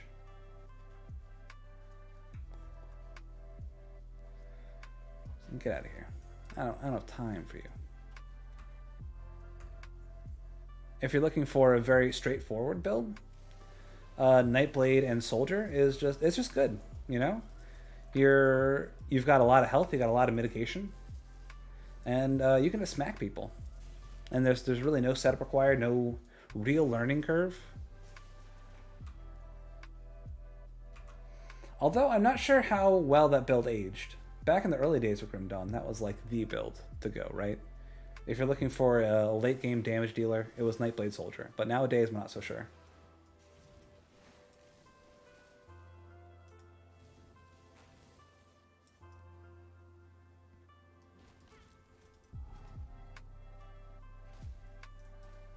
That's definitely true, but I think he's looking for specifically a Nightblade build. Is that right, Nylum? Mark of Delirium. What are you? Pierce damage, attack speed, +2 deadly aim. Okay, it's not great, but it's not bad.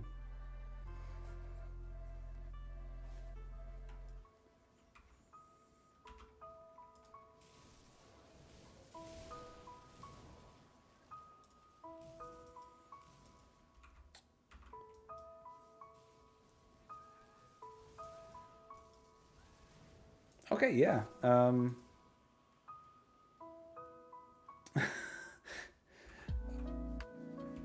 It's true.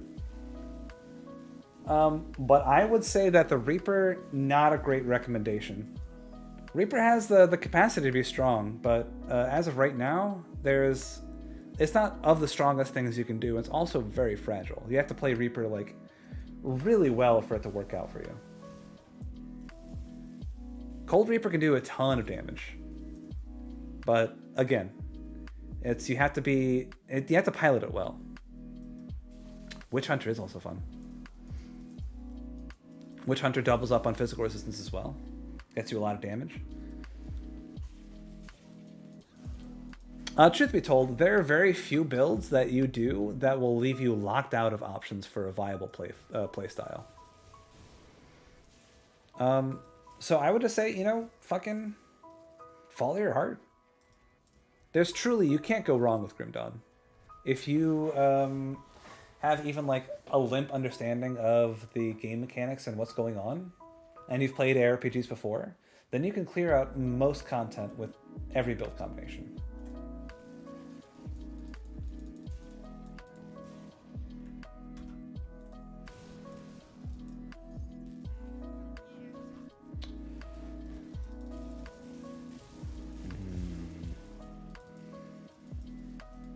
When to goes or when to gone.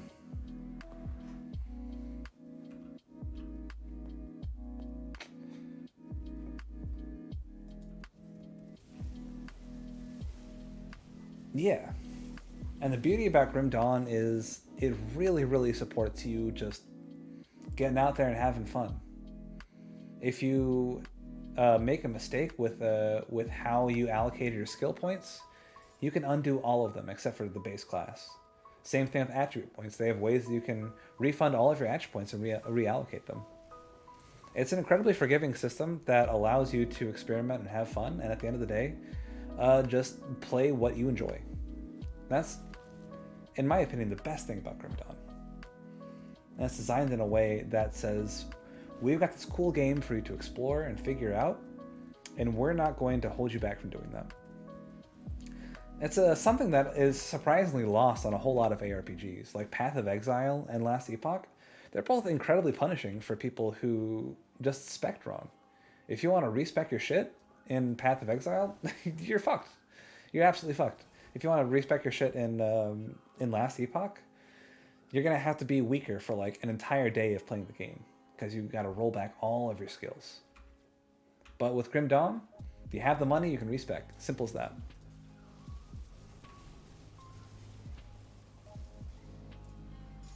Tempest Sigil.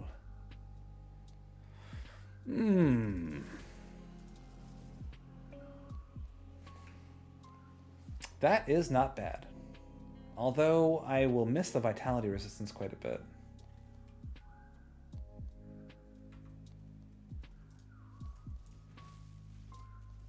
Oh.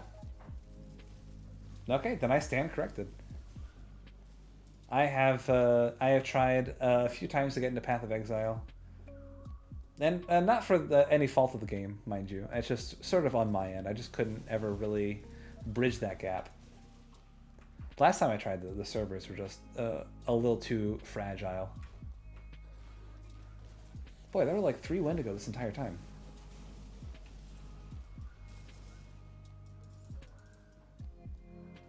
Let's go ahead and I guess we'll go to Gloomwald again.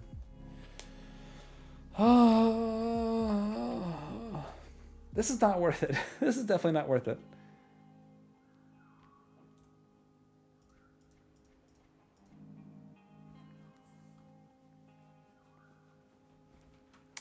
I think that we should just fuck off, honestly. Let's see. Can I purchase some scrap from you, sir? Speaking of mods, are there useful add-ons? Absolutely. First of all, the rainbow item filter is fantastic. It'll sort of allow you to parse information a bit more quickly about what loot is good for you and what loot is good in general. So that one's great. Grim Internals is fantastic. Grim Internals is sort of like an all-in-one Grim Dawn suite that just sort of helps you out. Gives you a lot of information right off the bat. And allows the game just to be a bit more beginner friendly. So those two, Rainbow Loot Filter and Grim Internals. That's also true. If you're looking, if you ever like, I would say experiment with the game, and then you get to a point where you want to try something else. There are a ton of great mods, like the Reign of Terror mod that lets you play the entirety of Diablo 2 in Grim Dawn, as well as unlocks all the Diablo classes. If you want just a lot of classes, there's Grim Aurelion or Dawn of Masteries. Oh man, there's a fucking lot of them. No.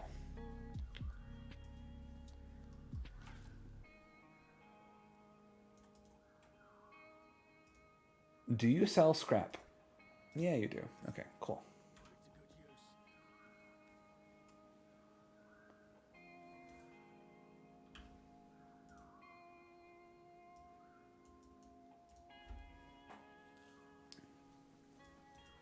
Do you sell scrap?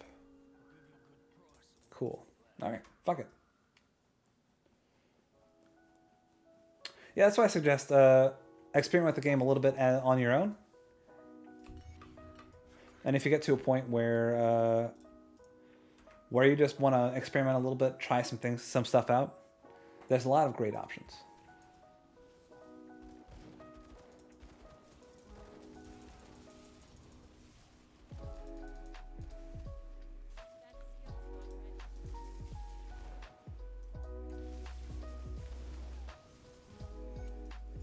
Hey, more scrap.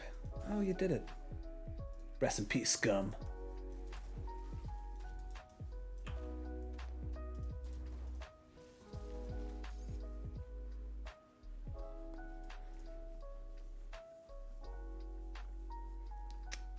What relics have I unlocked? Have I unlocked anything decent? Calamity. Physical damage, fire damage. Equilibrium? Hey, elemental damage. That's interesting. I mean, I don't really need the elemental resistance.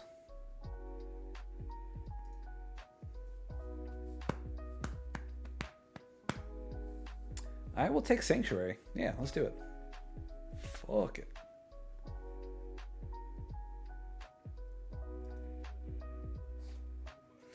I have played Titan Quest. Titan Quest was my very first ARPG.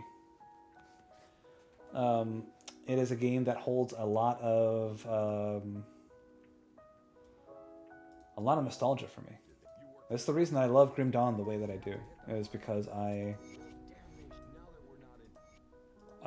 really played the shit out of Titan Quest when I was a kid.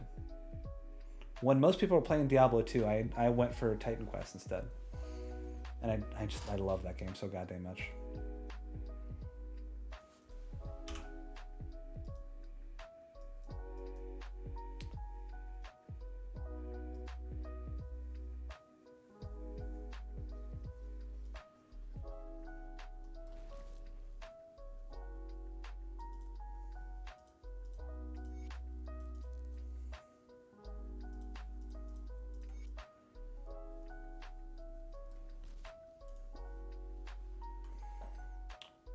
Ooh, we're so close to getting that aura sensor, boys. Come on. Give it to me. Let me have it. Beach Hill. Ooh. Little cheeky spirit totem. Gotta love it.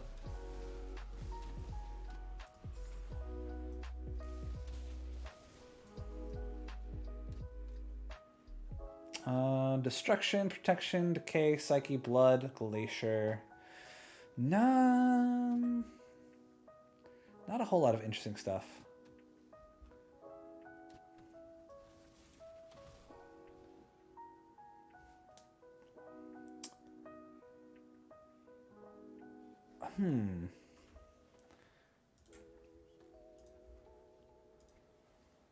Let's see. Let's put one into Aura right now. Put one there. Oh, man.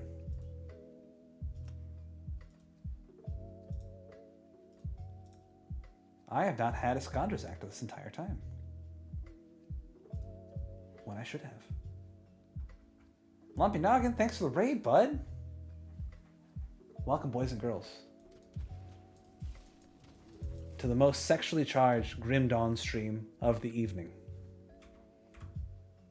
I am your host, whatever the fuck my name is. Welcome.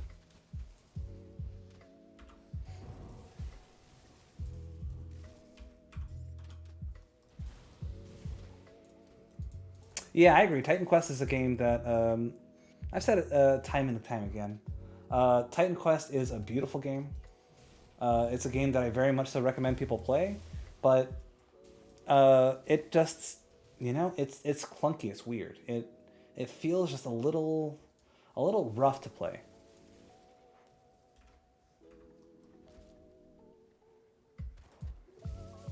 Do I have dynamite? I should. Yeah. Not gonna fuck with that.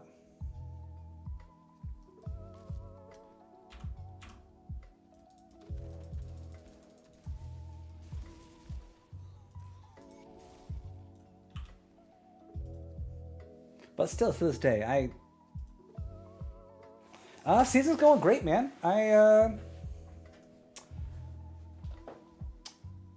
We're doing fine.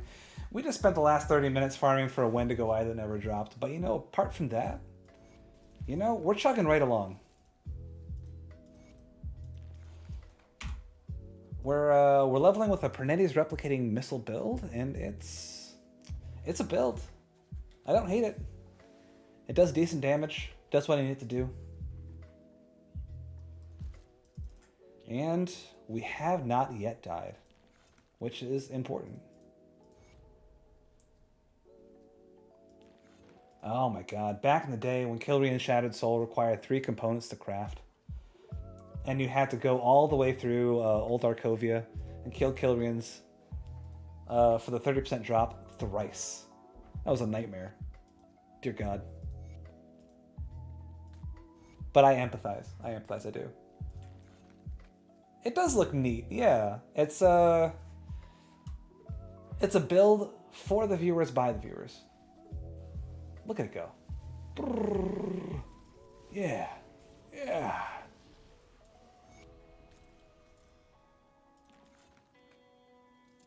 Oh yeah. Lumpy noggins. What build are you playing this season, my friend? Are you participating in the season, even? And if so,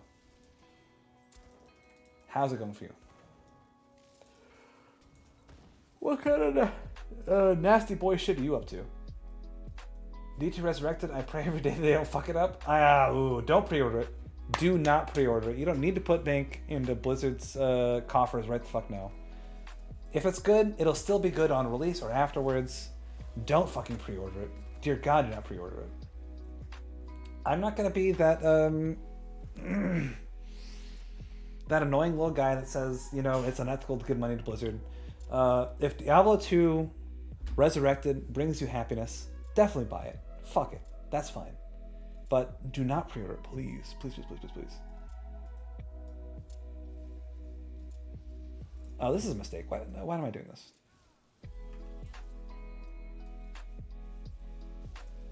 Man, I got I got burned on Warcraft 3 Reforged. What a fucking mistake. Dear God.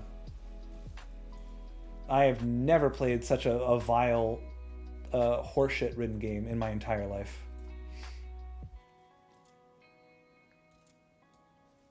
Come on. Yeah. Get wrecked. Do I use that? Maybe. Maybe I do. Maybe I don't.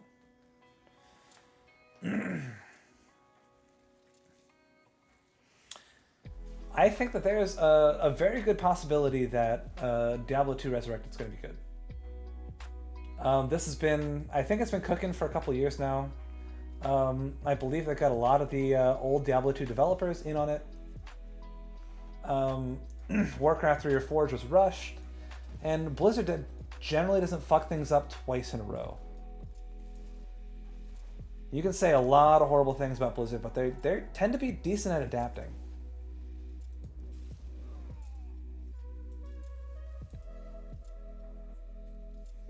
Tell me about Vicarious Visions. Is it just a well-reputed smaller studio? Oh, fuck, okay.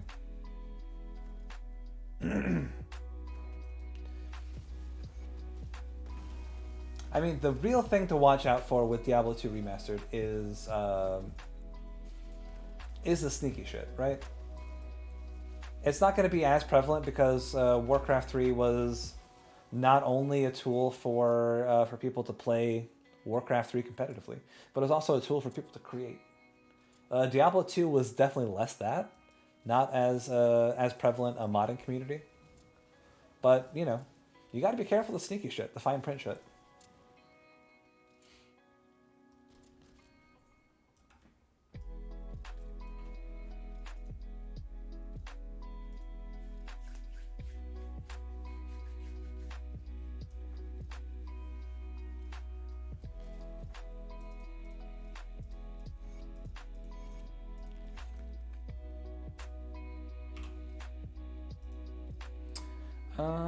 What next?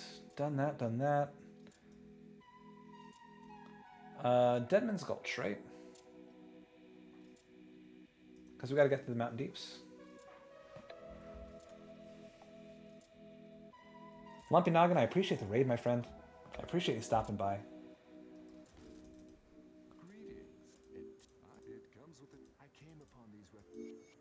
I hope you have a dream that, oh, wait, hold on. Oh, I can already turn this in. Nice.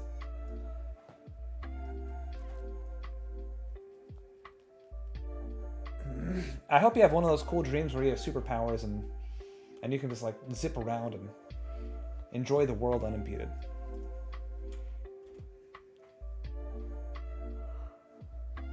Oh, fuck.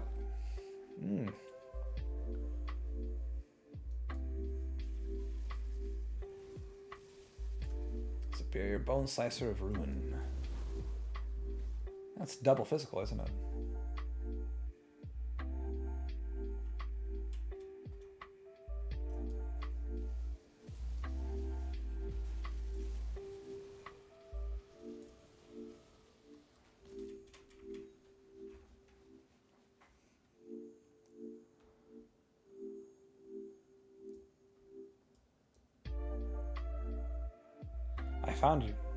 I found my spirit superhero today.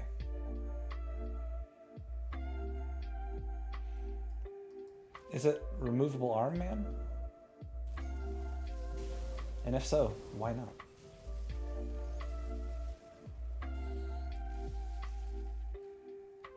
Did I get it? Yeah, I did. Oh, I got 2 devotions. Sick. Too much coffee, man. All right.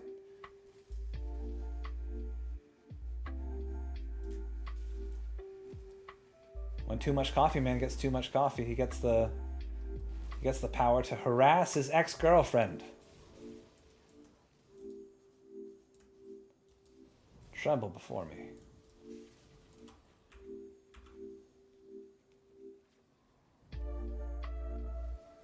Oh. Take it easy, my friend. I appreciate the raid. You have a wonderful night, man.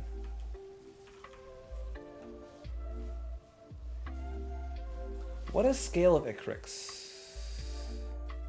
Nothing for me. Nothing for us. Oh, and sysadmin, you have a wonderful night as well. Ooh, I missed that.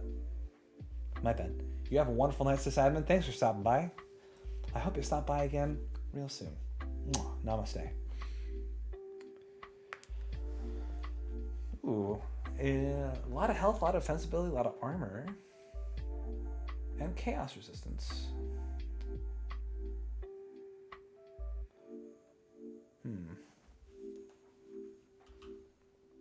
Probably just use the, okay, did that.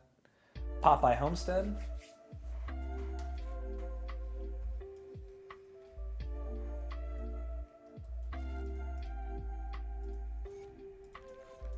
These are troubling times.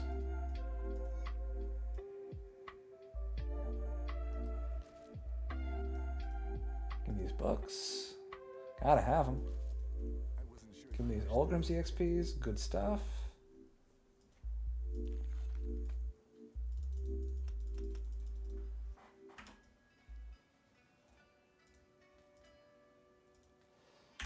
Where are you? Yep. Nice. Okay.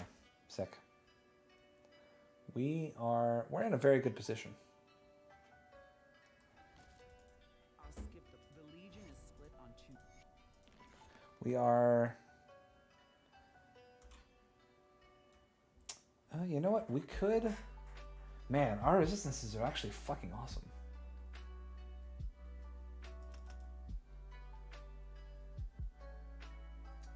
Yeah, we don't need... We could get another scaled hide and just max out our armor rating. That's an idea. Does anybody know offhand where the Sanctified Bone comes from? And obviously we got fucking Avarice of Andronius. That's such a good item. Oh my god. What about you? Flat lightning damage. Scaling Spear, defensive ability. That's really not bad.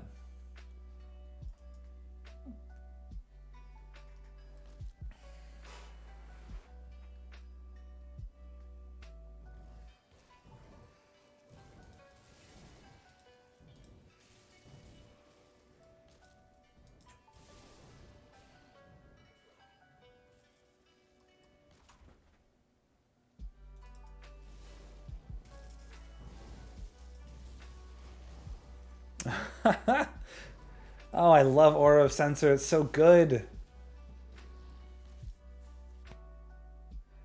I think Aura of Sensor is, like, no joke, one of my favorite skills in the entire game.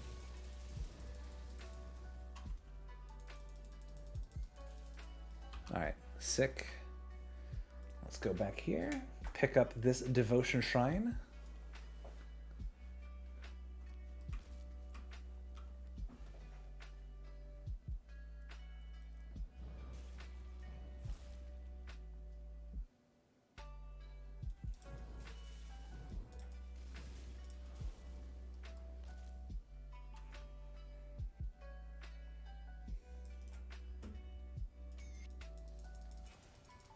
Eye of the Beholder. Pierce and Aether resistance. And 6% offensive ability. It's not bad. Although I do really like the proc.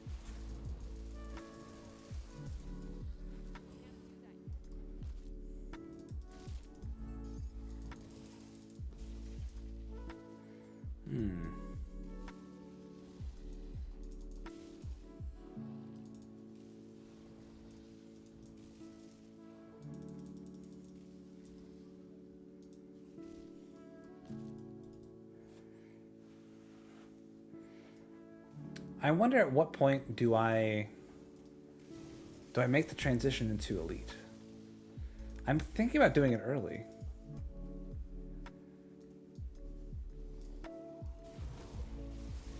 I'm feeling pretty strong right now.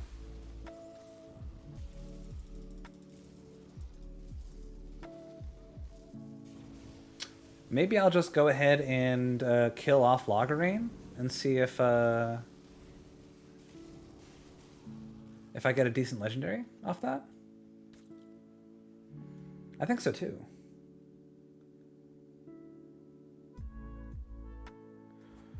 Oh. Elemental seal proc. But I lose 2 to Panetti's replicating seal. Alright, take it easy, Hijinks. Ladies and gentlemen, Hijinks the Mule. Round of applause.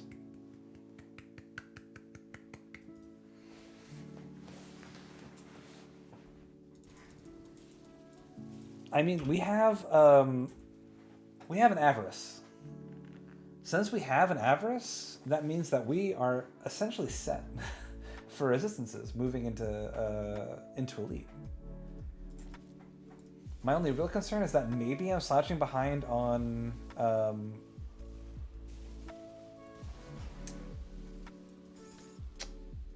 Death Chill. Is that I might be slouching behind on Reputation, but that can always be fixed later.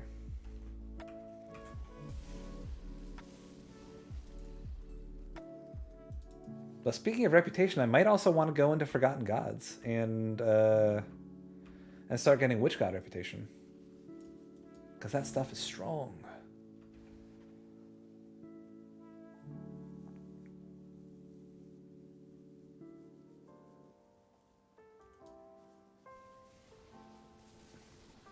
Corrosinax.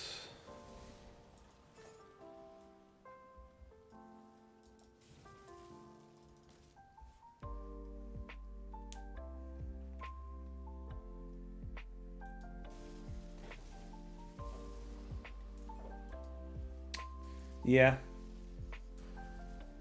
That's... And I mean, there's so many devotion shrines in Forgotten Gods. It'd be silly not to do that. Okay. Yeah, no, I got what you meant. You and me? We're like this. Don't even sweat about it.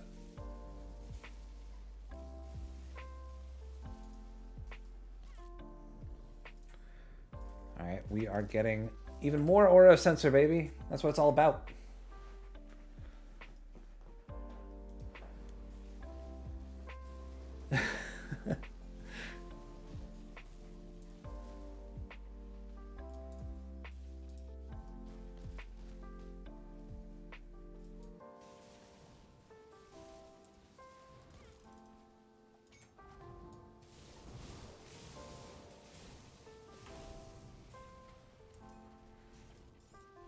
Oh man, I got another. I should have popped my...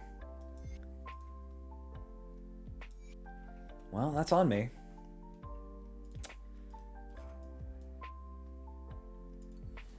Alright, sick. We got O'Kane's Lantern.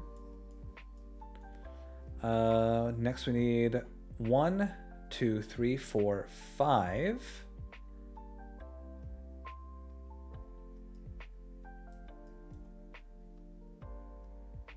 Oh, we can take this back, can't we? Yes, we can. Then we can start getting a Lodge's Phoenix, and that is going to be very, very strong. Anything here of interest? Nope, nothing of interest.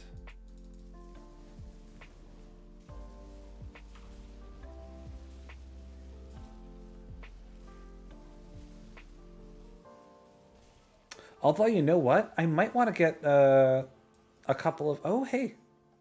Gauls' Ring. Health, physique, and health. And casting speed. I mean... Okay. The question is, would I rather have all that health and casting speed, or would I rather have 7% offensive ability? I mean, what is 7% offensive ability in the early game? It's like nothing, right? Wouldn't even be 100 offensive ability.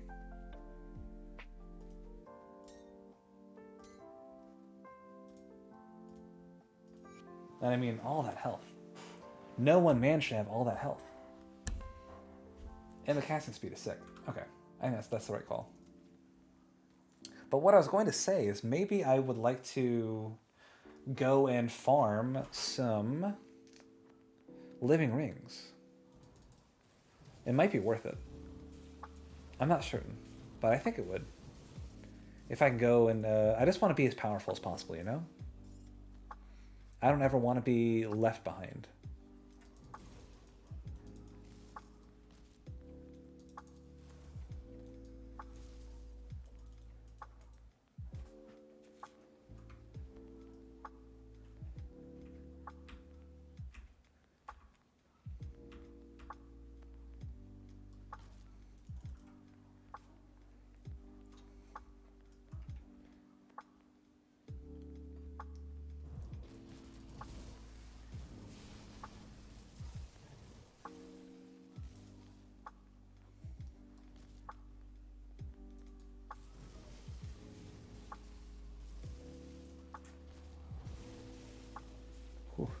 We are doing a fair bit of damage right now, though.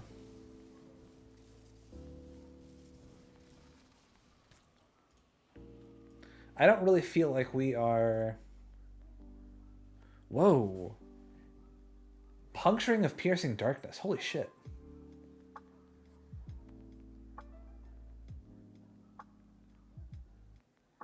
That is a really strong...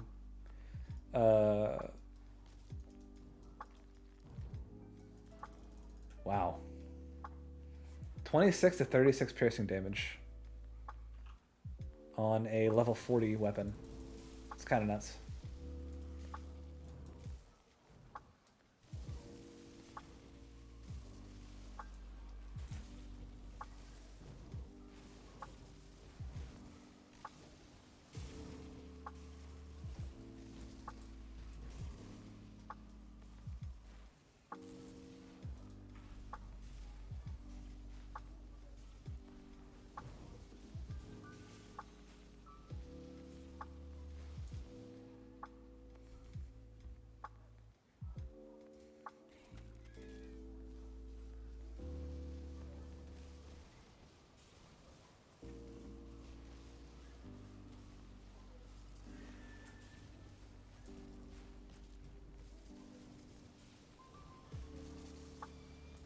Okay.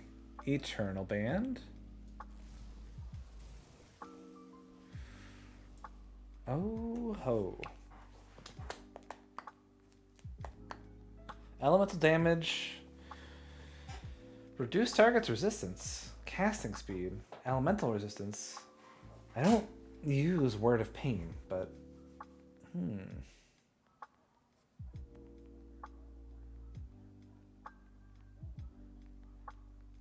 That's probably going to supplant my Crimson Briar brand.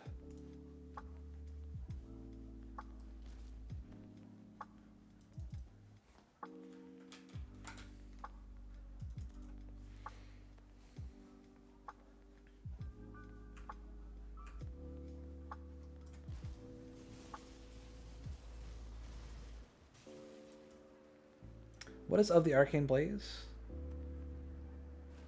Caldor's Tempest, okay. Oh, that might have been Inquisitor Seal, but it was not.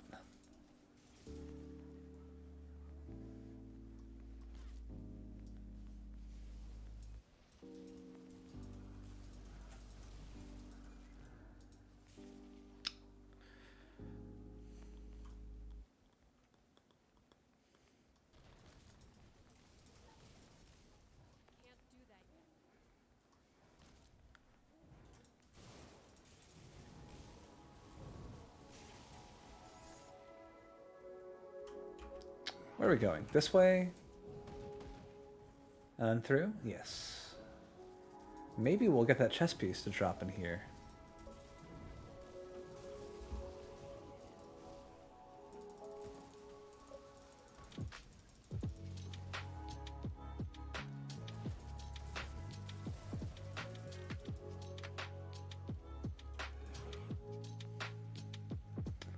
No, I'm not seeing any Ascendant. Oh, they're the Ascendant. There they are.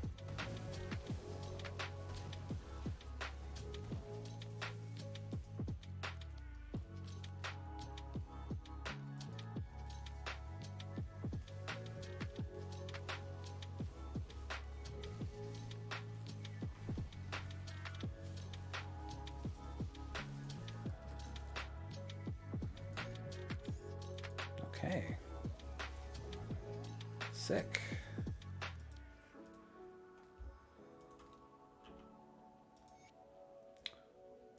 We're doing okay. We're doing okay.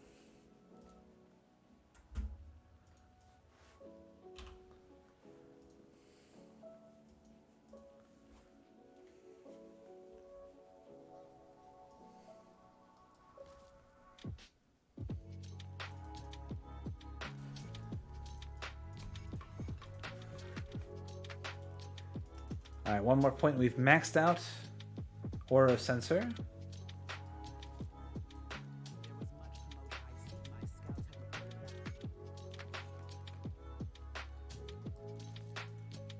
was much commotion. I see my scouts have reported back. Just the person, and there are two others. I have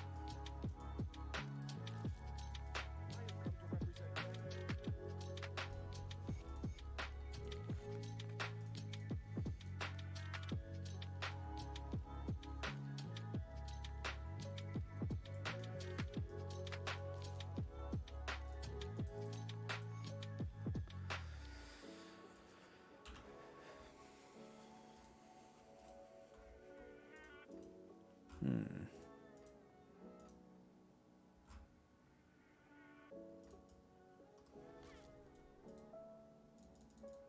I would really like to be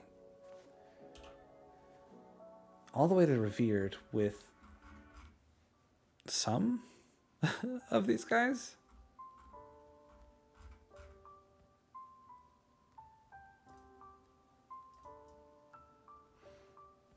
Before the end of Elite. That's all I need to do is before the end of Elite, I need to get to revered with some, not all. Shouldn't be too hard, especially considering the fact that we have all the mandates and what have you.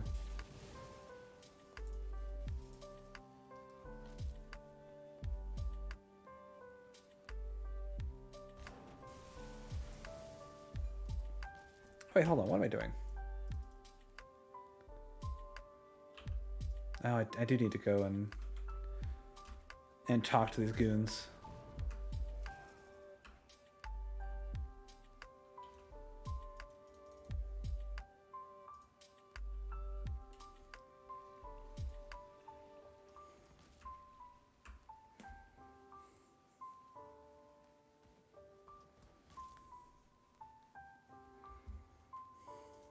May the light. All right, very nice.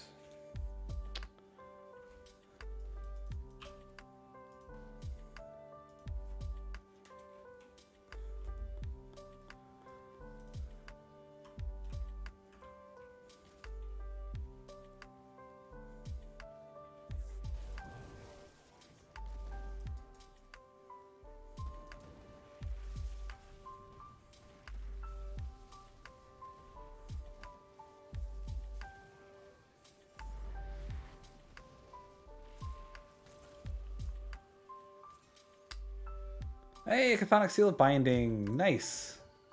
Now we can get the Devotion Shrine early. That's good.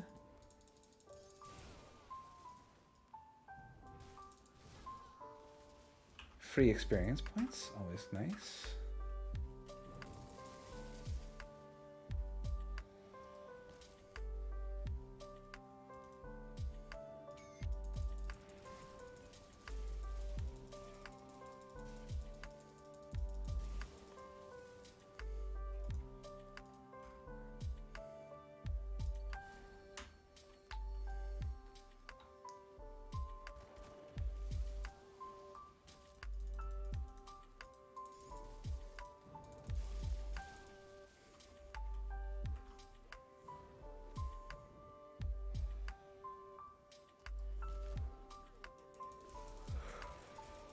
Oh boy. I think I'm getting pretty tired here, gang. I don't know how much longer I can keep going. I don't think anybody is asking me to keep going though. So that's looks like it's entirely up to me whether or not to keep going or not.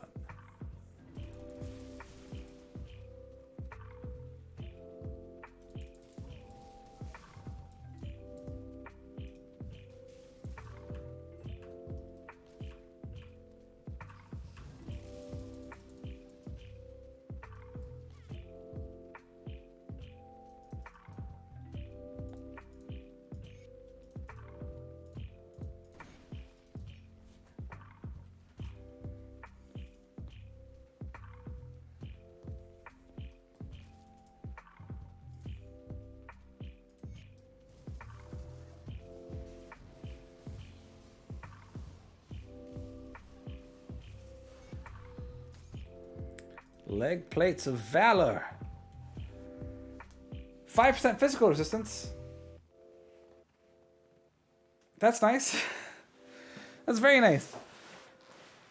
That's very, very nice. Oh, I lose chaos resistance. I can't equip them yet, but those are very nice. I'll keep that over there in the maybe pile.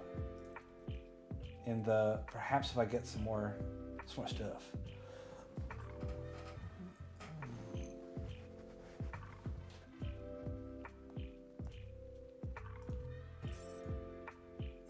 And definitely going to be equipping Avarice and Adronius. That's such a good weapon. Item. Thing. You know, thing.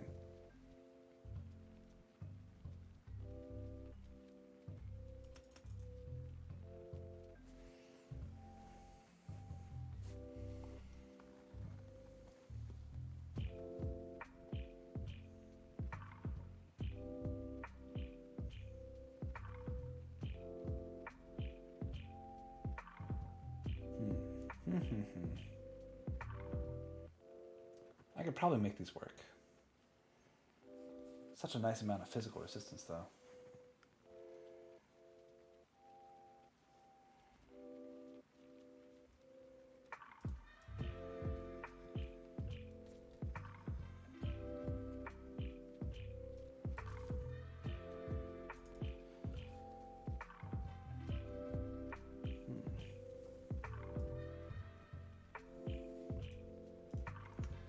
So we've maxed out Aura Sensor. I think we go back for... Let's put 1.2 elemental balance here. 1 point to conversion. We'll go back for Maven soon. I think Mavens are next max out. Appreciate the follow, my friend.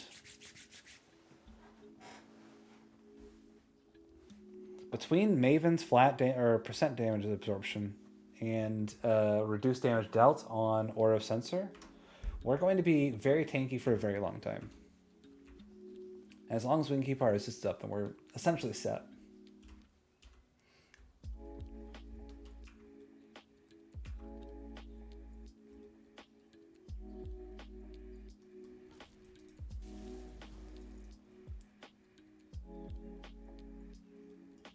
Have you seen the Long Man Japanese gummy CM? Commercial. I have. What a weird thing to reference. Yes, I have. If I remember correctly, it's like a Japanese commercial where like a young woman falls in love with a man made out of gummy. Is that right? Am I thinking the right thing? But then eventually she can't like handle loving him and not eating him. So she eventually eats the long gummy man.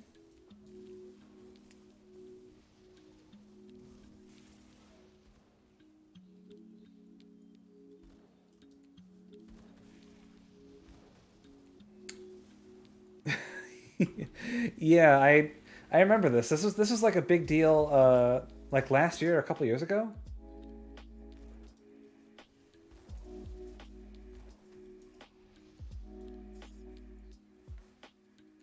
Yeah. No, I remember this now. Desecrated Shreds. Health, offensive ability, elemental resistance, and slow resistance. Yeah. That's better than we have, right? What's Bolvar's Pendant do?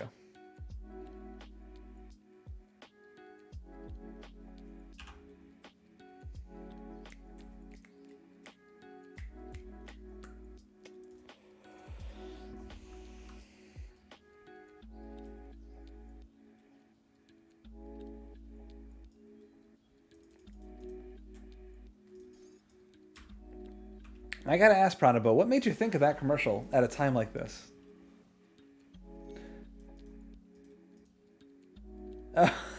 I see.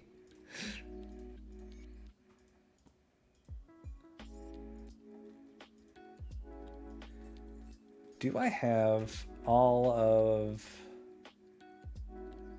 I do. Okay.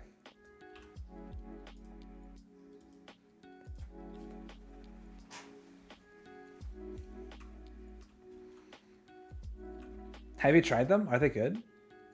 I bet they're kind of good.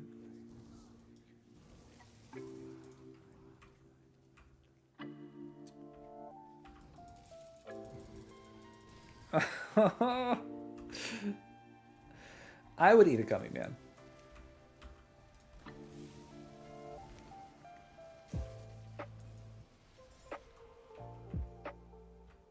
Ah, man. Now I really crave fruit by the foot.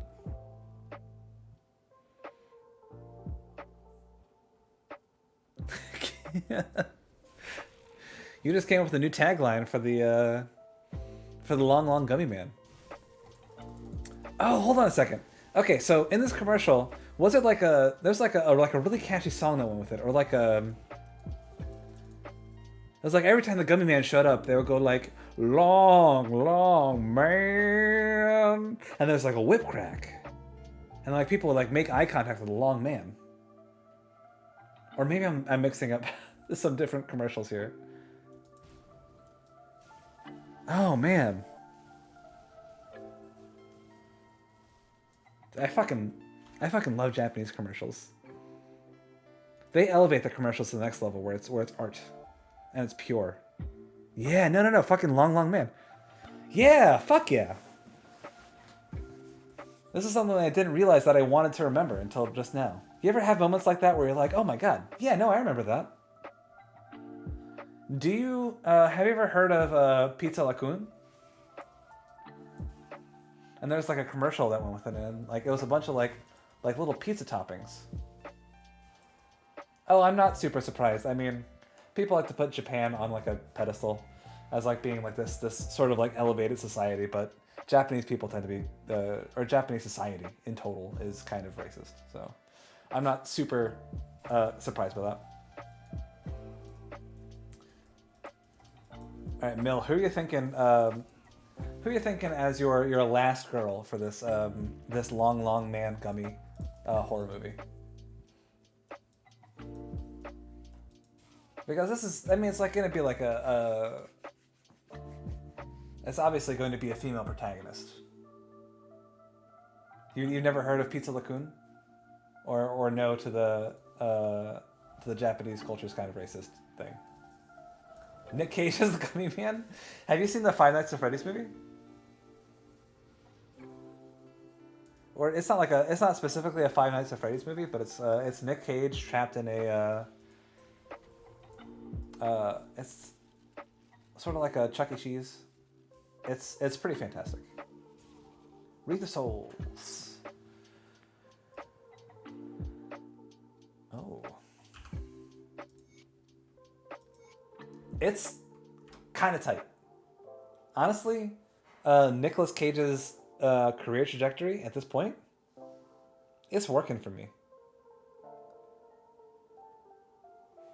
Yeah, it's fucking rad. It's it's really rad. Don't, oh god, be happy that it exists. Honestly, it's way better than a Five Nights at Freddy's movie ever could have been.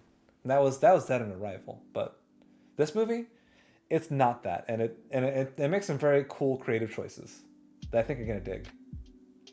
But anyway, Pranaba. There's this Japanese commercial for this pizza brand called Pizza Lacun, I think. And like the entirety of this commercial is like all these animated characters. All right, take it easy. So Spyro. Sue Spyro. Spew Spyro. Spyro. Spyro. I'm just going to Spyro. Take it easy, man. Thanks for hanging out. Thanks for spending the time. Thanks for being with me in my moment of need. I appreciate that. The Sue is good. All right. Take it easy, Sue. All right, so anyway, fucking Pizza Lacun. Let me tell you about fucking Pizza Lacun. There are all these very like cutesy looking animated pizza toppings, and they're dancing around. There's like a cheese, there's a tomato that represents the pizza sauce, there's a pepperoni, there's everything, mushrooms, you name it, and they're all dancing around, and they're singing their song, and it's like Beep beep beep beep pizza lacoon. Dot dot dot dot toppings. Beep beep beep beep pizza lacoon. Dot dot dot dot toppings. And then for some reason, all of the animated characters turn against the cheese character. And the cheese character is just like left alone with his thoughts. And he's like, oh my god, what have I done wrong? Who am I? What have I become? Am I nothing without my other pizza ingredient friends? And then just fucking cuts to the rest of the commercial. It's like, buy Pizza Lacoon in the grocery store. It's insane.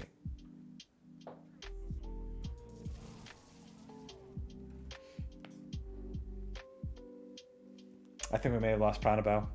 No, we haven't. Okay.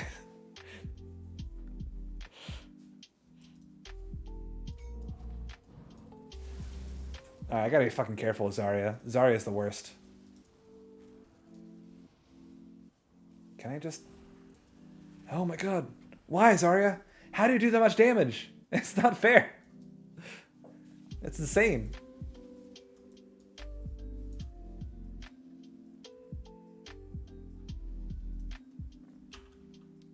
Alright, I'm gonna teleport past Zarya. Right into Darkvale Gate. I'm not fucking around with her.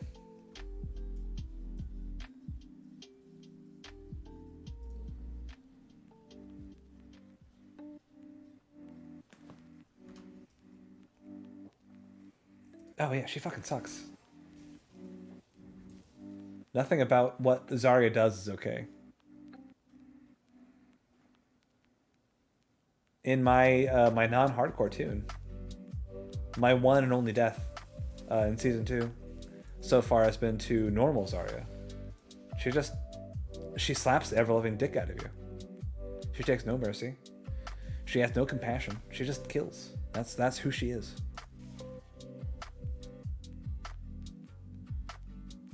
-5 indeed.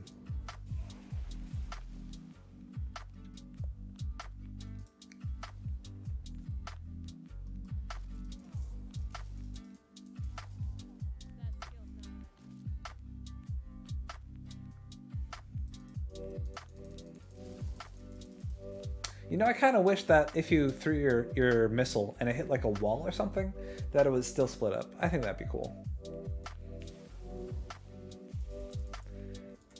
It'd be nice to be able to be like, oh, these guys are around a corner.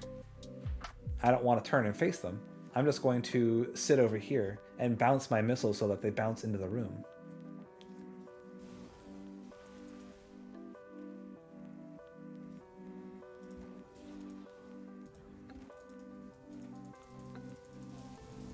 See, it is possible. It's not a weird pipe dream.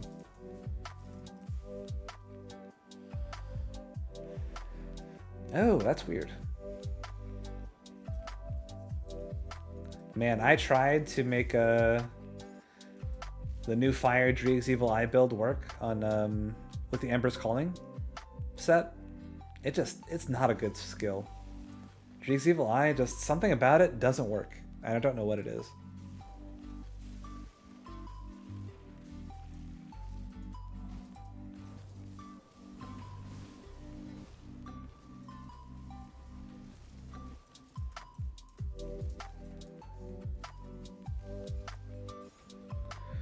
Apothecary's Touch. Can I come?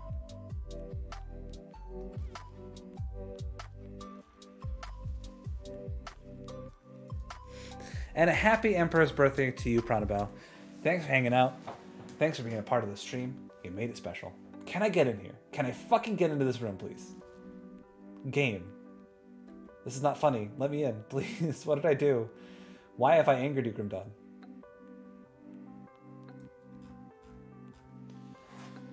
Oh.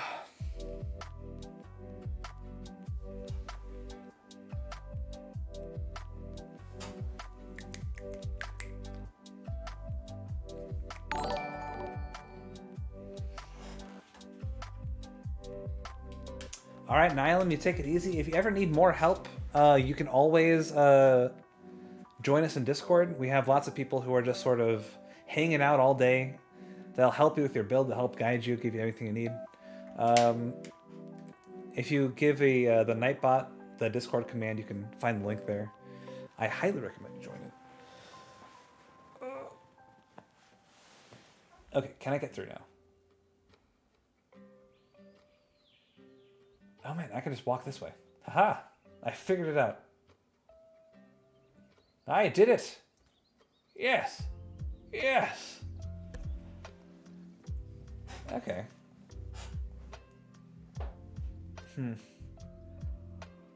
I don't think that I want this more than what I have.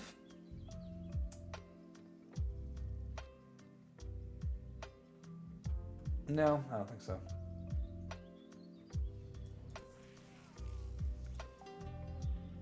Oh, then good morning.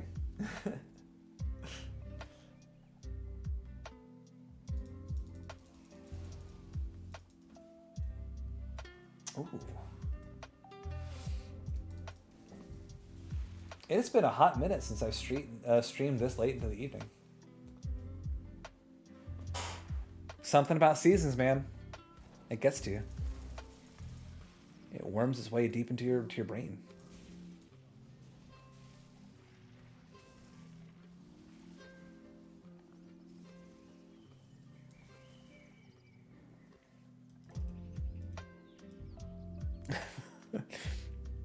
My insane Canadian Texas time zone.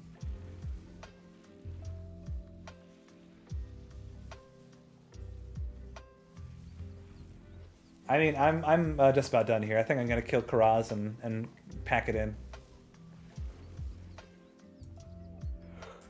Oh, oh boy.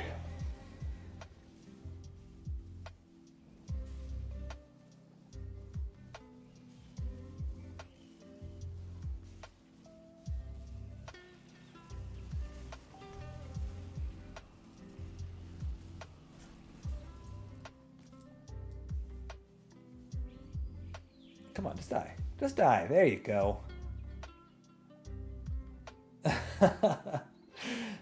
All right, you guys. Nobody died. It's all okay.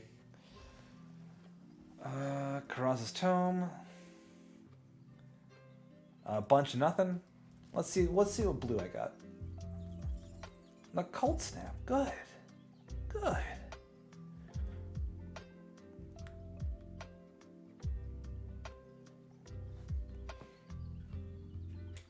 Hold on, are these better? Lightning and acid poison resistance.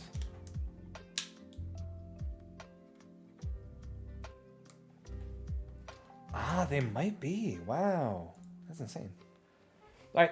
Well, ladies and gentlemen, if you still want to hang around, I'm going to find somebody to raid here in just a second. But that's going to be it for me tonight. I'm going to be back tomorrow. Normal otter time. Same otter place. If you want to stop by then you can. You guys have a wonderful evening. I will see you real soon.